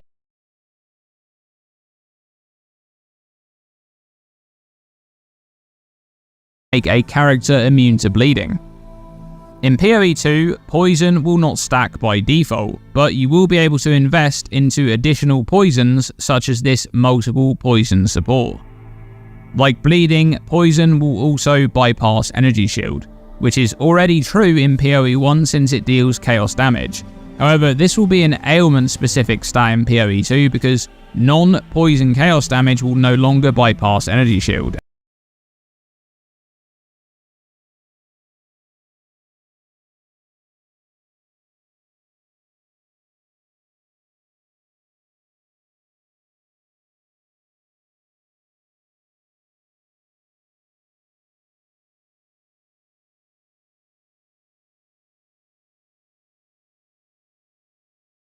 And will instead remove twice as much from this resource.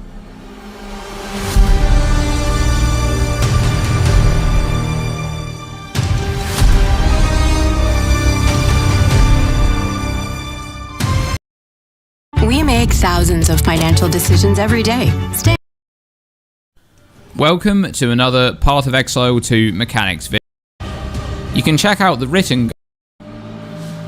Leech in Path of Exile is a mechanic that allows a character to recover a resource based on the damage they deal from a hit. But Leech does not interact with damage over time in any way. You can only leech based on the damage from a hit. The recovery from Leech is recovered over time by default. Now, the most common type of leech is Life Leech, which recovers life over time based on damage dealt, but there are also modifiers which exist to allow a character to leech mana or energy shield. Unlike in other videos in this series, I'm not going to fully explain how leech functions in PoE 1 because it's possibly the most overcomplicated mechanic I've ever seen in any game. Coming from someone who enjoys complex mechanics, even I can agree that Leech in PoE 1 is completely overcooked, and to explain it in this video would go against the concept of concise mechanic introductions that this series is supposed to present. Instead, if you wish to learn exactly how Leech works in PoE 1, I'll direct you to check out this very good 68-minute breakdown by Sergeant Minor right here. The TLDR of Leech in PoE 1 is that it's based on the damage taken by a monster after mitigation, and this number is multiplied by the sum of percentage damage Leech a character has. Each hit creates its own Leech instance, and Leech instances stack and apply their recovery simultaneously, and there's no cap on the amount of instances a character can have at any one time. Instances are capped at a default maximum of 10% of the resource, and each can recover up to a default maximum of 2% of the resource per second. Leech has an overall cap for recovery per second based on the resource. By default, that's 20% of maximum life, 20% of maximum mana, or 10% of maximum energy shield per second. Now that's Path of Exile 1, but you may be happy to hear that in Path of Exile 2, Leech is being significantly simplified, to the point that there is now only two relevant stats: the percentage of damage a character will leech, and a new mechanic in PoE 2, leech resistance on monsters. The amount of resource a character leeches is based on the damage a monster takes from a hit after mitigation, multiplied by the sum of percentage of damage dealt leached as X resource that the character has. That total is then multiplied against the monster's leech resistance modifier to provide a final total amount of recovery that will recover the resource over time. For example, let's say a character in early acts has 2% of physical attack damage leached as life and hits a monster with an attack ability. The monster takes 2000 physical damage from this hit, so the total leech amount is 40 life. The monster has 30% leech resistance, so the character recovers 28 life over time. Monster leech resistance is based on monster level and will generally increase the further you progress in the game. This system is not designed to make leech ineffective against some monsters or bosses, and is instead intended to counter exponential damage increases that a character will ultimately experience over the course of progression, to present a somewhat balanced amount of leech at any one point of game progression. For example, comparing leech recovery in Act 1 to Act 6 should present a somewhat equal amount of leech relative to the character's total resource pool. The only information that we don't have just yet is exactly how long a leech instance will last for by default, but based on the interview Zizaran did with Rishi and Jonathan, their answers about leech may suggest that a single leech instance will recover the amount of resource over 1 second. I'll link the time-stamped interview in the description below if you're interested. We also know that instant leech will exist in Path of Exile 2, based on the existence of the Vaal Pact Keystone, which makes all recovery from life leech instant, at the cost of preventing a character from using life flasks.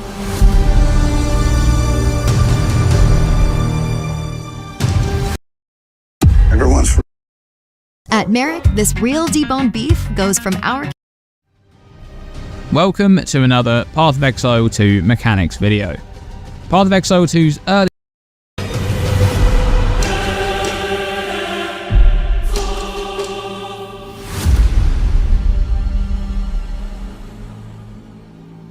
Energy Shield is a defensive stat in Path of Exile.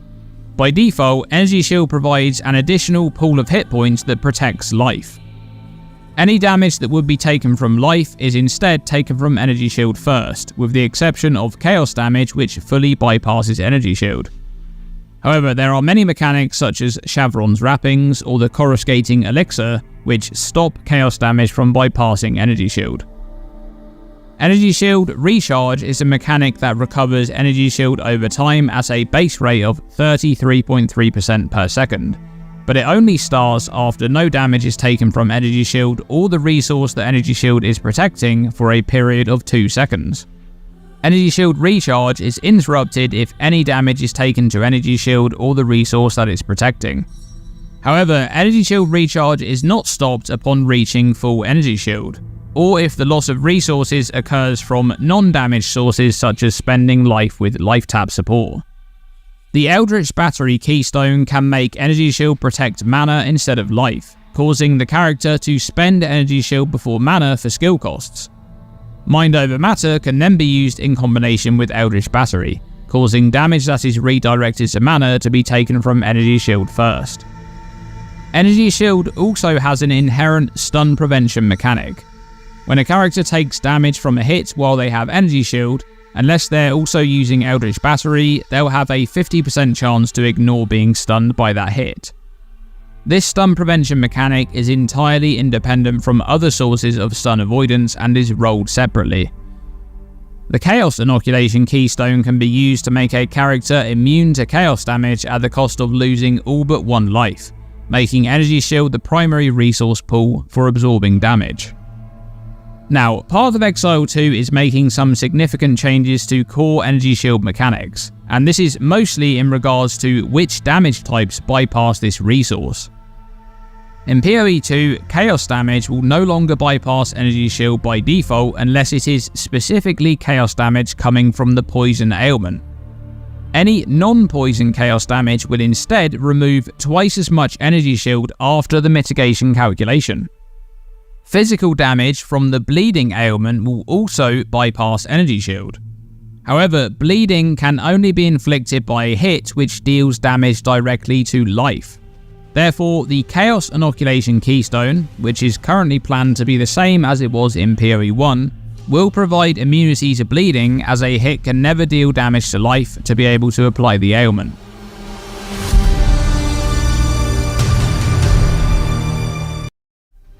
Welcome to another Path of Exile. Exile are comprised of 3 ailments, each of which deal damage over time while in effect. Welcome to another. Evasion rating is a core defensive stat in Path of Exile which is used to calculate a character's chance to evade incoming attacks. This is done using a formula that weighs the character's evasion rating against a monster's accuracy rating to determine their chance to evade. A character's chance to evade is capped at 95%. But evasion isn't a purely chance-based system, because there is also a secondary mechanic known as entropy. Entropy is a system that's designed to ensure there are no long strings of hits or evades by chance. When an attack is initiated, and that attack is the first in at least 100 server ticks, or approximately 3.33 seconds, an entropy value is randomly rolled between 0 and 99. The attacker's chance to hit is added to this value. If entropy exceeds 100 after the attacker's chance to hit has been added, the attack will hit, and 100 is subtracted from the entropy value. If the entropy value remains below 100 after the attacker's chance to hit has been added, the attack is evaded and the entropy value remains intact. Importantly, entropy is a character stat, thus the same entropy value is shared across all monsters attacking the character. This system guarantees that evasion is less of a random defensive mechanic and more reliable in being able to evade over long strings of incoming hits. But in Path of Exile 2, the type of hits that a character can evade is changing. This is because monsters will no longer have a distinction between using attacks and spells in regards to a character's defenses. I'll link the full video on this topic in the series here. In Path of Exile 2, by default, a character will be able to evade any incoming projectile or strike. It doesn't matter if that projectile is an arrow fired by a monster's attack, or a fireball from a monster casting a spell. As long as the hit is a projectile, or a strike such as a monster swinging their sword towards you in melee range, you'll be able to evade that hit. However, a character will not be able to evade area of effect hits by default, such as larger slam abilities used by bosses. Now, this change will mean that any hit coming from a monster that the character can evade will use the monster's accuracy rating in order to calculate their chance to hit the character. So, monster abilities that were spells in PoE 1, like a fireball for example, will use the monster's accuracy rating to determine their hit chance. This is very important due to another change in Path of Exile 2 which makes accuracy less effective at a distance. The further away an entity is from their target, the higher the penalty they'll have on their accuracy rating, making it harder to hit the target when at a great distance away from them. This will mean that a character will not only be able to evade all types of projectiles, but their positioning and distance from monsters targeting them is an important factor to consider from a gameplay perspective. This will make evasion a stronger defensive stat against ranged monsters, especially on ranged characters that are already naturally maintaining a distance. Now, even though area of effect hits cannot be evaded by default, there is a keystone that exists to be able to change this. In Path of Exile 2, the Acrobatics keystone will make it so that all hits can be evaded, including those that previously couldn't be, such as area of effect abilities, at the cost of a 50% reduction to the character's evasion rating. The wording on this one may be a bit off. For example, it could be 50% less evasion rating, and of course, this keystone and pretty much everything else is subject to change. But the concept of this keystone is that you need to invest a lot more to obtain a decent amount of evasion rating, but in exchange, evasion becomes a lot more reliable as a defensive tool.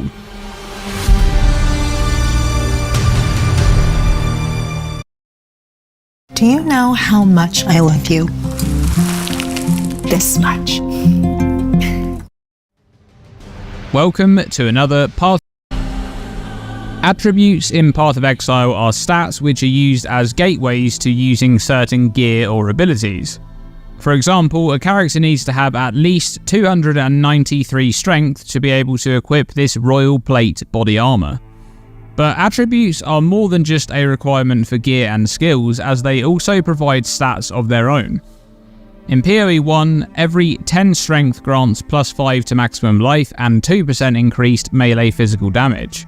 Every 10 dexterity grants +20 accuracy rating and 2% increased evasion rating. And every 10 intelligence grants +5 to maximum mana and 2% increased maximum energy shield.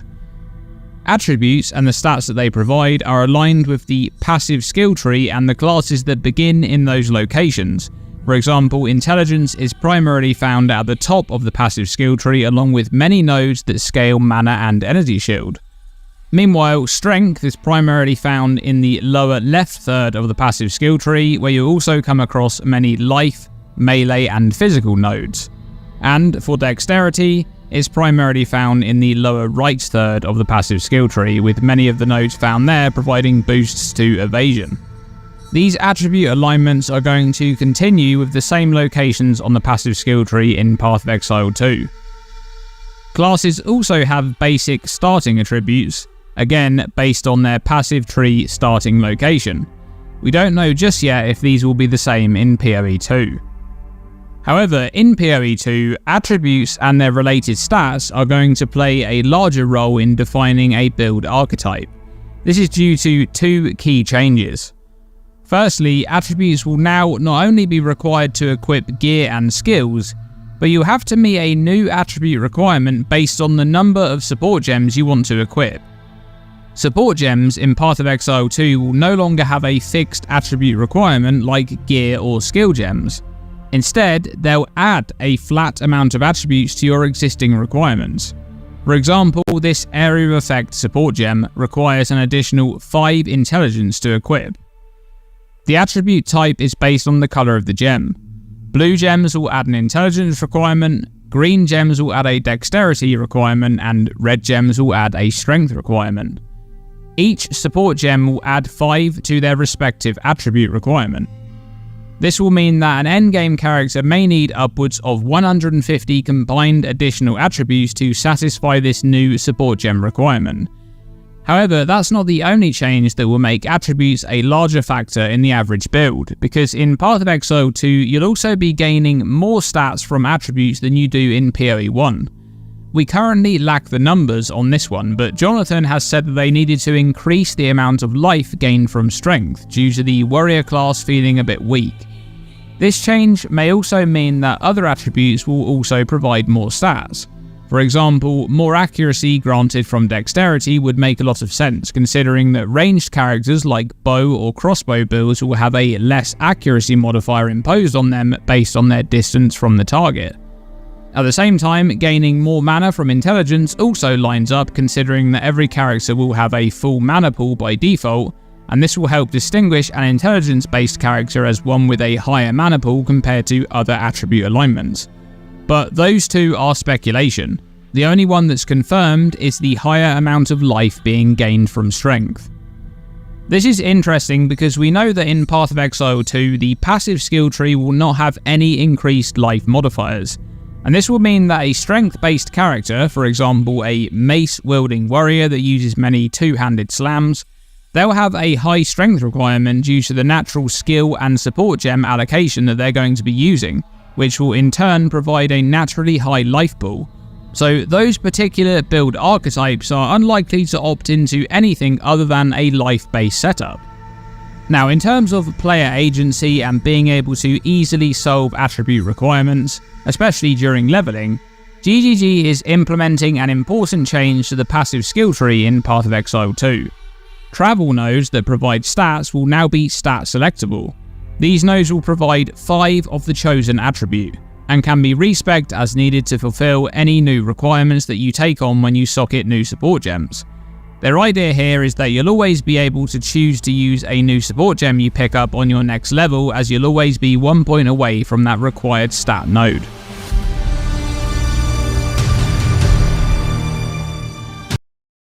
You're gonna crush this interview. I look amazing. I feel like I can do anything. Welcome. Welcome to another Path of Exile 2 mechanics video. The biggest reasons that Grinding Gear Games took on the task of creating a new game in Path of Exile 2 is that they wanted to make an ARPG which solved a lot of the things that the original Path of Exile always struggled with. And at the top of that list is visceral combat, especially in regards to melee. Path of Exile 2 has an extremely heavy focus on the feel of moment-to-moment combat, with a new rigging system to aid with animation that allows character movement to seamlessly flow from one skill usage to the next. In Path of Exile 2, you can retarget an ability during its animation, allowing your character to turn during the cast or attack time prior to going off. Skills that have longer animations would allow the character more room for adjustment, which will mean that more mobile targets can still be tracked and hit with skills that have much longer wind-ups. Ability use can be manually cancelled if you need to move out of the way of immediate danger, for example, or if you just no longer need to use that skill. This can be done forcibly by dodge rolling. Now, the cancelling of abilities will likely be something that's much more important in PoE 2 compared to PoE 1, because skills typically have longer cast times than those we're used to in PoE 1. For example, the Arc spell, which has a 0.9 second cast time in PoE 2 compared to the 0.7 second cast time in PoE 1. But there are also several much stronger abilities which have very significant cast times, like Comet, which has a 1 second base cast time with an additional 1 second to total cast time as a modifier on the gem itself that likely scales with gem levels. Being able to cancel a skill with such a long cast time will be crucial to maintaining that freedom and fluidity of moment-to-moment combat. But what about the mana cost of a skill? In PoE 1, if you cancel or are forced to cancel a skill's animation before it goes off, such as being stunned out of that cast, you'll lose the resource cost of the skill since it's spent up front. But resource cost for ability use is also changing in a big way from PoE 1 to PoE 2. The cost of using a skill will no longer be spent up front upon first activating this skill, and will instead be spent over the full duration of the skill's animation, meaning that cancelling a skill before it goes off, either manually or having the skill forcibly cancelled by being stunned, is significantly less punishing. The option to retarget and cancel skill usage without losing resources should go a long way to provide the basis for smoother feeling combat. But these are not the only changes to ability usage that Path of Exile 2 is bringing to the franchise, because many skills will now either have a movement function built in by default, or will be able to be used while moving. Skills that can be used while moving will typically impose a movement penalty upon the character during their cast time, slowing movement speed down but not stopping it entirely. Meanwhile, for skills which do require you to stand in place, some of them have built-in movement. Going back to the Comet spell from earlier, this one has a movement portion of the skill which only activates if the spell is targeted close to the character, lifting the character up and repositioning them backwards slightly without turning around, providing some defensive utility to help maintaining distance during casting. There are also skills which act similarly to movement skills in PoE 1, such as the new Hand of Chiola skill. This one dashes to the target if they're at distance from you when it's used. Now lastly for this video, for the general ability use changes, is something a bit more cosmetic to do with the new rigging system in PoE 2. Some of you who have played PoE 1 may be familiar with the cast or attack animations of specific classes and specific weapon types, and how those animations tend to start looking a little bit ridiculous once you start to stack a lot of attack and cast speed, or a lot of action speed. This is because the animation in PoE 1 never changes, it just gets sped up, to the point where an animation which looks fine when it's played over the duration of a second, begins to look quite strange once it's played 10 times in the space of a second. But in PoE 2, the animation of a skill's usage is planned to be different based on the speed of that animation, with parts of the animation being changed for a faster or slower variant of the animation when certain speed thresholds are met.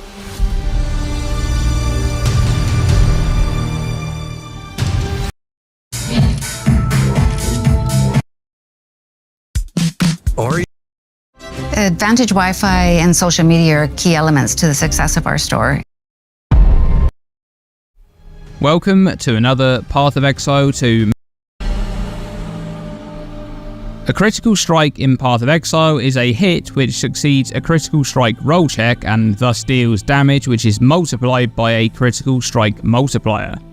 But Path of Exile 2 is making some very big changes to critical strikes.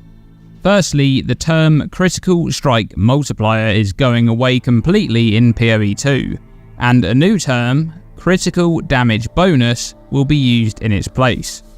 As a disclaimer here, Viperesque, a Path of Exile 2 developer, on the official Path of Exile Discord server, has stated that this new terminology is possibly subject to change before or during the early access period, as they're not entirely happy with any potential confusion that it could cause. But let's continue. So, what's the difference between critical strike multiplier in PoE 1 and critical damage bonus in PoE 2?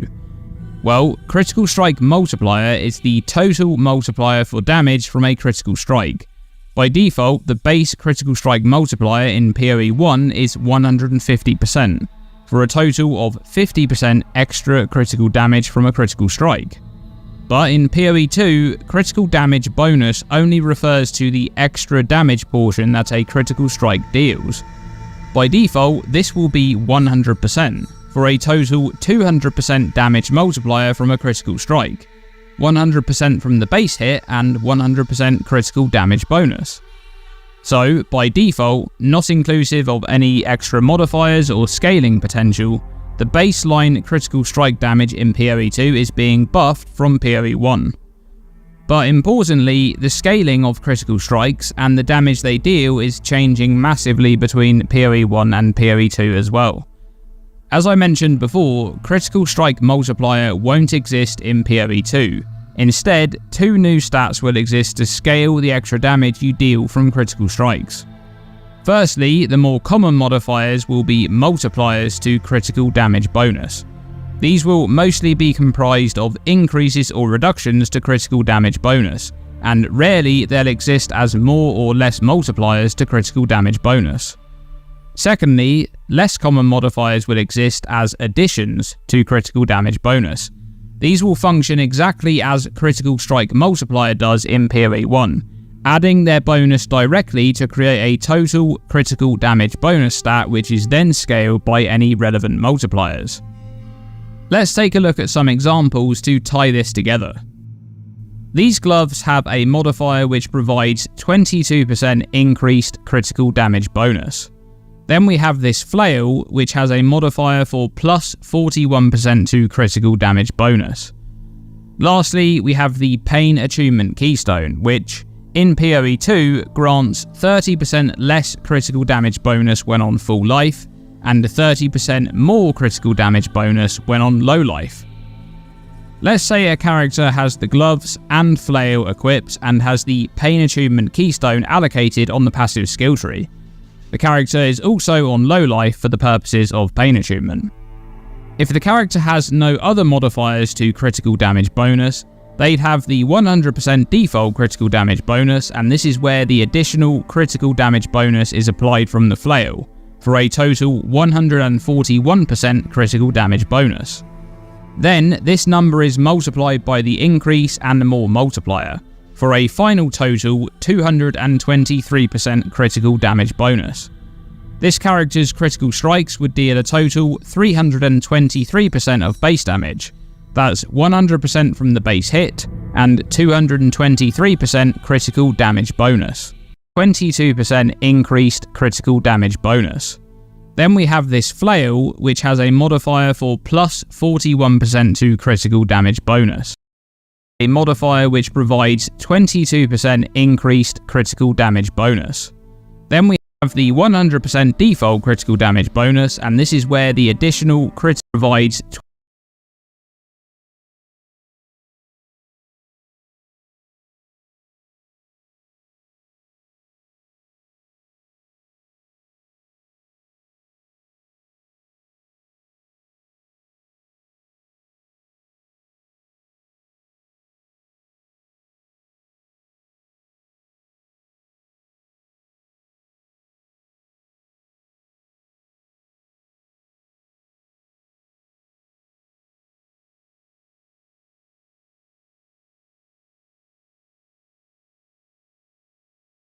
multiplied by the increase and more multiplier, for a final total 223% critical damage bonus.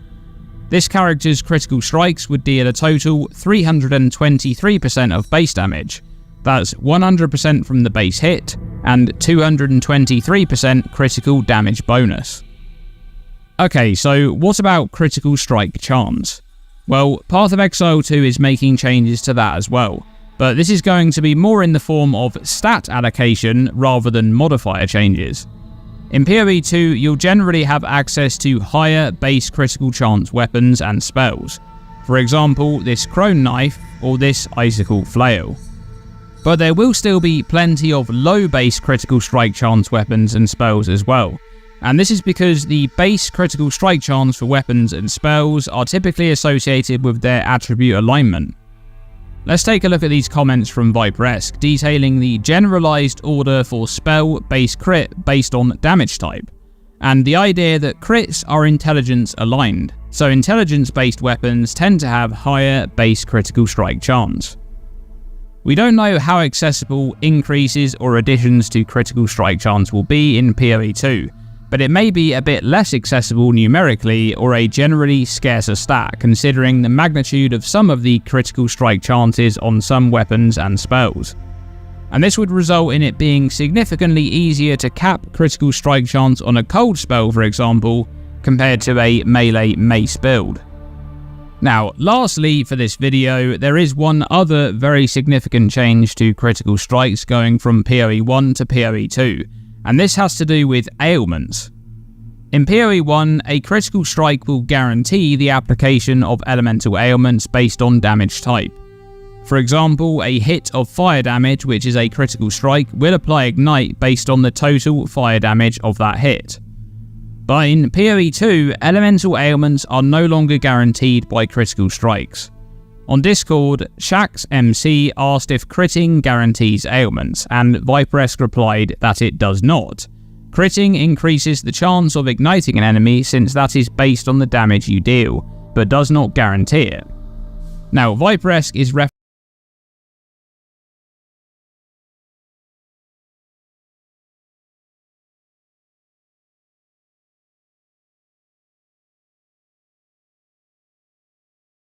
another mechanical change in this response, which is to do with how ailment application in general will work in PoE 2, which is now going to be based on the damage rather than a critical strike check or the chance to inflict an ailment. But we'll go into that one in detail in a future video. For this video, the important takeaway here is that critical strikes will no longer provide a guaranteed way to inflict elemental ailments.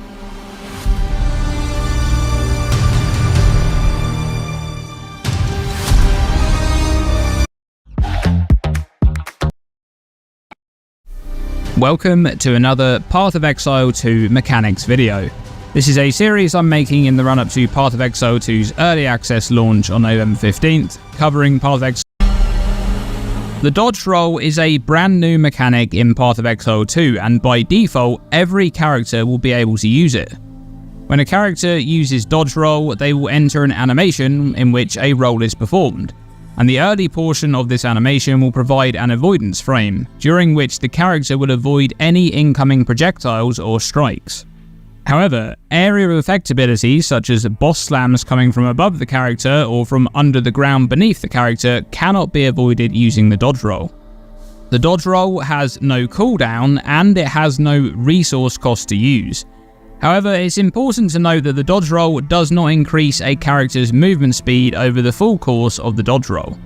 Instead, a character using a dodge roll will move a greater distance during the initial evade frame portion of the roll, and then move a shorter distance for the remainder of the dodge roll animation, working out to the same total distance covered in the same time frame as normal walking would have achieved.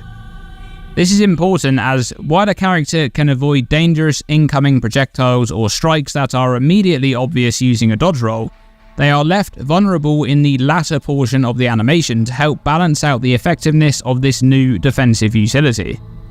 Any increases or decreases to movement speed will directly affect the dodge roll to maintain equal distance covered between dodge rolling and walking. The dodge roll can also be used to cancel almost any animation of other abilities to be able to quickly avoid danger, which may be especially important as one of its primary use cases, considering the length of cast times for some of the high-risk, high-reward abilities that we've seen so far. Some of them have very long wind-ups. Now, though we haven't seen any indication of this in-game just yet, the developers have mentioned that you'll be able to modify the dodge roll by speccing into nodes on the passive skill tree, and presumably there may also be unique items that change the dodge roll in special ways. They also played around with the idea of a cast on dodge roll metagem during discussions at ExileCon 2023, but we've heard nothing about that since then. However, we do know of one way to modify the dodge roll, or not so much modify it, but rather just remove it as an option entirely.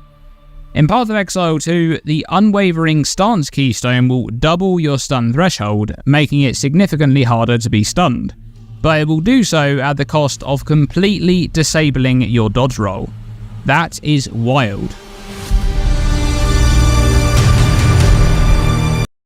Welcome to another Path of Exile 2 mechanics video. This is a series I'm making in the run-up to Path of Exile 2's early access launch on November. Curses are a type of ability that apply a debuff. These debuffs are often comprised of basic modifiers such as negative resistance of a certain type, lowering the target's resistance and thus making them more susceptible to that type of damage, or something like increased damage taken under certain conditions or against specific types of damage. By default, a character has a maximum curse limit of 1. This means that they're only able to apply a single curse on each target. Attempting to apply another curse on a target you've already cursed will remove the oldest curse to make way for the new one. Curse limit can be increased through modifiers on the passive skill tree or on gear. Now, in Path of Exile 2, aside from changes to the curse skills themselves, there are two very big functionality changes with curse skills. Let's start with marks. Mark skills are a type of curse skill in PoE 1. They can essentially be seen as single target curses with powerful effects. But mark skills also carry their own unique mechanics in PoE 1. For example, mark skills have a limit of 1 per target even if curse limit is increased above its default limit of 1. You cannot have more than one mark on the same target at a time, and moving that mark to another target will remove the mark from the previous target.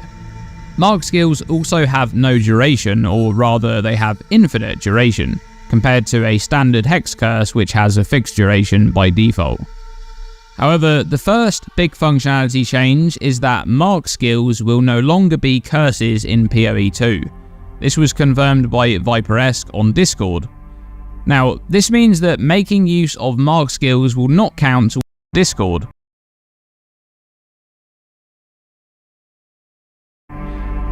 This means that making use of mark skills will not count towards a character's curse limit anymore. So without any investment into increasing curse limit, a character will be able to make use of a curse skill and a mark skill together at the same time. But it seems that mark skills themselves are also undergoing changes for PoE 2 in terms of their own unique mechanics. They will now have a duration, and judging from the sniper's mark skill that we've seen, they may have more temporary effects that can cause the mark to end early, providing a payoff. In this case, the next critical strike has a higher critical damage bonus, and provides the character with a frenzy charge before expiring that mark. Now, the second big functionality change in PoE 2 comes in the form of how exactly curse skills are activated upon their targets. In PoE 2, curse skills will have an activation delay for a short period of time after they've been cast before they actually take effect. Some of you may remember the Doomsday keystone which existed in PoE 1 for a while. This keystone made it so that your curses created a hex area which immediately gained maximum doom after 1 second. The doom mechanic has since been retired along with this keystone, and we don't know if the activation delay will be 1 second in PoE 2, but this is essentially a very similar concept, with the major difference being that in PoE 2, the targets won't be cursed until after the activation delay has played out. Aside from the curse ability descriptions, One of the only other mentions of activation delay is on Whispers of Doom, which will be a keystone in PoE 2. This keystone increases a character's maximum curse limit by 1, but doubles the activation delay for curses, so it takes much longer for those curses you cast yourself to actually take effect. But what about avoiding the downside of this keystone by bypassing the activation delay altogether? Blasphemy is another returning mechanic, and in PoE 2 it will be a persistent buff that reserves spirit per socketed curse to apply those curses as auras around your character. This one has great synergy with Whispers of Doom. And another skill that has incredible synergy with Whispers of Doom is Hand of Chayula, a utility attack skill which would apply socketed curses and marks to the targets on hit, with increased effect. Now, in terms of the actual effects that curses would apply in PoE 2, well, we only know of a few of them so far.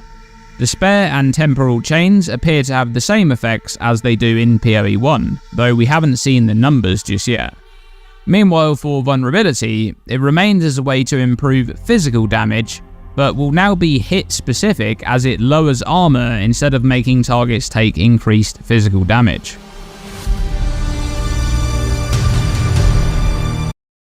Welcome to another Path of Exile. Accuracy is the stat which is used in part to calculate if an attack will hit or if it will be evaded. This stat is used on the attacker's side in a calculation against the defender's evasion rating to determine the hit chance of an attack. We don't currently know if the calculation is changing between PoE 1 and PoE 2, but the current calculation to determine chance to hit an attack in PoE 1 is shown here. Note that the chance to hit an attack can never be lower than 5% because evasion's chance to evade is hard capped at 95%. However, the chance to hit an attack does not have a cap and can reach 100%. This is done by having enough accuracy to reach 100% chance to hit in the calculation, or by having a modifier which allows the character to ignore the chance to hit calculation. In PoE 1 we have existing mechanics which allow a character to fully bypass the chance to hit calculation by accessing a modifier to guarantee an attack hit will land. And in Path of Exile 2, we'll have many of the same mechanics returning. For example, Resolute Technique, a keystone which makes it so that a character's hits cannot be evaded, but the cost of being unable to deal critical strikes. There's also this one-handed mace base type, the Jade Club, which has the implicit modifier Always Hits, which will mechanically function the same as Vagan's signature modifier from the Betrayal League mechanic, which grants the stat Hits cannot be evaded. When a character has access to modifiers like the one on Resolute Technique or the one on this Jade Club, their accuracy rating and the defender's evasion rating no longer have an impact. That part of the calculation is skipped entirely, and if the attack makes contact, it will always hit. Now, in Path of Exile 2, there is one very significant change to accuracy, and it comes in the form of a new mechanic which will interact directly with the distance between the attacker and the defender. The further away a character is from their target, the more accuracy they will need to hit an attack. We're not sure just yet exactly how this mechanic will be imposed, but we do have a Path of Exile 2 support gem that may be quite telling as to how exactly this may work. Far Reach is a strength support gem and it supports melee attack skills. This support gem makes supported skills have 80% reduced penalty to their accuracy rating at range.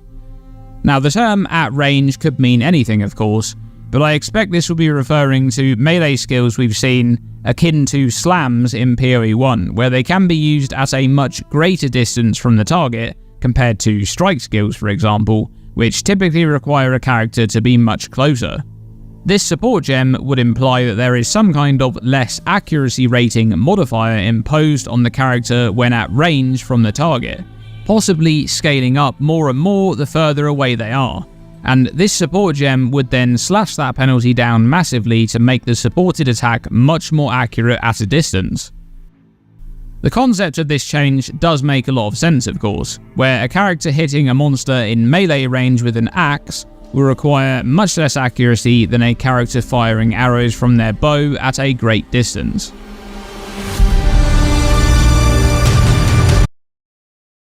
For cold and flu symptom relief, there's a comforting cup of Neocitrin, the power of soothing relief. Welcome to another Path of Exile 2 mechanics video. This is a series that I'm making in the run-up to Path of Exile 2.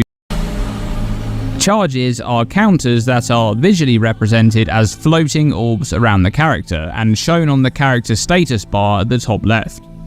Endurance charges are associated with strength and visually indicated as orange orbs. Frenzy charges are associated with dexterity and visually indicated as green orbs. And power charges are associated with intelligence and visually indicated as blue orbs. Now, these standard charges are having quite a big design overhaul in PoE 2 compared to PoE 1. In Path of Exile 2, Endurance, Frenzy and Power charges will not provide any passive stats, and will instead be solely used to spend on empowering abilities.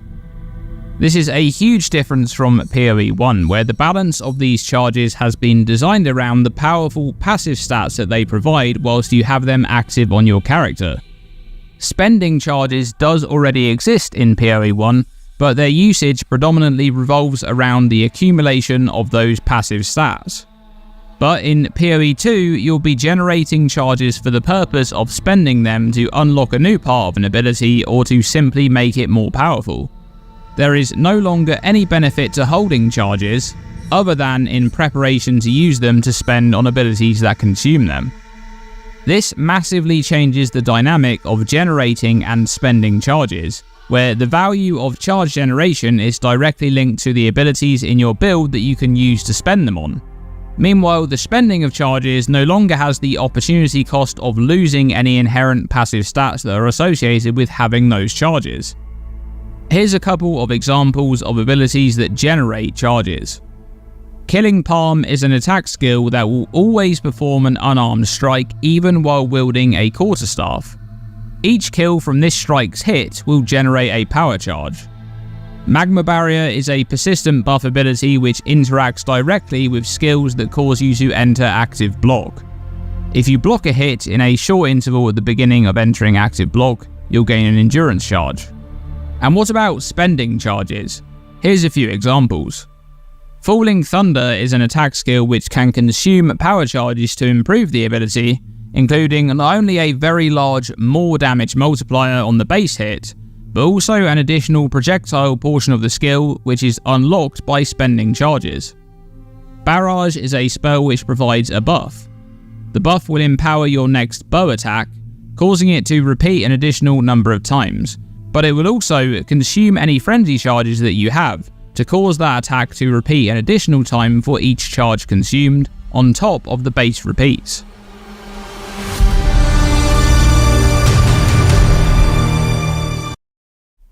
Welcome to another Path of Exile 2 mechanic. Block is a brand new mechanic in Path of Exile 2, it doesn't exist in Path of Exile 1. The ability to use active block is granted by the Raise Shield skill, which comes as an implicit on some shield bases. This appears to primarily exist on strength shield bases, including some hybrid strength bases such as this one right here. Using the Raise Shield skill brings the character's shield up in here, and will block any incoming projectiles or strikes from the front. Any hits coming in from the sides of the character or the back will not be blocked by this active block mechanic. Now, it's worth mentioning here that block in PoE 2 is going to work a bit differently from PoE 1, in terms of the types of hits you'll be able to block. Firstly, the categorization of monster attacks or monster spells is going away in PoE 2. There will simply just be monster hits. Block, similarly to evasion, will be able to block incoming projectiles such as fireballs, or strikes such as a sword swing, but it won't be able to block larger area effect hits such as large boss slams coming from above the character or underneath the ground where the character stands. These larger abilities will be telegraphed as unblockable. For a bit more information on the removal of monster attack and spell categorization, you can check out the full video on that topic right here. Now, this change should go a long way to making it much easier to understand which hits can be blocked and which can't. And this is a massive change compared to PoE 1, where it's almost impossible to tell if an incoming ability is an attack or a spell without having prior knowledge. And it makes sense too. If you're holding your shield up in front of you, you can block an incoming projectile, whether that's a fireball or an arrow. That doesn't really matter, but if the ground beneath you is literally crumbling away, your shield isn't going to be too much help in that scenario. So when using Raised Shield, a character's shield will be up in front of them and they will have a heavy movement speed penalty imposed on them whilst they maintain active block. There will also be an endurance bar which will deplete over time as hits are blocked and restore slowly while not using Raised Shield. If this endurance bar ever reaches 0 while using Raised Shield, the character will immediately fall out of active block and be stunned. So it's quite important to pay attention to that bar, as it can be extremely punishing if you hit empty. Now, Raised Shield being an active skill means that like any other skill, it can be supported using support gems. Some examples of support gems you could use with Raised Shield are Energy Barrier, which forces energy shield recharge to begin if you get stunned while using the supported skill, and stops damage from preventing the recharge for 2 seconds. Remember, you can still be stunned while using Raised Shield, for example from an area hit, or a hit that comes in from the sides or behind you. Unbreakable is another support gem that would help out with that, making it much harder for you to be stunned while using the supported skill by providing more stun threshold. There's also Wind Wave, which provides a defensive knockback utility. There's also Wind Wave by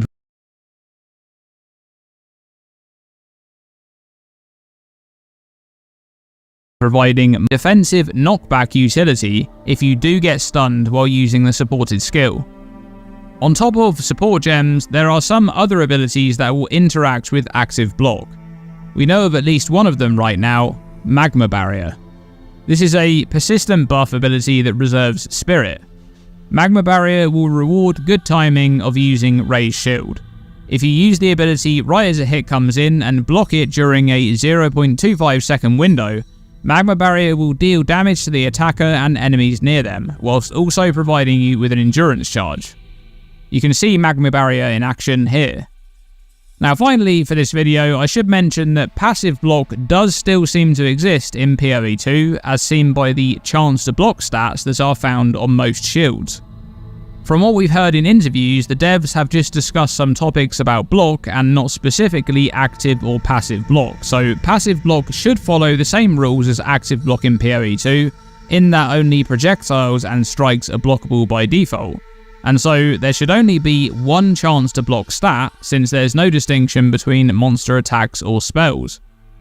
We're not sure yet if there will be any connection between passive block and active block. For example, we don't know if you'll be able to passively block while you're using Raised Shield to benefit from active block. One would think that passive block may be disabled during active block as you're focusing your shield on the front, but we'll have to wait until November 15th to find out for sure.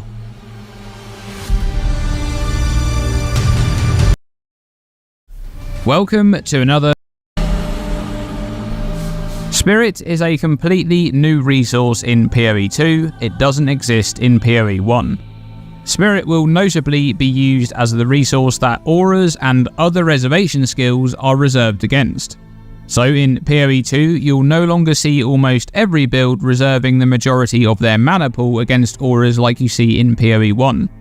This is a new mechanic that's been designed specifically to combat this issue, with Jonathan at ExileCon 2023 going as far to say that they were sick of the fact that in PoE 1 basically every character was playing with no mana pool. A character will be able to invest into obtaining more spirit by investing into specific gear modifiers, and perhaps more notably, the use of the redesigned Scepter one-handed weapon in PoE 2, as it will grant a lot of spirit as a baseline and will have rollable modifiers to improve the spirit gained from using it. Permanent spirit will also be obtainable from specific bosses in the campaign, similar to skill points coming from bosses in the PoE 1 campaign. Now, Spirit will not only be used for auras, but also every other reservation skill, including some returning abilities from PoE 1 which have a new twist in PoE 2, such as Arctic Armor. Spirit will also be used to enable trigger-based meta gems, such as the new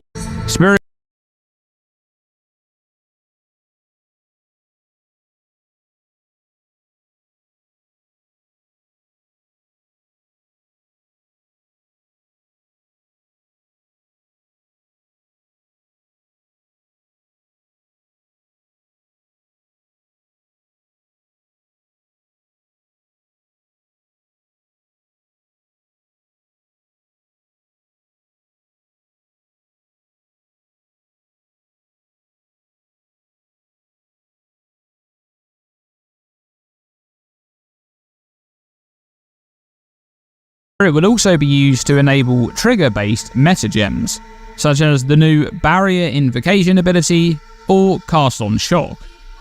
These meta gems will reserve a set amount of spirit to allow the socketed spells to be triggered under specific conditions.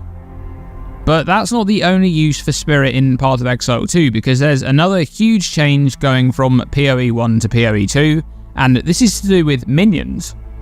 See, in Path of Exile 2, minions, or more specifically permanent minions, those without a duration, will reserve spirit in order to be used. Non-permanent minions with durations will not reserve any spirit and will simply have an associated mana cost. This change to minions is huge, and the balance in terms of how much spirit is used to maintain these permanent minions needs to be just right, to the point where these builds still have enough room to be able to use other important reservation skills as needed, or where those minion abilities are strong enough to justify using over the choice of another reservation option. Now, aside from reservation skills and permanent minions, we know of one other mechanic that will use spirit, and that's totems when used in combination with Ancestral Bond. This keystone in Path of Exile 2 has been redesigned, and it will now completely remove your limit on the number of placed totems, but make it so that each totem placed reserves 50 spirit. This one is particularly interesting, and similarly to permanent minions, the balance in terms of that reservation number of 50 spirit per totem needs to be just right to justify having enough unreserved spirit to use more totems versus just using another aura. There's also the question of scaling in these builds, where obtaining more spirit will allow for more placed totems or more permanent minions, but presumably in a lot of those cases, that investment into more spirit could have just instead gone into other means of scaling damage, and there will likely be a sweet spot for the amount of spirit you'll want to achieve. Reservations in PoE 2 will also utilise the new weapon swap tech. In Path of Exile 2, you'll be able to choose which weapon set you want to use when using a specific skill, and your character will automatically switch to that set before using the ability. You'll be able to reserve skills based on weapon sets too, and dynamically swap which reservations you are using based on the weapon set currently equipped.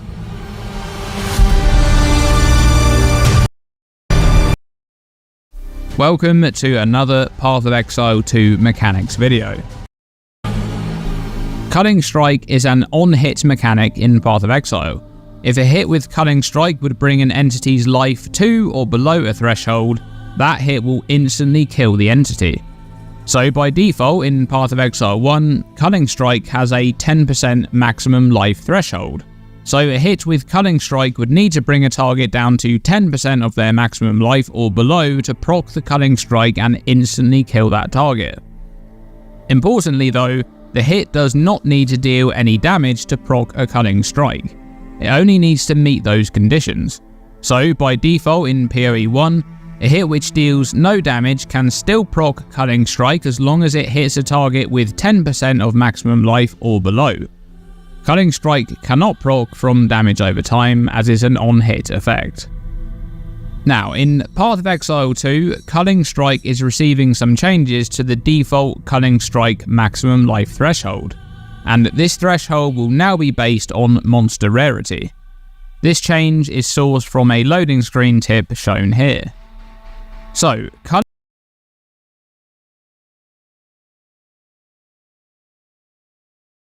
Culling Strike in PoE 2 will have a different maximum life threshold for each different monster rarity type. 30% for normal or white monsters, 20% for magic or blue monsters, 10% for rare or yellow monsters, and 5% for unique monsters. In terms of the effectiveness of Culling Strike going from PoE 1 to PoE 2, it's going to be stronger against weaker monsters and worse against named bosses. And in terms of the effective damage increase you gain from utilizing Culling Strike, well, the default Culling Strike in Path of Exile 1 is approximately 11.1% more damage when it's executed at 10% of maximum life. That's going to remain the same for rare monsters in Path of Exile 2, but for unique monsters it's going to substantially decrease, down to approximately 5.2% more damage when executed at 5% of maximum life, while for magic and normal monsters it's substantially increasing, to approximately 25% more damage against magic monsters and 42.8% more damage against normal monsters. Now, in the context of PoE 1, this of course doesn't sound particularly useful because normal and magic monsters often die in a single hit anyway. But we have already seen some footage of considerably tanky magic monsters in Path of Exile 2, and we know from dialogue in interviews that they're trying to create different monster types with varying difficulty and rewards based on that difficulty. So it may be the case that you encounter normal or magic monsters that are considerably stronger than others, and this is where that Culling Strike may be useful. There's also the question of whether or not the Slayer ascendancy will exist in PoE 2, and if it does exist, how will it interact with these new Culling Strike thresholds? That is yet to be seen. Welcome to another Path of Exile 2 mechanics video.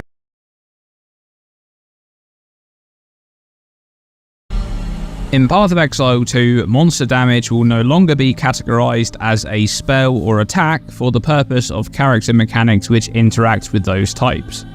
A good example of this in Path of Exile 1 is Spell Suppression, which lessens the damage of incoming spell hits, but doesn't interact with incoming attacks in any way.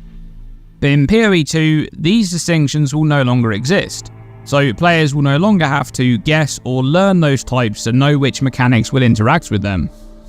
Now, there will still be categories for monster damage, similar to the ones which already exist in PoE 1. For example, monster damage will still have attached tags, such as Area of Effect, if the monster damage is an AoE ability, and this is important for the mechanics that will still interact with monster damage to determine exactly how they will interact.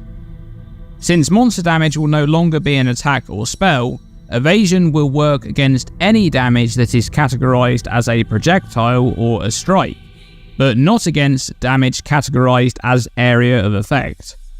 Monster Area of Effect abilities, especially those which deal significant damage, such as during boss encounters, will generally be well telegraphed and easier to read as something the player should avoid getting hit by. Okay, so since there's no distinction of monster attacks or spells anymore, and since evasion will remain, where does that leave spell suppression? Well, at least in its current implementation in PoE 1, spell suppression won't exist in PoE 2. This change to monster damage has happened fairly recently. In fact, as recently as just 3 months ago at the console event that GGG held in LA, spell suppression existed in PoE 2, and not only spell suppression, because there was another new stat called deflection, which existed as well, which was essentially the attack counterpart to spell suppression. It did exactly the same thing as spell suppression, but for attacks instead of spells. But since monster attack and spell distinction is now gone, it's safe to assume that both of these stats are going away and something else may replace them to help against those AoE abilities for evasion-based builds, but that's just speculation. Another important thing to mention is that blocking in Path of Exile 2 will function similar to evasion in regards to the types of monster damage it will interact with.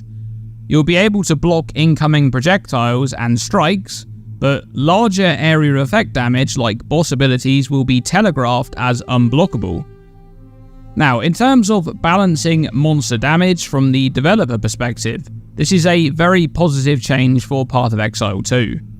Ever since spell suppression was introduced in Path of Exile 1 all the way back in patch 3.16, the game has slowly but surely become balanced around its existence, and it's typically quite noticeable when you're playing a character with spell suppression investment versus one without it.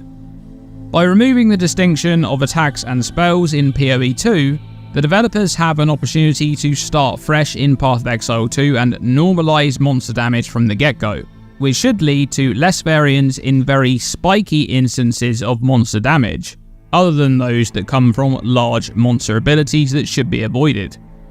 Meanwhile, for the player, mechanics like evasion and block are much simpler to understand, not just mechanically but also visually.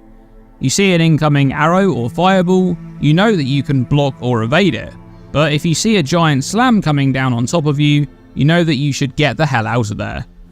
In regards to the complexity of the game, GGG will still have many avenues to explore to create interesting mechanics and unique item modifiers without the existence of specified monster attacks or spells.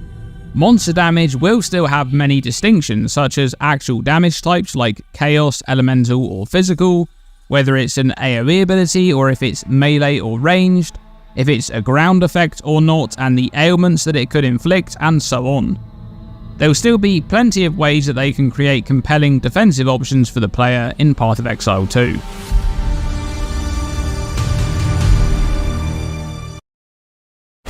This Black Friday, we're ditching the gimmicks, just doing deals. Save 20%. Welcome to another Path of Exile 2. Damage conversion has two forms. One which converts a portion of damage from one type into another, removing the source damage, and another which adds a portion of damage from one type to another, leaving the source damage as is. These are defined as converted modifiers and gained as extra modifiers. Damage conversion only goes in one direction. You can skip damage types to reach one further on in the chain, for example, physical converted to fire, but you cannot go backwards. For example, you cannot convert chaos damage into lightning damage. However, in PoE 1, damage always remembers its origin damage types. For example, physical damage, which is being converted into fire damage, will remember its physical damage origin, and this means that modifiers which apply to physical damage can still apply to the damage even though it's being dealt as fire damage. Therefore, the player can scale this damage with modifiers to both physical and fire damage. Now, damage conversion which exceeds 100% will be scaled down to meet 100%. This only affects converted modifiers and does not impact gained as extra modifiers. However, there is a priority system for damage conversion. The top priority is any conversion which is considered to be skill type conversion. This is any conversion which exists on a skill gem, for example, conversion on this Smite skill gem, and this also includes any conversion coming from a support gem, such as physical to lightning support. These types of conversion have the highest priority and will not be scaled down if possible. After that, any other modifiers to conversion are applied, such as those from gear modifiers or the passive skill tree. So as an example, let's say a character is using Smite linked to physical to lightning damage support. Therefore, 100% of physical damage is being converted to lightning damage, and this is all skill type conversion. If this character equipped the unique Love's Rim Sorrow, they'd have 100% of physical damage converted to cold damage, but since 100% of the damage is already being converted through skill type conversion, this modifier has no effect. Now, in PoE 2, there is going to be one very important change to damage conversion mechanics, and this is that damage will no longer remember its origin type. So if we take the example we discussed earlier in regards to PoE 1, the physical damage converted to fire, where the player can scale this damage using modifiers to both fire and physical. Well, in PoE 2, that won't be the case. The converted portion of damage can only be scaled by modifiers which apply to the end conversion damage type, i.e. the damage that is being dealt. And this is a massive change which is going to impact buildcraft in a very big way, because this significantly changes how damage can and will be scaled in builds which convert damage, because some of the vectors previously used to scale that damage are going away in PoE 2. Now, something important to mention here is that this doesn't mean that damage conversion chains will necessarily be useless in PoE 2, because modifiers which provide gained as extra damage are calculated before conversion. So an example of a modifier which will still be very strong in a damage conversion chain is one like this, which grants extra chaos damage for each non-chaos damage type in the chain. Something which is also interesting about this change is the balance from the developer perspective. As mentioned earlier, current Path of Exile has a strict damage conversion order, but we don't know just yet if this order will remain in PoE 2 or how it will be enforced. It's possible that they'll keep the order, but only for the purpose of preventing a loop in the case where mirroring conversion exists. They may remove the order for general usage, allowing for a lot more possible conversions, but we don't know anything about this just yet, so for now it's safe to assume that it will function exactly as it does currently in PoE 1 until further notice. And that's it. Damage conversion mechanics in Path of Exile 2. If you've enjoyed this video, give it a like and subscribe. Path of Exile 2's early access launch is rapidly approaching. As of this video, control effects in Path of Exile 2 include, but are not limited to, freeze, stun, and a new effect that doesn't exist in PoE 1, electrocute. These effects prevent an entity from performing normal actions, but they do so in different ways. For example, freeze applies a 100% action speed slow, preventing movement and use of abilities, while a stun will interrupt an action and a stunning animation will then play, during which the stunned entity cannot perform any actions. Even though these control effects have very similar outcomes, the main thing that distinguishes them from each other is how they're applied. Freeze, for example, is inherently tied to cold damage by default, and is inflicted by a hit of cold damage that either has a chance to freeze or is a critical strike. For stun, on the other hand, it can naturally be inflicted by a hit of any damage type, but melee damage specifically has a higher effectiveness in regards to inflicting stun, while non-physical damage has a lower effectiveness. So physical hit-based melee builds naturally have the best effectiveness for stunning hits. Stun also has a new mechanic, Heavy Stun, which will be built up over time and displayed as another bar below the monster's health bar. Heavy Stun will inflict a significantly longer stagger animation, providing a much larger opening to deal damage. Then we have Electrocute, an ailment that by default is inflicted by lightning damage.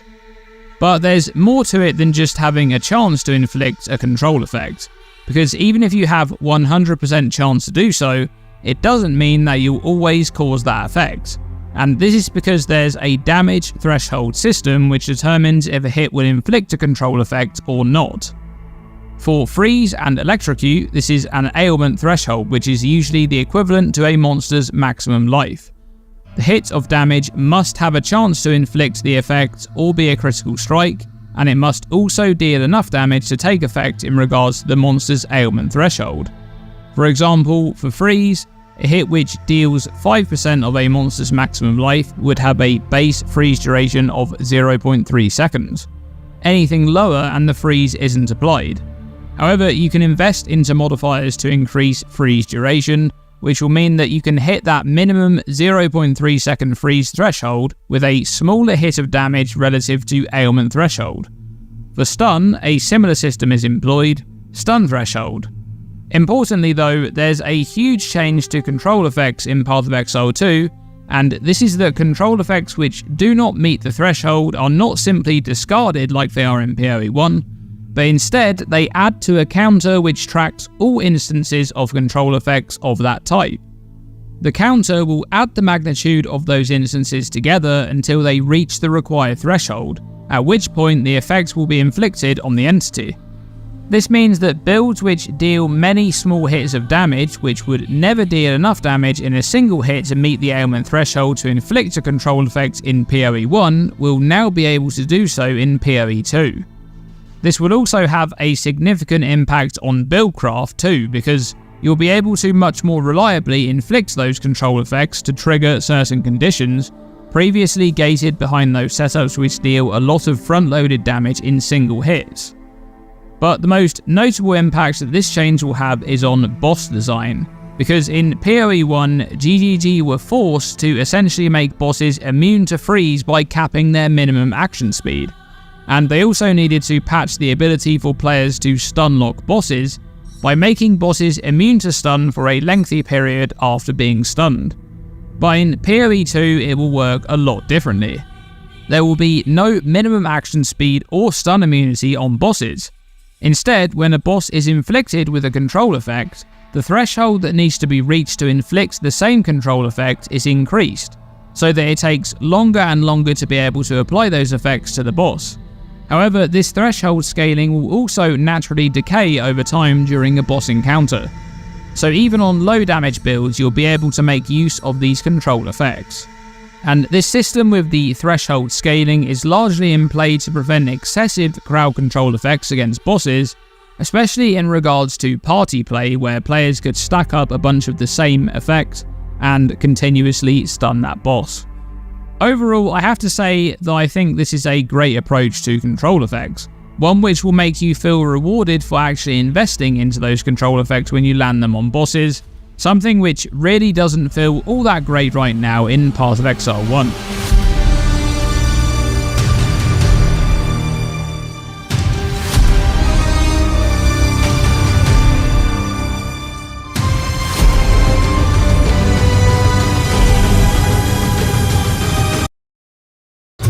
Be in the know.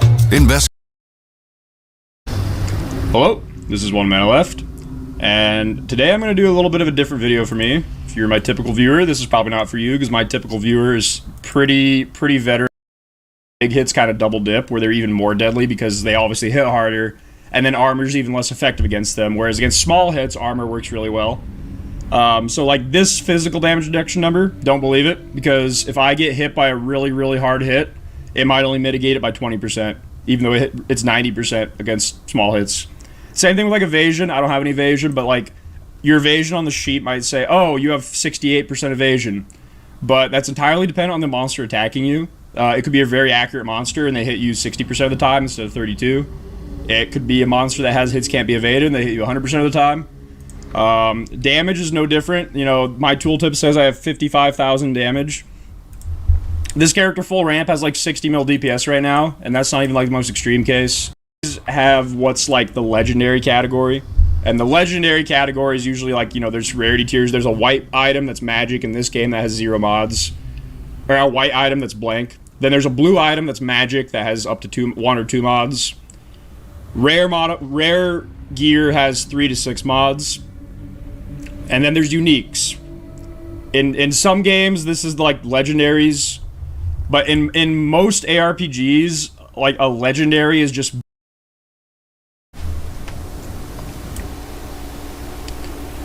7. If you're new to the game, this matters because cheating is very punished. This is different game to game, and it really depends on the structure of the game. If you're in like a MOBA, if you're playing League of Legends, obviously cheating is a very big deal, because if someone like cheats to get to like Diamond or Challenger, it's a big deal. Like, that's the whole point of the game, so understandably the community would be pissed off if someone cheated for rank. Then there's other games where it's kind of seen as like, oh, it's a solo experience. I'm just playing Pokemon Blue, so if I cheat, no one cares. Some people might come into this game with that mentality for Path of Exile, but the game is very trading and economy based. Like 88% of the player base plays Trade League on softcore, and what a few people can do that would be cheating can affect the entire market for the game, which does indirectly affect everyone. And this game has been historically and still is very strict on cheating. One thing you might see is like real money trading, RMT. You might join the game, be looking at YouTube videos. You might accidentally stumble into some shady YouTube channels that present themselves really normally. And like the whole point of the channel is to redirect you to their RMT sites. And you may have a tough time recognizing like who's good and who's bad if you're just brand new. There's not many of them. This is a small minority. But if you see someone say, hey, buy my divine orbs, it's $3 per divine orb, become...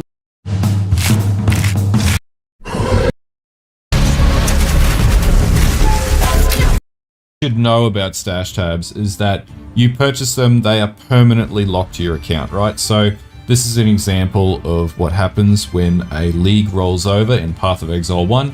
So basically they resort into these remove only.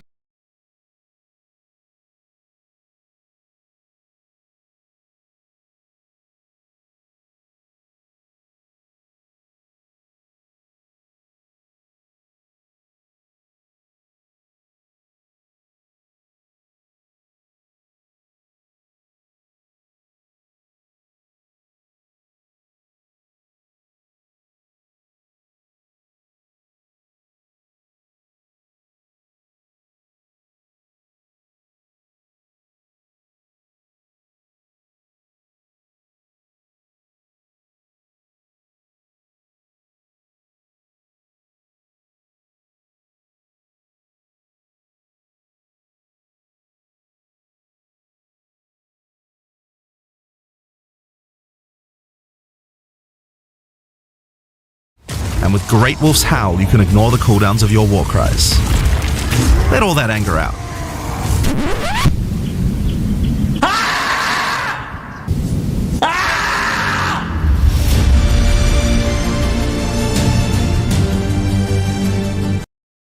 Start. Alright, let's begin with one of the reoccurring themes in this area of the tree, which is modifiers to scale energy shield recharge.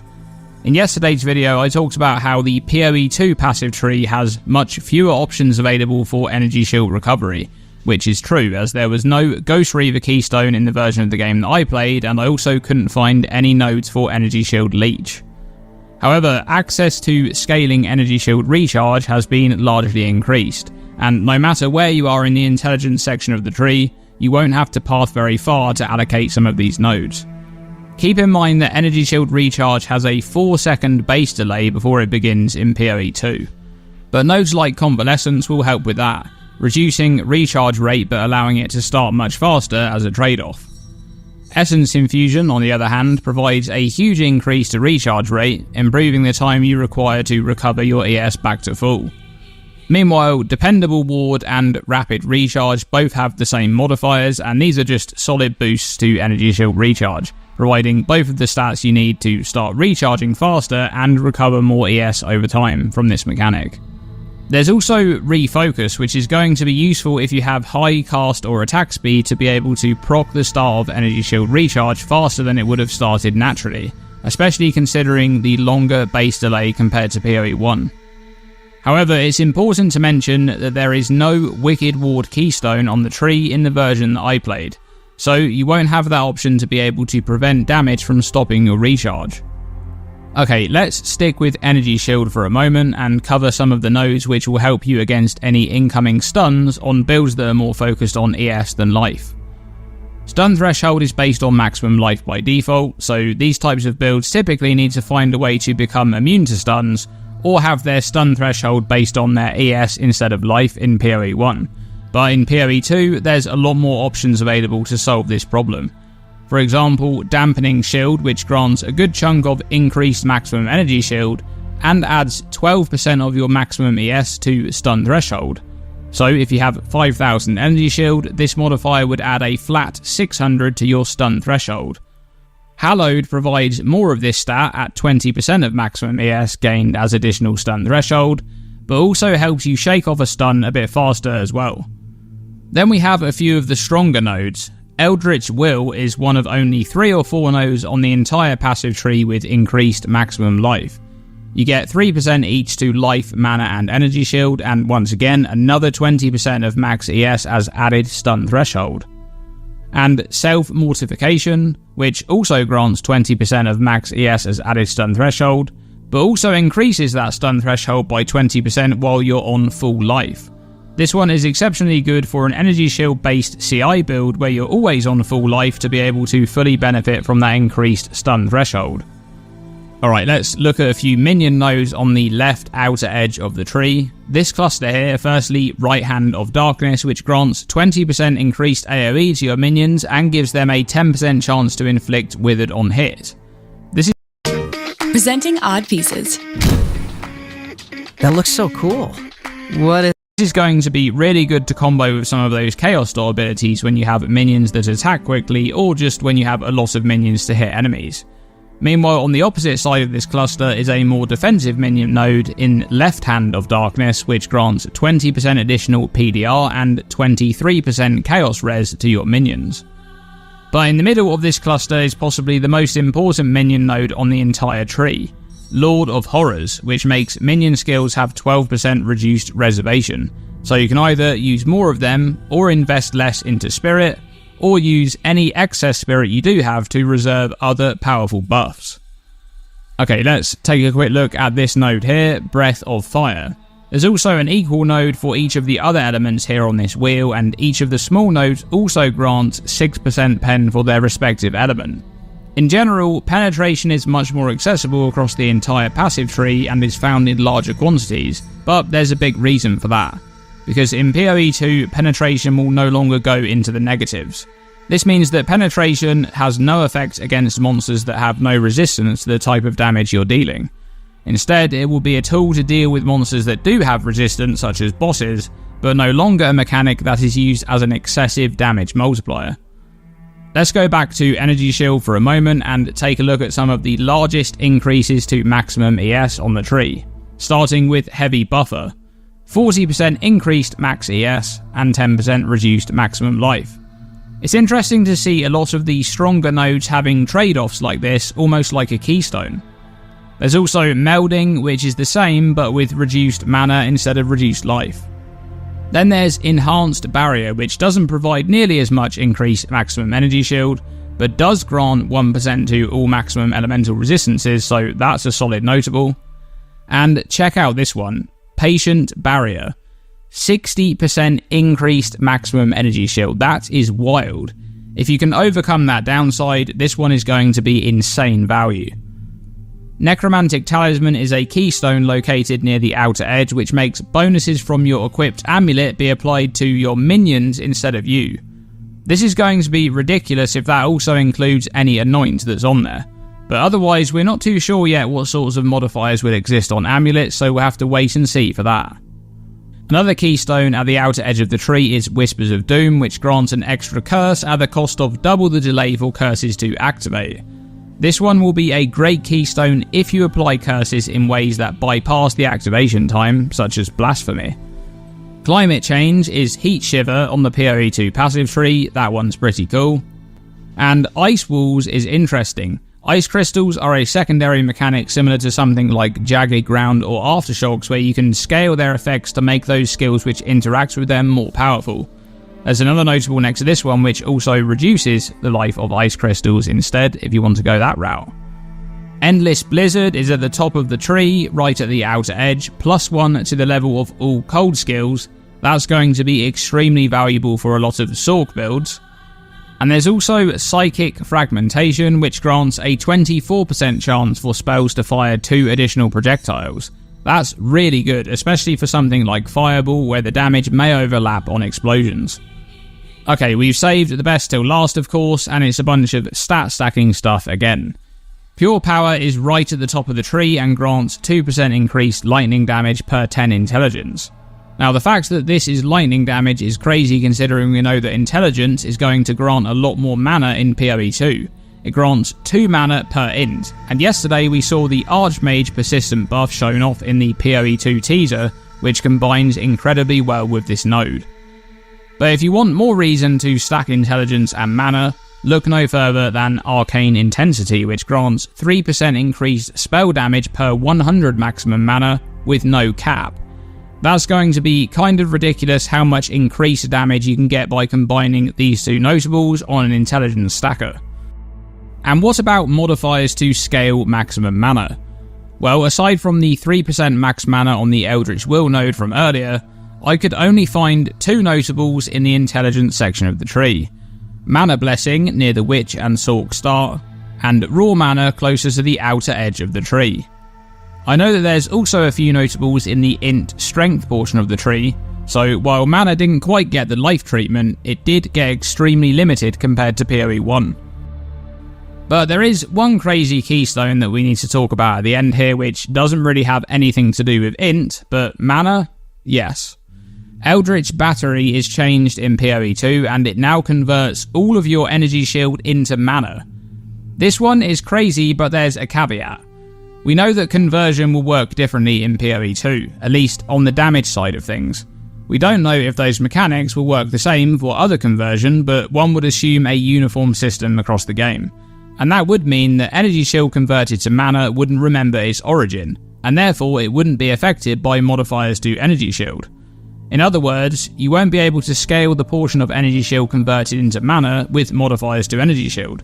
Only mana modifiers would apply to it. And that's it. Some of the more interesting nodes on the intelligence aligned portion of the tree. Thanks for watching this video, and as always, stay tuned and stay safe. Welcome to Realms of Builds. Now, Jagged Ground doesn't exist in PoE 1. It's a new ground effect, and baseline it seems to slow enemy movement speed. Jagged Ground is used as an effect that can be triggered by other skills to explode, dealing damage based on either the skill that created the Jagged Ground or the skill that caused it to explode based on the skill description.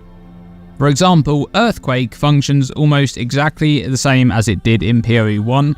The character performs an initial attack which then leaves a delayed aftershock that explodes for a lot more damage thereafter. But the big difference with Path of Exile 2 Earthquake is that the delayed aftershock damage is caused by Jagged Ground, which means it can interact directly with other skills. In the case of Earthquake, it grants 100% increased effect of Jagged Ground, improving the slow on enemies stuck in the effect. However, the interesting thing here is how exactly the increased effect modifier on Jagged Ground will affect the damage dealt by the explosion if it's triggered by another skill. For example, Shockwave Totem. In PoE 2 this skill is an attack instead of a spell, and it has its own base damage instead of using your weapon. Shockwave Totem is a slam skill, and the slam would explode Earthquake's Jagged Ground if it procs in its area of effect. Now that's one combo that can be used to essentially speed up the initial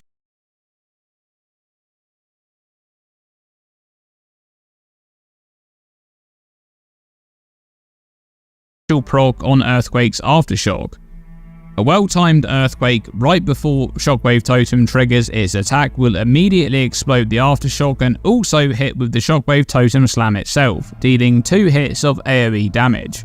But Jagged Ground doesn't stop there. In fact, there's a lot more interactions in just the few skills we've already seen glimpses of. Jagged Ground support can be linked to any slam skill to make its hits create Jagged Ground on impact. This version of Jagged Ground applies 30% less movement speed and has a larger area of effect. This is where things start to get quite interesting because you can use any slam skill to create Jagged Ground. Meanwhile, Stampede, another slam skill, not only creates more Jagged Ground as it moves forward during the animation, but it also explodes all patches of Jagged Ground at the end of the slam. Also, something else to take note of in this skill's description is the wording of creating many patches of Jagged Ground, which would imply that they can stack on top of each other. This may be skill specific, but it's also possible that Jagged Ground from multiple sources can stack, and if that's the case, utilizing this mechanic is likely to be really powerful. There's also Ancestral Warrior Totem, which, similar to Shockwave Totem, performs an attack with its own base damage. It doesn't use your weapon. But the crazy thing about this skill is that the totem uses a socketed slam skill, similar to Earthbreaker in PoE 1. This means you can use Ancestral Warrior Totem to either create a bunch of Jagged Ground using a slam linked to Jagged Ground support, or use the totem to explode other Jagged Ground you created using Stampede. Even crazier, you can have 2 of these totems with limit support, leaving you free to create as much Jagged Ground as possible with other skills. Or it may be better to have 2 Ancestral Warrior Totems that both use Earthquake, as we know that Earthquake used by totems in PoE 1 are unique instances per totem, allowing you to bypass the limit of a single Aftershock queued at a time. Using 2 Earthquake totems would allow you to constantly explode the jagged ground they create using Stampede on your character, which seems really strong considering the totems have a base attack time that's much faster than the proc rate of Shockwave totems, even with Earthquake's attack speed multiplier factored in. Keep in mind that this is only the skills and support gems we've seen so far. There's likely to be more interactions with jagged ground in the game, maybe from other skills or on ascendancies or even the passive skill tree. But with just what we've seen, I feel that this mechanic will be very strong if the numbers stay as they are. And this will likely be a great option to start with on early access launch on the Warrior if you're looking for some melee gameplay. Jagged ground stacking might just be a little bit busted. I just wanted to make a video on that today as I didn't see many people talking about it and it seems very strong. But we haven't got too long until we find out for sure. We're about 3 weeks out from the launch of Path of Exile 2 and we'll probably have a live stream date announcement coming soon, surely by the end of this week, as I expect the stream will be on the 28th, but may still be on the 21st, we'll have to wait and see. Thanks for watching this video, and as always, stay tuned and stay safe.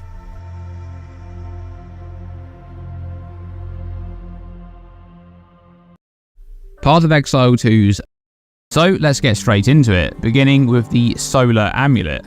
Now I just made a video a few days back talking about the mechanics of Spirit in PoE 2, and it looks like you're going to be able to invest quite heavily into Spirit with various item slots, including at least the Amulet Implicit as seen here, but possibly also Amulet Explicit modifiers to provide a lot more of this stat.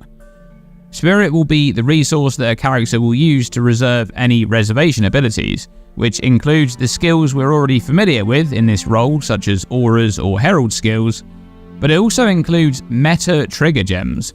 So trigger-based builds may need to invest further into Spirit to be able to use those reservations in addition to any auras they want to run. Now, speaking of trigger gems reserving Spirit, this change is really important because it indirectly buffs self-cast builds, and that's where we should move on to the next new base type, the Pearl Ring, which grants cast speed as its implicit. Self-cast builds in PoE 2 won't need as much Spirit as trigger-based builds, or alternatively they can invest the extra Spirit that they have into more auras or other reservation skills like Herald of Lightning or Arctic Armor for example. This new ring base type will also make cast speed a bit more accessible as a stat for those builds, especially earlier in progression when crafting a good ring with other needed stats can be quite difficult. Next up we have the Icicle Flail. Now this is a flail which is a new weapon type in PoE 2, but more importantly this weapon deals pure cold damage as the base damage stat, which is something we saw a little bit of back at ExileCon 2023. This idea that weapons wouldn't only have base physical damage but actually have different base damage types. Now this brings into question how exactly you'll scale this damage using explicit modifiers. Currently in PoE 1, the base types for weapons only have base physical damage, which is then scaled using local explicit modifiers for added flat physical damage and increased physical damage. In PoE 1, you can roll modifiers which provide added elemental or chaos damage, but you can't roll modifiers which provide local increased elemental or chaos damage, like you can for physical damage. However, in the most recent league, Settlers of Kalgur, we have a weapon enchantment which provides increased elemental damage, and this is a local modifier. It directly scales any flat added elemental damage that you have on the weapon.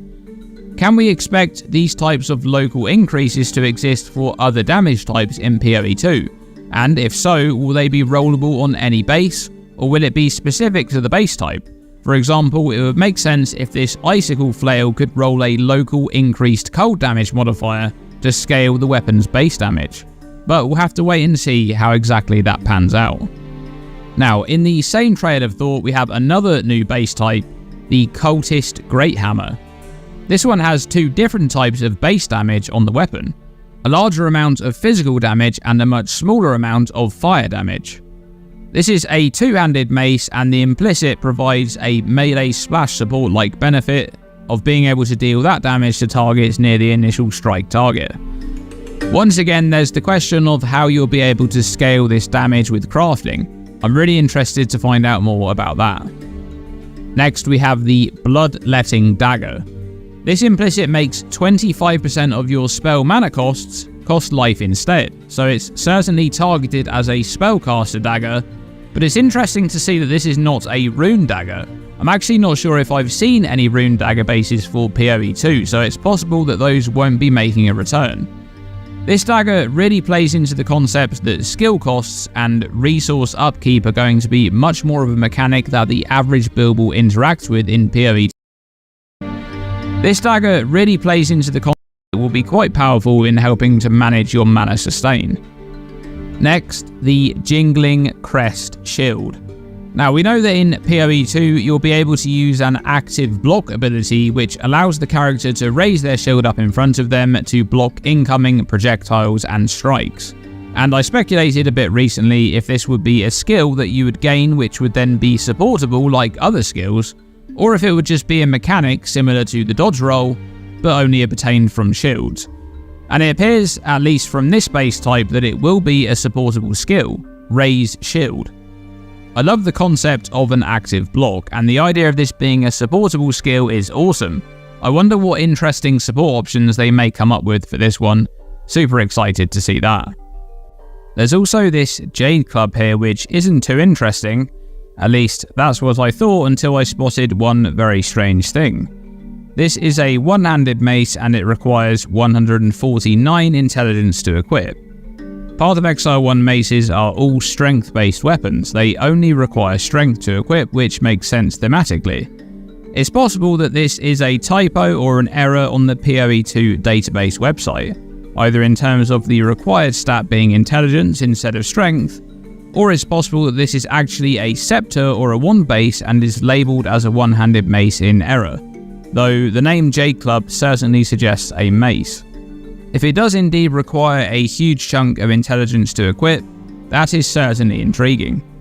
The Jade Club has the Always Hits implicit, which is basically Vagan's hits cannot be evaded modifier from Betrayal for those of us who play PoE 1. Now, we've already heard that accuracy is going to be more of a range from target mechanic in PoE 2, where melee requires less accuracy than, say, a ranger using a bow from a great distance. So considering this implicit is on a melee weapon, I wonder how useful it will be. Now lastly for this video, I wanted to briefly discuss something else, a new ability, Hand of Chayula. This skill is so cool and it has some awesome new tech which doesn't exist in PoE 1. You'll be able to use this ability while you have a weapon equipped, in this case a quarterstaff, and it will still perform an unarmed strike. The skill applies linked curses on hit, so even if it doesn't deal a lot of damage, it's going to provide useful utility.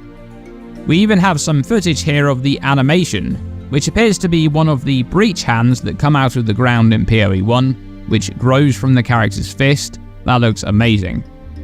We're just 36 days out from that early access launch date and probably about 3 weeks out from the live stream to find out everything we're going to be doing in the early access. Thanks for watching this video. Hello guys, welcome to another video. Now about a week ago, I made a video talking about some leaked Path of